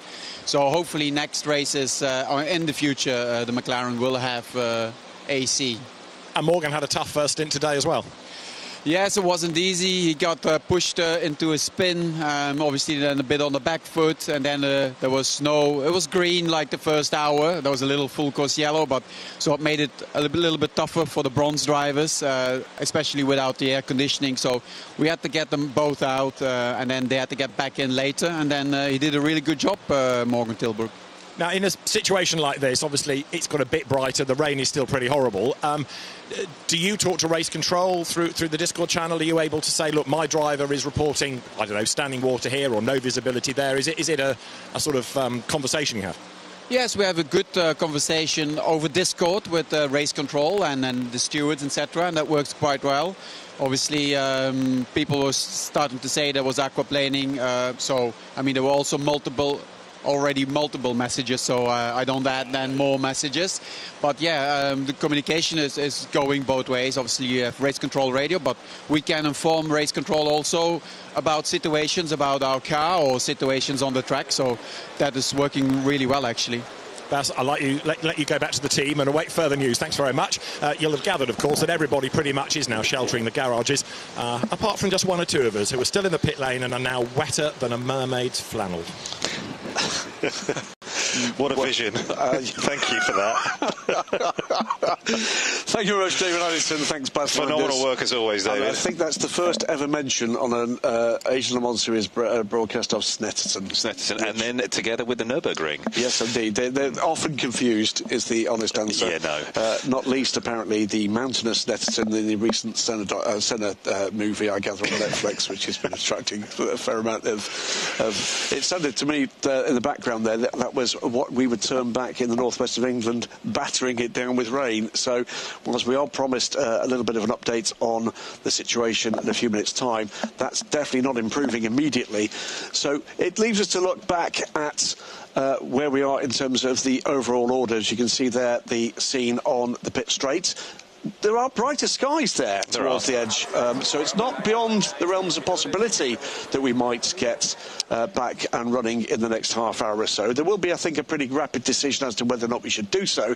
Algarve Pro Racing, though, Ollie, must be feeling pretty good about the situation right now. Yeah, absolutely. They must be feeling very happy with their decisions, and Molt Jacobsen certainly was there. He was on screen just a second ago, and he's certainly, as always, looking so fresh-faced and young and positive about things. It doesn't matter. Doesn't matter actually when you meet Molt. He's always so polite. He actually bumped into us at dinner last night, and he always had time to talk, time to explain about what's happened, a bit of a joke, bit of a laugh, and he's such a pleasant young man to be around. And here's David Leach there, just having a bit of a refreshing drink, let's say, just to. That's Michael Jensen, by the way, to David's left, our right, if you like, the LMP3 champion from Denmark, stepping up into LMP2 here ahead of what we expect we'll see him in the Le Mans entry that he's earned through the European Le Mans Series. But no, they made the right calls at the right time. There is always, of course, an element of luck involved in that, but there's a huge amount of experience as well. Whenever there's a situation like this, where you know that the weather's going to be changeable and it's coming, and you can sort of see it down the road or just over the sort of like say it's building over the hill, that you're like, okay, when's it coming, and then it's just all about in that timing, and some of it is luck, but that's racing for you. Sometimes you get it, sometimes you don't. And we can just only look at Antares Au in the number 10 car, in the Manthey car that's sitting there. Joel Stern, his teammate, is second in GT at the moment, and after such terrible luck yesterday, looks like they've had a nice little stroke of luck and they've got themselves into a decent position. They're second at the moment. This is their overall classification as things stand. Don't worry about the times, because of course the cars will start in line astern, but the positions: 25 Algarve Pro Racing car ahead of the RD Limited number 30. What a weekend they've had. Algarve Pro 2 cars in the top 3 ahead of the 22 Proton Competition, the 24 Nielsen Racing car. Then the 2 AF Corsa cars, Pure Racing, DKR Engineering, had the 9 LMP2 cars that remain pretty much undelayed. Ultimate lead LMP3 from High Class Racing RLRM Sport. Then the delayed number 11 Proton Competition LMP2 car, and Breton Racing set 4th in LMP3. Then we go down the long march down the order in GT. Winward Racing, Manthey and AF Corsa. Going to go down to a hard-working and still moist David Addison. He's got the hard-working and no doubt moist by now James Allen at RD Limited in pit lane now. Well, James is one of these drivers that's probably thinking now, should we carry on or not? Because it's pretty horrible out there, but if it restarts, you might get a win. Yeah, definitely. I mean, Tristan's currently on wets at the moment, which is really good for us. He looked like he was catching the 25, which looked really positive, but I think we really have to wait for the weather to make its decision on what it wants to do, really. I mean, for me, when I was under that, just after that last VSC, it was fine, and the slicks were still working quite well, apart from the start of Sector 3. But now, I mean, you can see the cars out there, they're swimming more than they are driving. It's too dangerous at the moment. And is this a circuit, first of all, that dries quickly, and secondly, does it retain standing water, or does it drain pretty well? I've not been here before. I watched last year, but I have no idea, honestly. I've heard not great things. The drainage is a bit average, and the tarmac does hold a lot of water, and there are rivers, especially around some of the fast corners like turn 5, 6, and it can get very hairy, especially between classes. Even if we don't go racing again, what a weekend. Potentially second place, and yesterday's win. This is almost a fairy tale debut. Yeah, for sure. I mean, it would have been nice to get a second win, but it would certainly take first and second, absolutely. It would be great to leave here with a championship lead. Like I said yesterday, Romain's just brought together a great group of people, and I can't thank him enough for letting me have the opportunity to drive for him. And he's been saying how few people involved in the team have got any experience of, never mind endurance racing, but circuit racing in general. Yeah, that's right. I mean, I'd heard quite a few come from rally. I mean, obviously, Roman has quite a big off-road sort of program going on for him. And I assume that's where a lot of his people come from. But they learned fantastically. They learned really quickly. And now they're all working as a team really well. Now, what have you been hearing from in the car? You know, before the red flag came out, what's being said about the circuit? Just way too dangerous. I mean, for me, I got out when it was still quite dry, and they decided to change to wets for Tristan. So it wasn't really until I got out that I saw the weather, and it was, yeah, I think I made my own decisions from there. But Tristan's not been saying, whoa, this is horrible, or this is undrivable. He's just been getting on with the job. Yeah, I mean, it's scary for every driver, I think. But, yeah, he kept a cool head, and I'm sure if we go racing again, he'll do the same. Excellent. James, either well done or good luck, depending on what we do next. Thanks very much for your time. The thunder is still rumbling. The rain is still falling. It's arguably brighter, but that is a fairly subjective point of view. And the clock ticks on down. We're sort of into the notional last half hour of the race. We are, and a further delay to more news now at 17:45. Our local time is? It is 5:30 or 17:30 here, local time. So that's sort of being pushed back further, and still thunder playing outside. Looks to me as if the rain has stopped on pit lane. It is no way as heavy as it was, and we certainly can't see the rain falling on the tarmac, which we could before. And there's water it seems like it's sort of dissipating and starting to move off the track. So, you know, let's see. It's not a foregone conclusion. No, it's not. And what we would say is, if they do decide to get this race running again, just to explain what will have to happen, it will have to restart under a safety car. Yeah. It will be only 15 minutes remaining if we've got 15 minutes before the decision is taken again. It's not going to be a long run to the flag should they decide to do it. So the window of opportunity to make that decision is probably about another 10 minutes. Yes, it is. Yeah, we can just see the water still, the rain still falling. There is still certainly the build-up of standing water is there. We've still got the safety car at the front of the field with its wipers on. But people are standing out sort of in the rain, and we've got teams here just trying to listen in and understand what's going on. This is down at APR. Yeah, Sam Cox on the left there. David Leach. The part of the husband and wife team that owns and runs their technical director, David Leach, who's been the strategic brains behind all of what happens. Oh, and there's Latore there in the background in the white T-shirt, the owner of the Revere coffee brand that's on this side of this car, and he's been part of the European Le Mans Series this year. He's a new partner with APR this weekend, I believe. He is indeed. Yeah, so I think, but from what I understood, he's actually looking to invest into the team. Oh, that's big good news. I mean, it is, you know, as I say, a very family-run affair. Been with the Asian Le Mans Series for an awfully long time, certainly since my involvement with it back in about 2014, 2015, and have been phenomenally successful in this series. I think 4 overall titles now under various guises.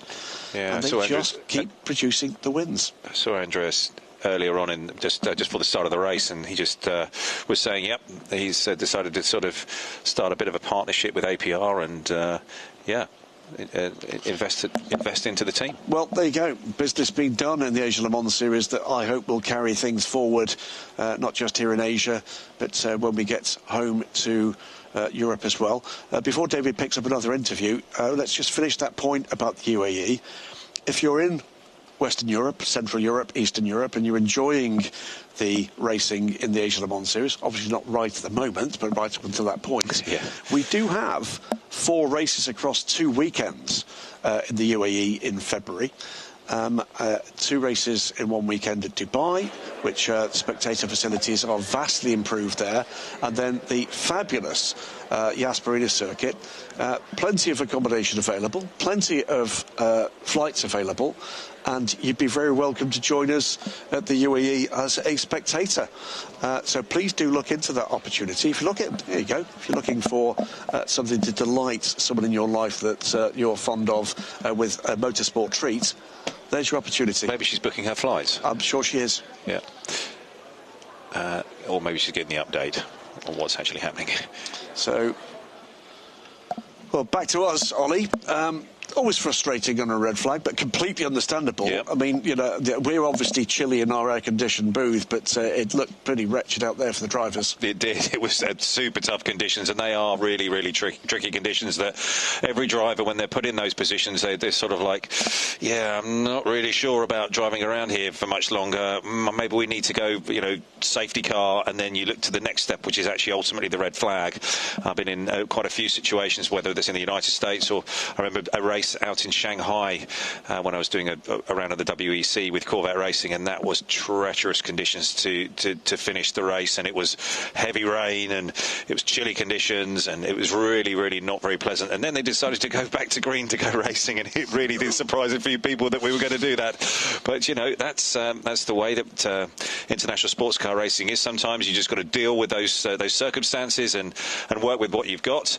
And you know, but at this point right now with the Asian Le Mans Series, they are working through this wet weather and difficult conditions, and wondering whether they are ever going to go back to green here. We've got some 25 minutes left in the race. Yeah, it's Matteo Quintarelli.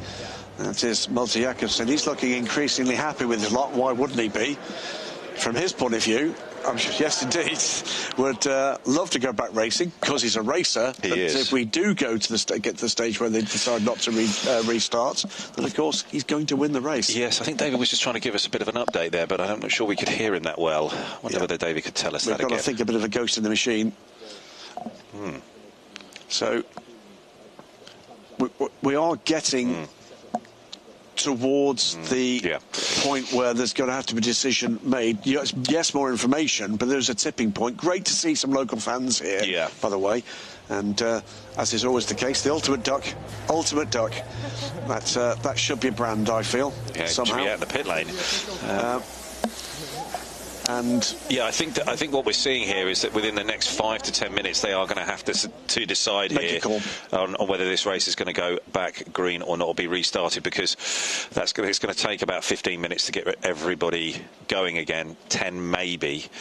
And it won't be on a dry track. No. That's the main thing to say. You are basically making a decision about the prevailing weather conditions, whether or not they're making the situation worse as things stand, and whether or not, since they brought the race to red flag conditions, whether or not the actual track conditions have improved. Yeah, and actually really one of the only ways that you're going to be able to see that is to actually send the safety car off to see around the circuit and just get an experienced driver in that car to know, okay, what's it like? What's it like out at turn 1, turn 4? If only we had an experienced driver. Yeah. Ollie. Well, yeah. Maybe we... So, but I mean, for me right now, the pendulum is swinging by second against the possibility. But we have been surprised before now about races going back to green. I would say that amongst the smiley faces at the moment are pretty much everybody at Algar Pro. They'll be feeling pretty good with the decisions they've made to this point, as with Will Ultimate.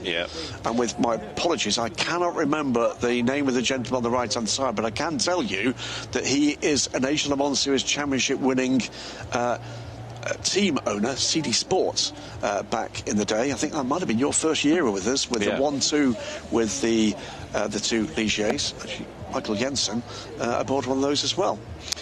Yeah, and Winward are leading in GT. I mean, what a turnaround. Yeah. I mean, yes, we've had some balance of performance changes, but the AMGs took a hit as well as the Ferraris with those changes. But it's just the conditions today seem to fit. And we've got, what is that, 1, 2, 3, 4 AMGs in the top 10 or 11 cars. Yeah, they certainly have had a strong run today, and I mean, it's such a robust car. So it's so fast in lots of different conditions and lots of different configurations of track. And that Mercedes AMG has been a phenomenal machine, performing throughout the GT3 sort of class and sort of era of racing. And I'm sure there are many a manufacturer that's quite sort of jealous of that car and in how it's so strong and fast in that class, and it's so good for pros and for AMs, and everybody seems to get on with it very, very well. And I think that there is a new one coming the next iteration of the car. But AMG. Yep. Next, it should be for 2026. Yep. Yep. So may well be. I know there's end of season jollifications at Mercedes AMG, I believe, next weekend. And it may well be we get an update on that. Yeah. They, of course, will be making their first appearance at the FIA World Endurance Championship in the coming season after a bit of a switcheroo for Iron Lynx. They'll be switching to the Mercedes AMG brand, and they will be bringing their current cars both to WC and a single car as well to the European Le Mans Series this year in LMGT3 spec. And LMGT3 different in a couple of ways. There's a slightly different performance window for the cars and maybe the odd flick in terms of the aero. The torque sensor data management system that allows real-time monitoring of the power delivery for those cars, energy management. It's a completely different way of managing performance in GT3.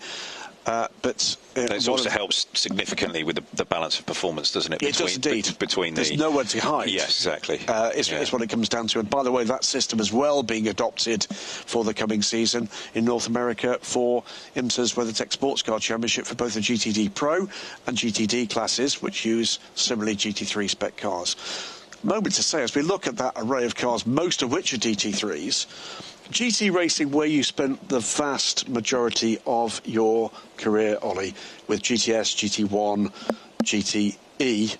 But GT3, what a phenomenal success it's been in world motorsport. It really has been extraordinary, you know, the ability for so many manufacturers to compete against one another with so many different sort of cars, configurations, layouts, engine in the front, engine in the middle, engine in the back. You know, it really is, and it's produced an opportunity for so many marques to come and race and compete at great races around the world, whether that's the Spa 24 hours, Nürburgring 24 hours, Bathurst 12 hours, now the Le Mans 24 hours. And, you know, it's been embraced fully with the ACO rules racing now with here in the Asian Le Mans series. It's fantastic to see that everybody's under the sort of the same one umbrella. And that's great for sports car racing around the world. And wow, has it just grown. I mean, it's just been extraordinary. The grids that you're seeing in all of the championships around the world, booming. It is. It really is, and for drivers as well. You know, you can jump in and race and compete all around the globe in many different championships. Whether that's something in Europe, something out here in Asia, something back across the Atlantic in the United States. You know, there's just such strength in depth that's really something for a driver that is phenomenal. And you know, you now as a young driver coming into the sport, you've got so many different avenues and directions you can go. And if you pick up with a manufacturer, then you can be placed in all kinds of different races, all kinds of different championships, something that you can really get your teeth into, and you could be running in something that's in the United States, in Europe, and out here in Asia. And that's something for a young driver. It's really exciting, and I think the sport has got a great future. And from a team that's running a pro or a pro effort, there is the reality of an ability to effectively have a team that never goes home. And we did see this with WRT, one of our the WC BMW team, where for SRO's Intercontinental GT Challenge, which cherry picks those fantastic races around the world, the Spa 24 hours, the Bathurst 12 hours. We're going back to Suzuka with the 1,000 Ks, 10 hours this year, in Indianapolis with an 8-hour race there, where they literally did send a car in a container around the world that never went back to Belgium. And that was what they did. And, you know, you can, whether or not you're a professional driver, a professional race team, a pro-am team, a pure amateur driver that happens to own a car, race literally anywhere around the world in this fantastic formula. And there's no sign at the moment there's a slowing down of the interest of the brands in that formula. We've got Evo cars coming for BMW this year, for Ferrari next year, and brand new cars coming for Mercedes AMG, as you mentioned. Lamborghini will have their new car out and testing very shortly. And then we've got an exciting step forward from the Toyota Group with the new Lexus, we believe called the LFR, that again should debut in IMSA and WC service again in 2026. So no shortage of brands wanting to bring, in some instances, a third or fourth generation of car to the fray. Yeah, I mean, and again, that just goes to reflect, you know, the strength in depth in whether that's championships or whether it's the teams that are running them or the drivers who are competing in them. And that is both in the pro level and the pro-am level.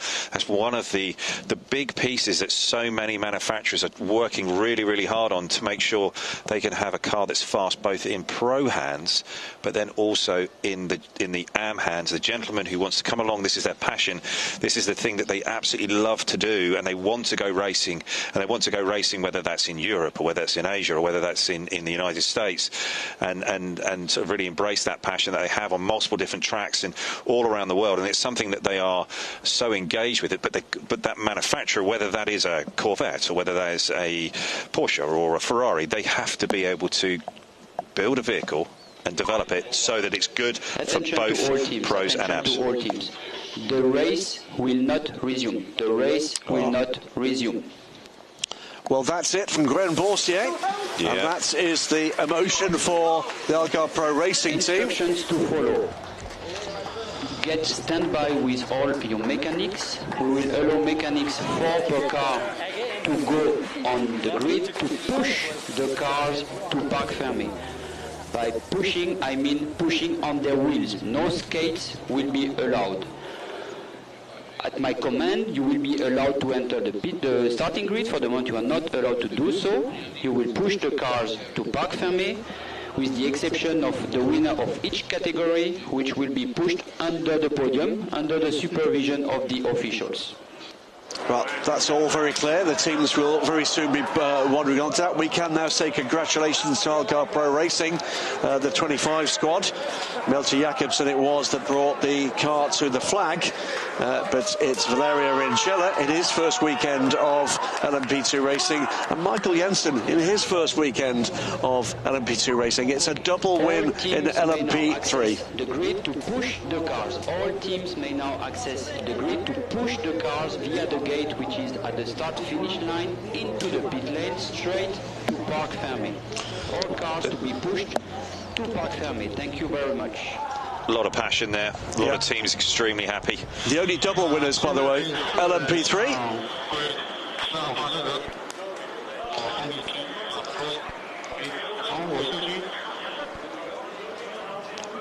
Sorry, getting a bit of breakthrough from someone's radio channel there on the race director's channel. It is a double win, great double win from Ultimate, and huge congratulations to them.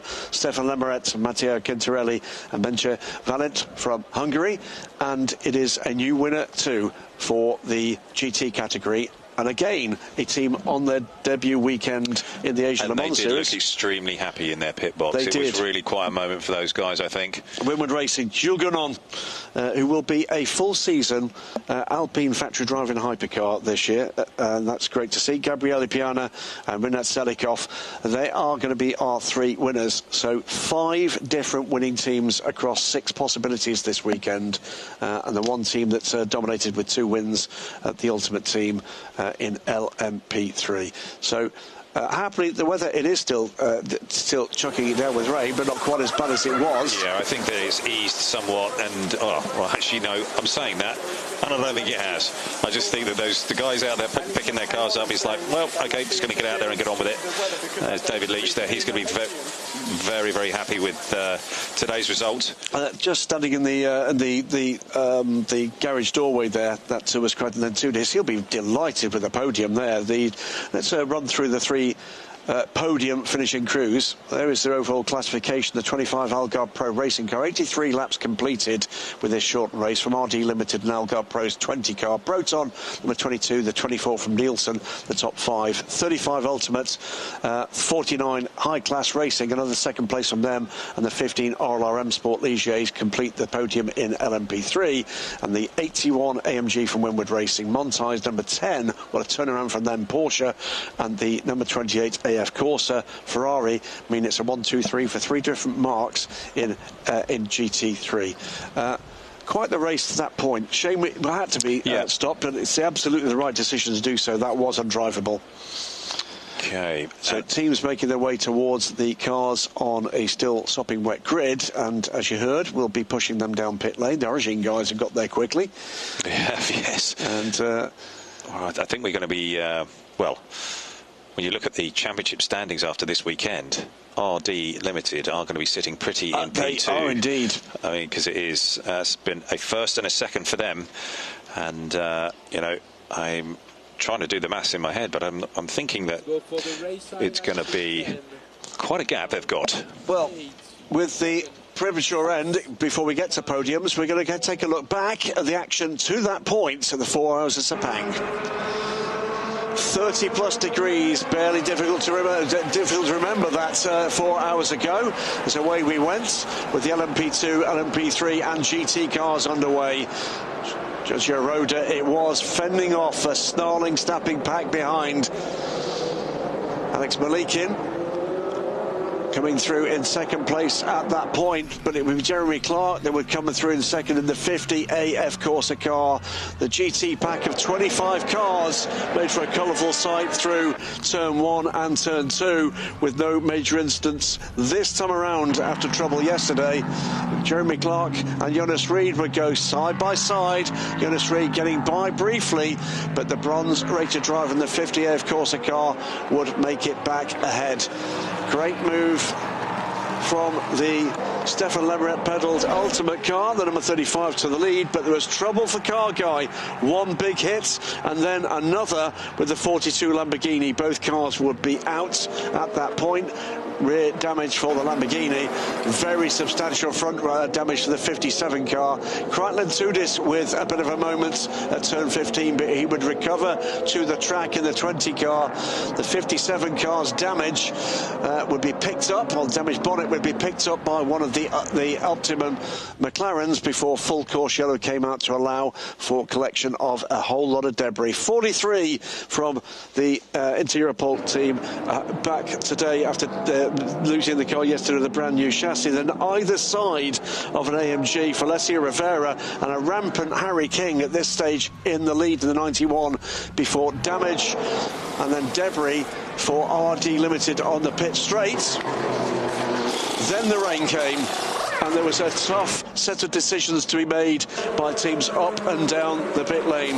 Some teams changing once, twice, even 3 times as to where they came, went, and then came back with a vengeance. 83 and 91 would emerge in the lead battle. Lawrence Herr had something to say about that as DCAR Engineering put him out on slicks in the number 3 Orica. He would take the lead, but coming up behind as Lawrence Herr went by Mathieu Vazevier. Coming up behind these 3 would be a rampant Melter Jacobsen, also on slicks at this point. He would make his way through to the lead, taking here Lawrence Herr in turn 15, and Algarve Pro Racing would make the decision as well to put him back on wet weather tyres at the correct moments as everybody went for wets as the rain continued. 22 Proton competition car unlucky on pit lane with Tom Dillman with a sticking right rear wheel that cost them dearly and could have cost them a podium in the final analysis. Going back to the wet weather tyres. The 25 though of Melter Jacobsen.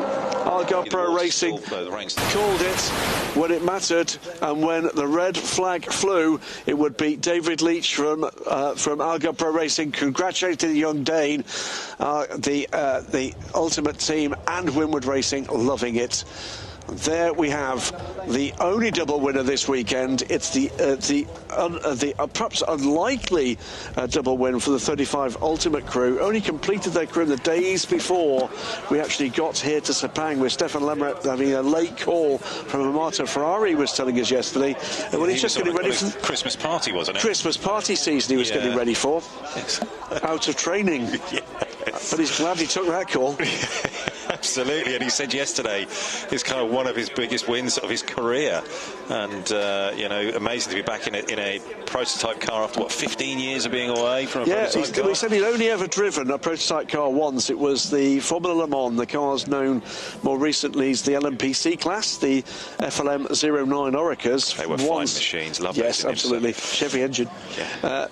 That's the best bit about long serving before LMP3 basically took their place. There is the oldest swinger in town on the wild side. Well, he was, wasn't he? Cool. That is Mark Patterson, 72 years young. From Mark, unbelievable. Two second places. Hour and 45 minutes in the car today under fierce conditions. Hour 45 minutes in one stint. Yeah, it was like he poured himself out of the car. He said he was very liquid when he came out of the machine. But what a great interview he gave David. That was phenomenal. Really, one of the highlights of the race is, yeah, great stuff there from Mark. Dear me. They do look a little bit like the troops returning from the front there, don't they? Let's go for the overall winners interview. It's, well, a fine win. Strategically won by Algarve Pro Racing, the number 25 crew, and happily they've made their way under the podium and now with David Addison. And that means that they are now dry. Let's talk to our winners then, and we'll start with Michael Jensen. What a race, eh? Yeah, fantastic. It was nice to see we had no safety cars today, so I did my stint. Yeah, Sepang is hot and humid. You really feel it out there. Handed the car over to Valerio, and yeah, he did an amazing stint. And then Malte to go in the end, and yeah, unfortunately we couldn't finish the race. I still believe we would have won the race with Malte in the car. We had the pace today. Well done, Valerio. A real change from single seaters, but a great result. Well, yeah, I'm really happy. For being first time here, I'm enjoying it a lot. I had the possibility to work on full course yellow this time compared to yesterday. Yesterday was a bit of a safety car, but now was proper race. I struggled a bit on the first stint, but with new tyres I managed to keep it well to reduce the gap. So I'm really happy. A great result, a short stint, but an important one. Yeah, unfortunately very short. I would have loved to be able to finish the race on track and done the racing out there. But thanks to those two rookies this weekend, first race weekend for them, both in LMP2, I think we can be very pleased with the result today. And finishing P40 yesterday as well, we collected some very important points for our long championship. Fantastic, guys. Well done. See you on the podium. Thank you. Absolutely. Valerio did a top job there, just giving the car to Malte in a great position. But Malte did really do a phenomenal job when he needed to, executed on that sort of like 10 laps that he got. Really phenomenal performance. He was on the right tyre, but you've got to do it, and you've got to do it in the moment, as we saw there. He switched it on and just got down the road from everyone else. And there's lots of other people on the same tyre, but he just delivered. The window was relatively tiny on both the tyres he had. And that's always the way with the driver. You need to be able to deliver at that point, and he really did. So some phenomenal performances and some phenomenal results, and Malte Jakobsen nailed it there. Remember, yes, we're racing for a championship here, but Algarve Pro Racing would dearly love to win another entry to Le Mans. Absolutely. Which comes with the win in this championship in LMP2. We'll see the points a little later in the show. Viddy Regon there. Another podium in a long and glittering career for him. 28 car makes the podium in third place, shared, of course, with Max Visa and Manny Franco. Yeah, I think Manny Franco to the right. That's going to maybe put them quite close to the lead of the championship, actually, because they were in, what, 6th, 5th yesterday? Somewhere around there? They were there and thereabouts, but, yeah, a delighted young Dane. So 2 Danish drivers, by the way, on the overall top step of the podium. And 2 Algarve Pro cars, as we said. Crichton Lentudis coming in there with Alex Quinn. We've lost the camera for a moment there. But the Algarve Pro team with, of course, Ollie Colwell. And cars just being taken back through to Parc Fermé. Well, there'll be some technical inspections taking place, and then those cars will make their way to the UAE. It was 4th at AF course. The number 28 car finished yesterday. They're going to be well up the order. Yeah, they are going to be. It's a good little result for them. You know, they were running pretty strongly throughout today. And something it's worth mentioning, by the way, with the expansion post-COVID back to 6 rounds for the Asia Le Mans series. You can sort of afford a bad day at the office. Yeah, you can. Maybe one. Yeah. It is quite a significant change in dynamic in a championship when you expand it to something like 6 rounds. What we've seen actually over the time is that there's certainly configurations of GT car that really do suit Sepang, but then when you go to Dubai and then on to Abu Dhabi, it's another group of cars that come to the fore. For instance, the McLaren. Oh yeah, absolutely. The McLaren kind of know that they're not so good around Sepang, but they do know that they're very, very good when they come to Abu Dhabi. I had a long chat with a couple of the guys from the Optimum squad earlier today, and they said basically we're soaking up the pain here. Yeah. We know the car's pretty good at Dubai. We know it's very good at Abu Dhabi, and we saw the same with the Aston Martins. And it was I think this is the first time we're going to see the new Aston Martins there. Well, that's Nick Reynolds, the previous owner of RRM Sport. I know he's here with Ian Aguilera. So lots of old friends from the European paddock. But that's going to be something that really does develop, isn't it? You know, 100%. That storyline of who's going to be going where and well, when. there are the points. Let's stick with this for a moment. RD Limited unsurprisingly lead the championship, but perhaps the surprise is only by 6 points from the 25 Algarve Pro Racing team, with a further 11 points back to AF Corsa, the 20 from Algarve Pro Racing, a further 3 points back. And Nielsen Racing in a good position there with 20. Pure Racing, work to do with 19. They'll be disappointed, Pure Racing. They will. They really will with that. They will feel as if that got away with from them with the weather today. But Fred Pordad, James Allen and Tristan Vautier will lead the championship as we go into the UAE section in February from Melty Jacobsen, Michael Jensen and Valerio Rincella. And astoundingly, 2 LMP2 debutants this weekend, second at the championship. Yeah, and I just looking further down the order there, Matt Bell, Naveen Rao and Nicky Katzberg. I think they did take a little bit of a risk earlier on in the race with Nicky on those wets, then slicks, and then wets again.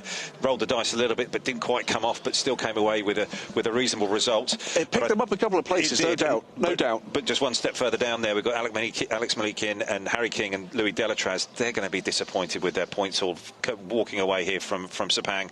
I think they really had the pace to get themselves in that top 2 or 3 in the championship. If you want to watch some really spirited LMP2 racing, that's the kind of effort that you're going to see now. They have to be fully lit everywhere. Yeah. And it's going to be exciting to watch, and that's going to be certainly something we're going to see in Dubai and Abu Dhabi, that they're going to be on full attack, which is great for the racing. Absolutely great stuff. So that is the points order in LMP2, and they're just getting ready for the overall podium. So Alex Quinn closest to the camera, Ollie Caldwell and Kreisel Tunis will our third place squad for Algarve Pro Racing, and that's a fine result from them. Yeah, because they were always sort of just slightly on the back foot, it seems. They didn't really have the pace in that squad, it didn't seem, but to come away with a third place, nicely done. Absolutely. And Crichton in particular will be very pleased indeed. He's loving his time in contemporary sports car racing, brought into the sports in historic racing under the BBM banner, Bob Berridge's squad. And Fred Pordad, Tristan Vautier, one of the heroes of yesterday, and I've got a James good Allen. feeling for Tristan in that RD Limited team. He seems to be fitting in nicely. The same as with James Allen, I think that they've really clicked nicely with that group, and they seem to really like that P2 car. There's our winners. It is Valerio Rincella. It is excuse me, it is Melty Jacobsen bringing it home, and Michael Jensen. Sam Cox it will be, representing her team, together with husband Stu, from the top step of the podium. Proud national anthem of Portugal.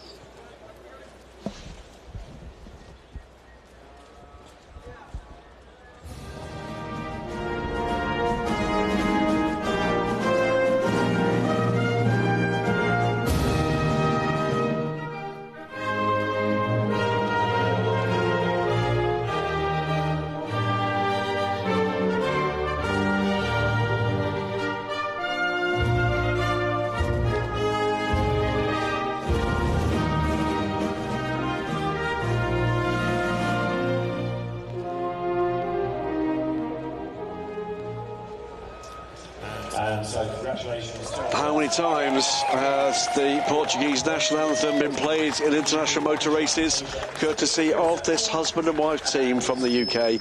And they are very proud to represent Portugal in international motorsport. Representative there for Michelin, just giving out the trophies.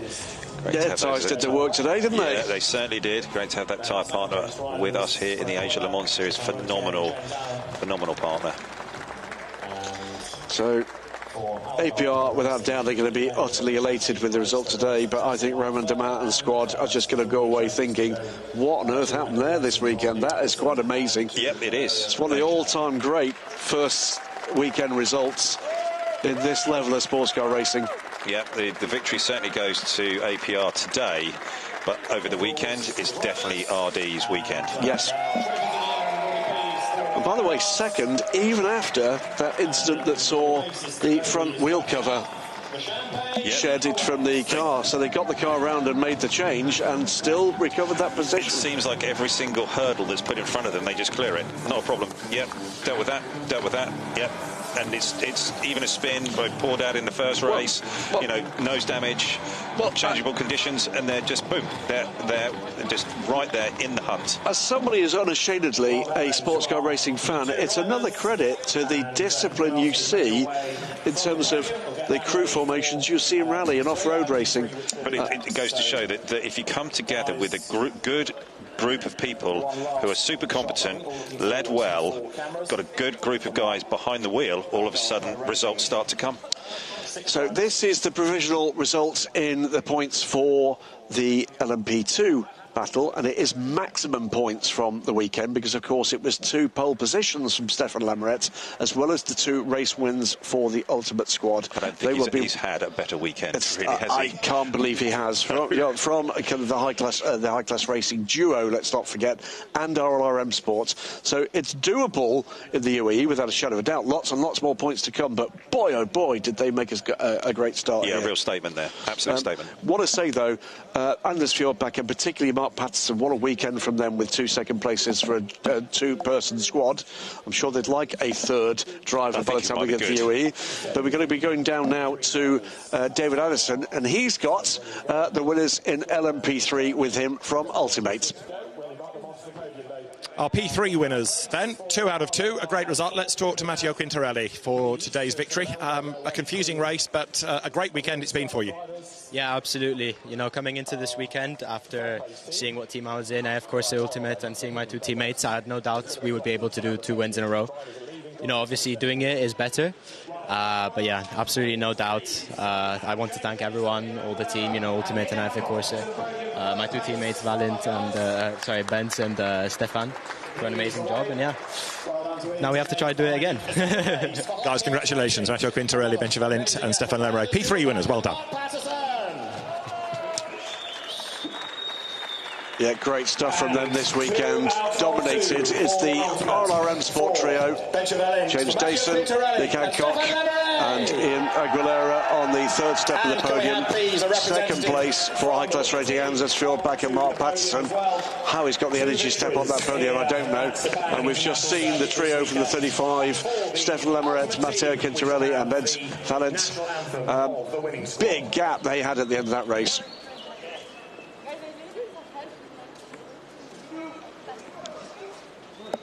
Je sais pas si je peux le faire sur la F1.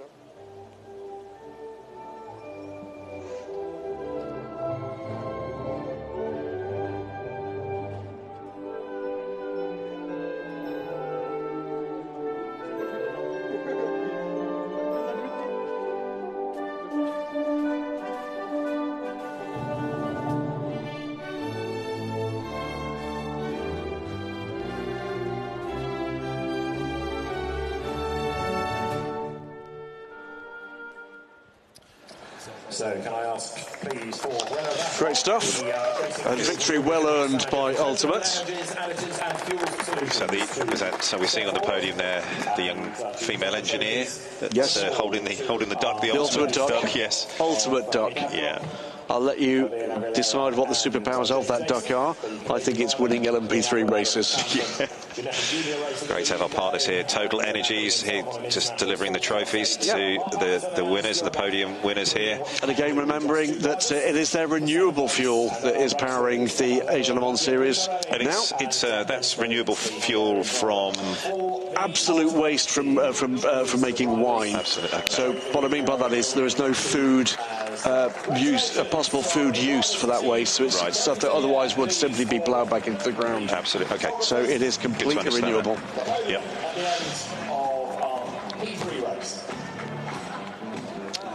So Stefan Lemeret there in the middle, and great stuff from Matteo Quintarelli. Good race from him, but Stefan Lemeret took that car to the front again. The first there with the bubbly going.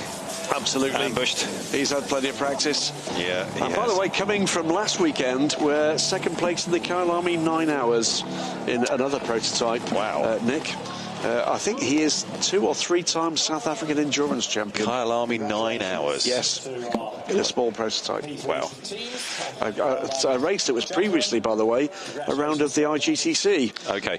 But there you go. This is the provisional GT team's trophy points, and that is properly tight. Winward Racing top the points at the moment, 35 points. Then the 51 and the 28 AF Corsa cars, both on 28 points. Car Guy with 25 points from yesterday after retiring today.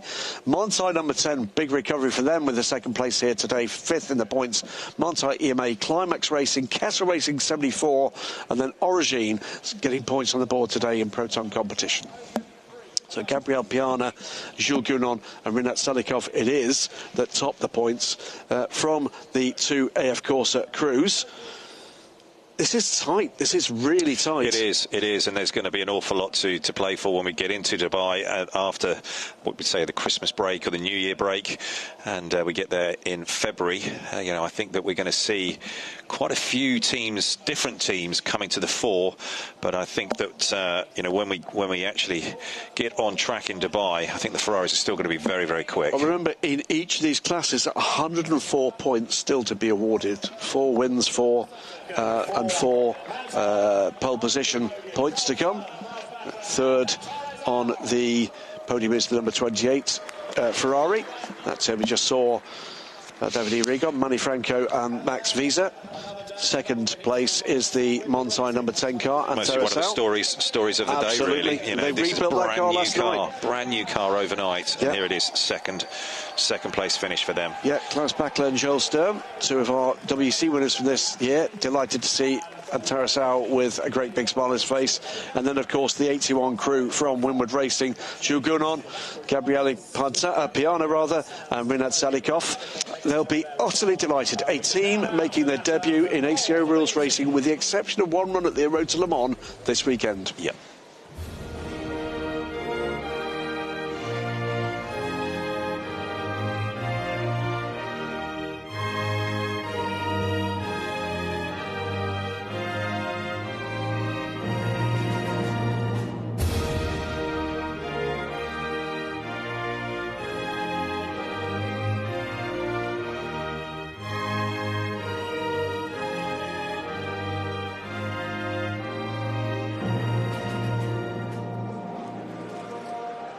So congratulations to our GT winning teams. So happy drivers on the podium without a shadow of doubt. And it's going to be Stefan Rattel that hands out the trophies here. A lot of cynicism about the alliance between ACO and SRO in bringing together this. We actually saw them standing all together, Pierre Fillon, Stefan Rattel, actually on the start of the grid yesterday, and very relaxed together. Look what really put together. Look what they've achieved. 42 cars from very many of these teams the other side of the world, and we'll be bringing those cars and more, by the way, to the UAE, because it will be a boosted grid in the United Arab Emirates in February. There are more cars to come to be added here, but this alliance has worked, and it would be great to see this taken further. But it certainly seems seems like that there's more cars in this Asian Le Mans series that have come from SRO side of racing into the series. Certainly on the GT level, you're sort of seeing, you know, a number of teams from Southeast Asia that have that link to not only here, but whether it's China or whether it's further down into Southeast Asia. It's fantastic to see that we've got that foothold back in this part of the world. There are only two sorts of racing teams in endurance racing, Ollie. There are the teams that have raced at Le Mans, the teams that want to race at Le Mans. Yeah. And, you know, that doesn't overstate the power of that race. And there are two entries. It's the biggest prize in motorsport. So in GT3, I think that's really what's come alive for everybody. The GT3 class being taken on at Le Mans, that's really opened up this window for so many different teams and so many different manufacturers to be able to then sort of stake their claim and then want to get to that great race in June there in France. They want to show where they are in the galaxy, if you like, of GT racing, and teams like Winward Racing want to measure themselves on that stage against teams like AF Corsa, TF Sport, the Established Order, WRT, etc. Well, let's have a talk now with David Addison, who has got the 81 crew from Winward Racing with him after a stellar display on pit lane from David. Finally, now we get the final one of our race winners with David Addison. Let's talk then to at least a third of our GT winning team. Everybody says he did the hard work, but I think it's probably fair that we talk to Rinat Salikov, which is a great result for you, Rinat, at the end of a tough race. Yeah, thank you. It was really tough in the beginning. No red flag, no interruptions today. Not a red flag, sorry. I mean, no FCYs, nothing. So it was clean race, luckily. And it was pretty tough. The guys in front was managing their pace really perfect, so I was not able to catch them. But we saved the position, and I think the guys did the rest job in a perfect way. A great start to the season, guys. Well done, Jules Gounod, Rinat Salikov, Gabriele Piana, our GT winners here at Sepang. Very happy crew there. Great to see. It is indeed. And it's time for us to say goodbye from here at Sepang. And before we do that, thanks to everybody here in Malaysia who've made us all very welcome for the Asia Le Mans Series once again. It's great to be back in Southeast Asia. Thanks to the 42 teams down there on a very soggy pit lane for putting on the style, the entertainment, the racing, the excitement over 8 hours or almost of racing. Thanks to everybody that makes this championship happen. Thanks in particular today to David Addison. It's not been easy down on pit lane, everybody, to put together the production here in rather challenging conditions today. And thanks to you as well, Ollie Gavin. Thank you, Gigi. He's been the sports car racing legend. I've been Graham Goodwin here in the booth. David Addison, final words from you.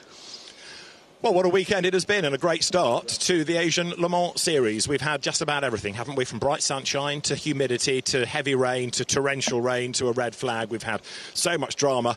We've had lots of stories also develop over the course of the weekend. Some hard luck stories, of course, and some feel-good stories as well. And although it's been a double win in P3, different winners in P2 and in GT racing. And there's a lot to reflect on as the teams then have a little bit of a break before we go to that UAE doubleheader, which will start on the weekend of the 8th and 9th of February in Dubai, and then we head a week later to the Yas Marina circuit up the road in Abu Dhabi. But it's been a great start to the Asian Le Mans Series from all of us here in Sepang.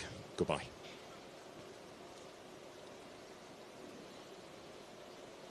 That's goodbye, is it then?